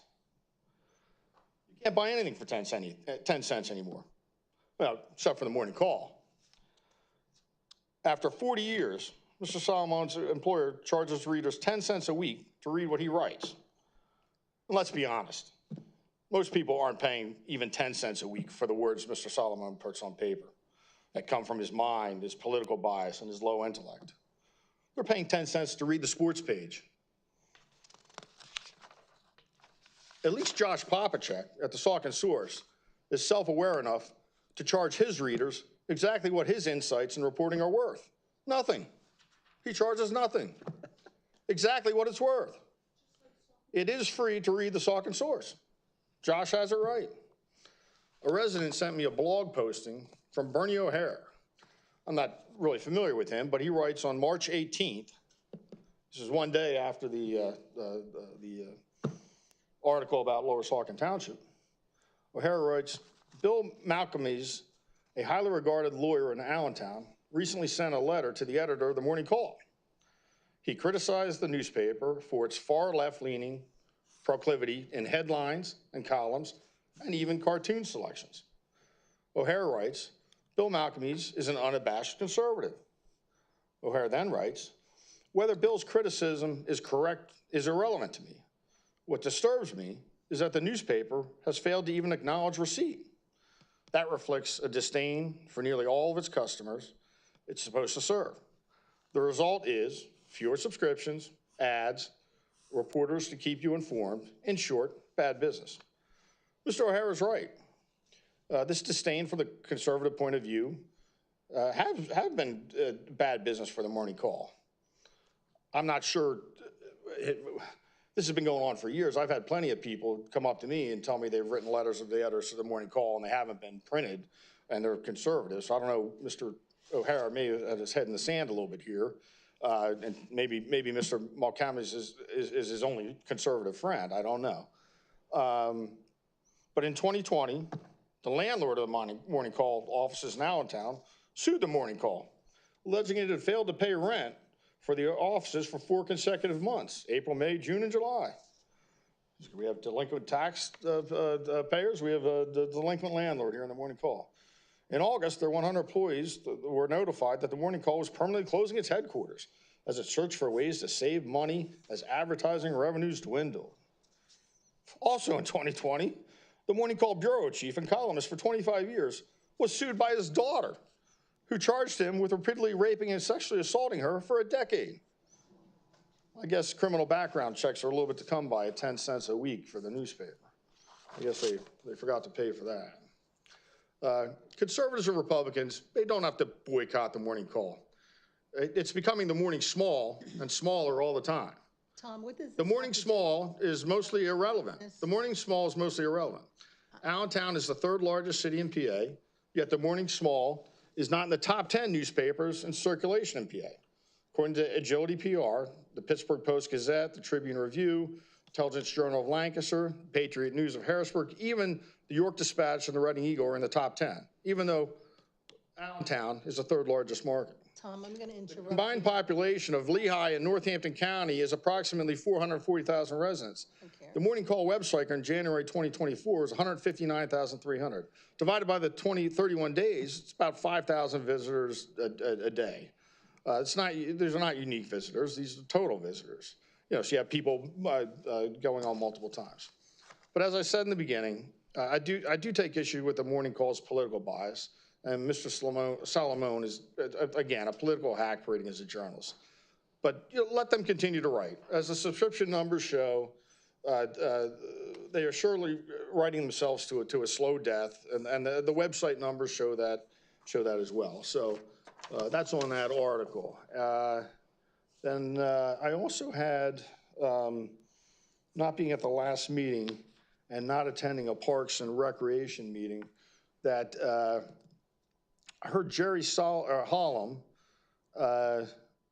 berated a junior Parks and Rec member because the high school kid stated that he was in favor of the baseball field, and he was a baseball player, and Mr. Hollum berated him with questions of its cost, and said it was a burden to taxpayers, from what I heard. I don't know what type of people you've put on these boards, but I really don't like them going after junior council members. I think it's fairly inappropriate. It's certainly inappropriate. And no matter what their opinion is, they're entitled to their opinion. And, where's Mr. Hollum? I haven't seen him at a meeting all year.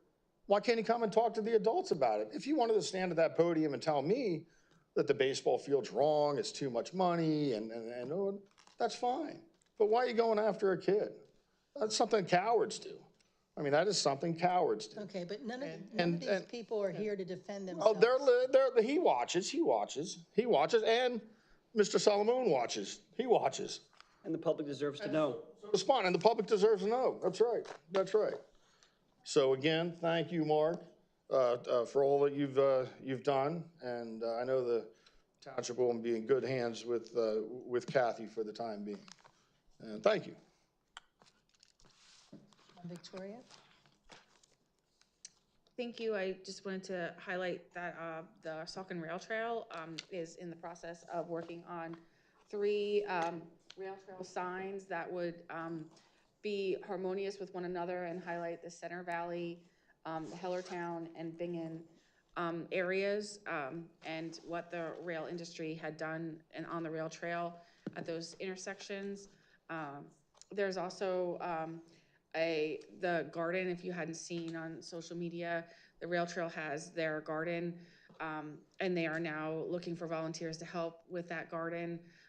So I think it's a wonderful idea, and I do encourage our Parks and Rec to reach out to them.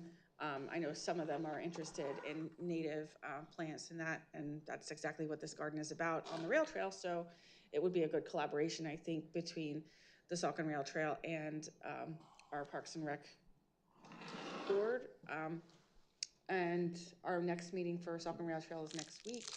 So that's it. Okay, thank you. Laura?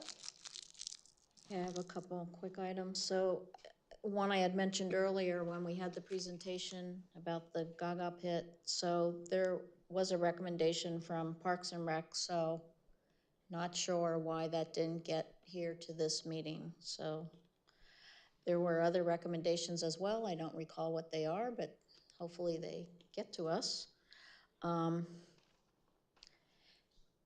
And regarding the Parks and Rec meeting, of course, there was no disparaging argument or cornering the junior council member happening at that meeting, and it's on video, so you can watch that. The March 12th EAC meeting was canceled at the very last minute, basically, which wasn't very good because the notification was via email, so members showed up here to go to a meeting, which they met at the door with but we weren't having a meeting, so I don't want that to happen again. We ought to be able to meet and just have discussion regardless of whether we can vote on something or not. We just won't make motions if we don't have a majority of voters. And one final thing is I wanted to find out there's something in the host agreement about a benefit for free trash drop-off dates in spring and fall. I'd like to find out when those are, and maybe we can share them with the public. I've never seen them advertised. That's Okay. it. Thank you. Okay, solicitor? Nope, nothing. Engineer is not here. Now it's time for public comment, 5-minute time limit. Who wants to go?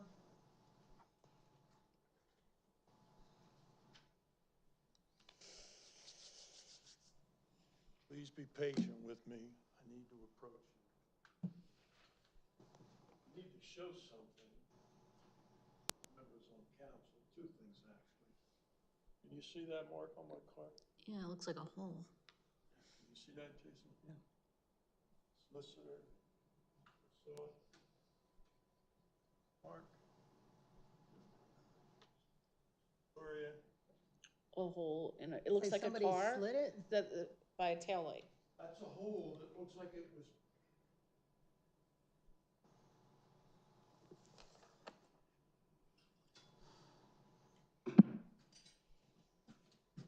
Bob Blasco, Lower Saucon Township resident. That is a hole that is over top of the right rear taillight of my car. Exhibit 1, if you would. Jason, you play tennis? Golf? Yes. Do you shoot firearms at all? Sure. You recognize, can you tell me what that might be? What's that look like to you? Looks like a rake. No, the hole I'm speaking of, Jason.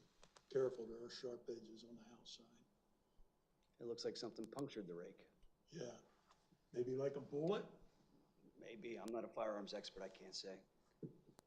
Yeah, does it go through? Yeah, that's what I would guess. Okay.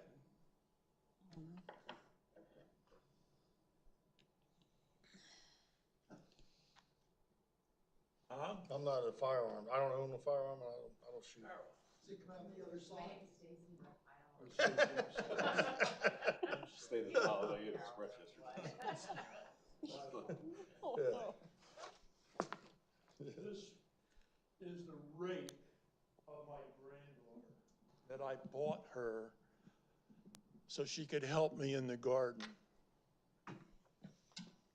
Whatever, perhaps a bullet, punctured this rake handle.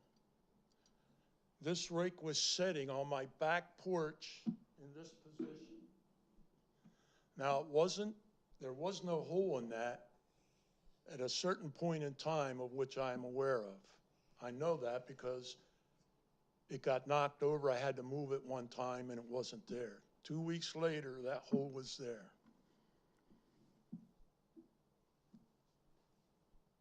This mark in my car happened sometime in late September, early October. Now, if I'm not mistaken, this happened this winter in January. Both of these incidents are after you made a point of publishing my address and that I was up in opposition to the landfill. Yet there is another individual in this room right now that had the gall to stand at this podium and classify me as a hooligan, as one that threatens people, and I'm the one that's been threatened. I told you about, at the last meeting, about the threat that was made to me at the very first zoning hearing board meeting. I'm getting tired of it. And I'm gonna tell you something right now. If I catch somebody doing this stuff on my property, there will be hell to pay one way or another. Did you report these to the police? Yes, all 3 incidences have been reported to the police. There are police reports on all 3 things. And what did they say? Did they say it was a bullet hole? A couple of them agreed with me, yes. A couple didn't agree, or what? A couple did agree. Was it inconclusive or conclusive? Was it inconclusive? I'll Was it tell a you. bullet hole or was it not? Tom. I'm asking a question. I'm going to answer your question if you'll shut up long enough to listen to me. Anytime you want to come to my house, I'll even get another one of these rakes, and I will shoot it with a firearm so that you can verify it. That's your question.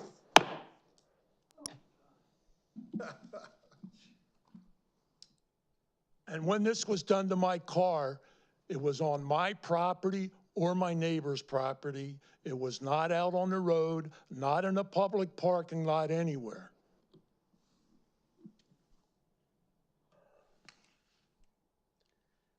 So why are you bringing that to us now if all this stuff happened in September? Yeah. Anybody else want to, are you not finished? Question answered? Yeah. You want the question answered? Because the same person that sat here and made those comments a couple different times about hooligans, et cetera, made a comment again tonight. And that's what really ticked me off, because I've had enough of You it. came here with the rake in hand. You're planning to do something with the rake before you heard any comments tonight. So, like. No, I didn't. All right. No, I didn't. And you can ask that gentleman sitting right there, because when that comment was made, I said, I'll be right back. And I got up and put my sweatshirt on and went out to my car then and got the rake. Yeah, you brought it with you to the meeting. Don't argue with me, because it's the truth. My name's not Bononis, I don't lie. And you can't deny that you lie, and I've got it in minutes where you've lied. Come on, gavel him, get control, get control. It's hard to do. Yeah, but it's okay. All right, let's wrap this up. There we go. Okay. All right, your time.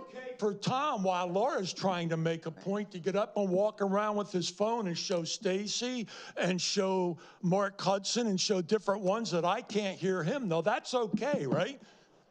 I don't know what you're All right, talking about. Bob. No, you don't, because you ignore it. You ignore it. When it's you guys, you ignore it. You lost me about 5 minutes ago, sir. Okay, who's going to go next? You don't have to. Yeah, I think I do. Maybe too much. The bottom line is, I probably know most of the people in this room, where they live and everything else. So the fact that somebody said something about somebody that lives somewhere is really immaterial. In today's world, my gosh, you can know so much about somebody. It's not to make To your point, Laura Ray was putting my address out right before Christmas, encouraging people to come and protest at my house on Christmas Day, all of our names. So, you know. He should know better. Protest the landfill at our house. She put all of our addresses out. He has I'll bring the emails next time. And Yeah, let's talk about those. Bring those out. We need to be, all of us need to be a little more civil. He has the floor now, okay? He has the floor. Okay? Yeah, the mic. Look, what happened, if that truly happened, and he truly filed those reports, I mean, that's, his boss knows, so maybe somebody should ask. That's not funny, getting bullets and whatever not, okay? My gosh, I wouldn't have waited till now to bring that up. I would have been saying something way sooner if there was indeed a problem. But yes, people walk out of here and make noises about who I am and where I live and everything. and a lot of other things, honest to Pete. If you guys think on the council you're immune from things, or some of the people in the audience think, oh, well, we'll just, we'll give Dave a run for his money. Yeah, they do, okay? So yeah, is it nasty? You're darn tootin' it is. But I'll tell you one thing, the best money we ever invested in this town was getting those right-to-know pamphlets. And even though this gentleman spent all that amount of time, and I know because just reading the minutes of these things takes forever, going through all those, yeah, we should have a right to know. And it should be according to Mrs. Ray, Miss Pacilio, and Miss Optoff-Cadera. It should be transparent. But guess what? We're human, and it ain't. All right? And the fact that Mr. Gradosian, if I pronounce that wrong, please forgive me, doesn't allow everything to be known is not a good thing. And he's an attorney, should know better. First thing you go when you hire an attorney is, what kind of conflicts do you have? I want you to list them in writing. So I agree with some of the things that are brought out. I don't agree with other things that I hear, but that's hopefully why I speak up. And I don't agree with people shooting bullets and whizzing around. That needs to stop, if that's true. Okay, anybody else?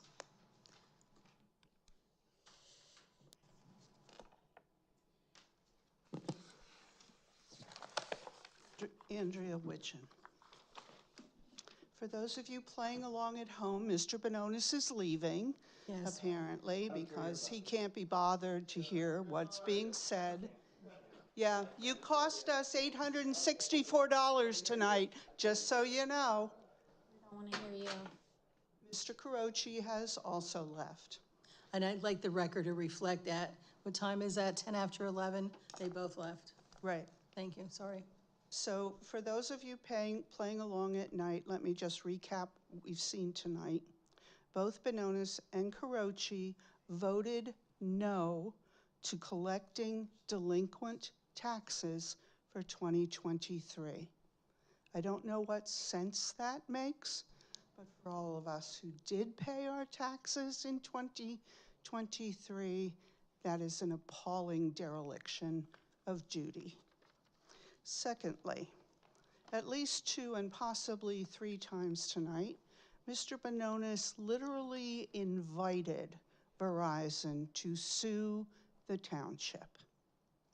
He also accused or found fault with the fact that prior to taking office, the newly elected council people and Mr. Hudson and other people who understand how good government works had attempted to discover who might be an effective council person to handle any responses either from the DEP or from the landfill, which is an active issue, so that we would have someone lined up to represent us with that expertise at that time.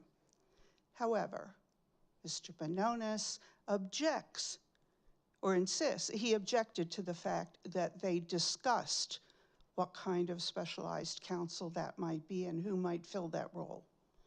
However, tonight he insisted and made a motion that the council should hire specialized counsel for this imminent lawsuit that doesn't exist and has not been filed, and have us pay money to that person for no work that currently exists.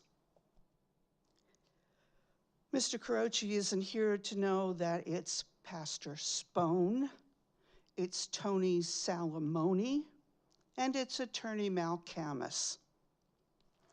He also should be careful about defamation suits, because he said that Phil Spone was a so-called reverend. He is a graduate of Union Theological Seminary in Philadelphia, and he is ordained by the Lutheran Church. He is not a so-called reverend at all, and that is insulting and false. And finally, there are two people on the council who are very upset that things are different now than they were before, to which I say you still have not learned the lesson that elections have consequences.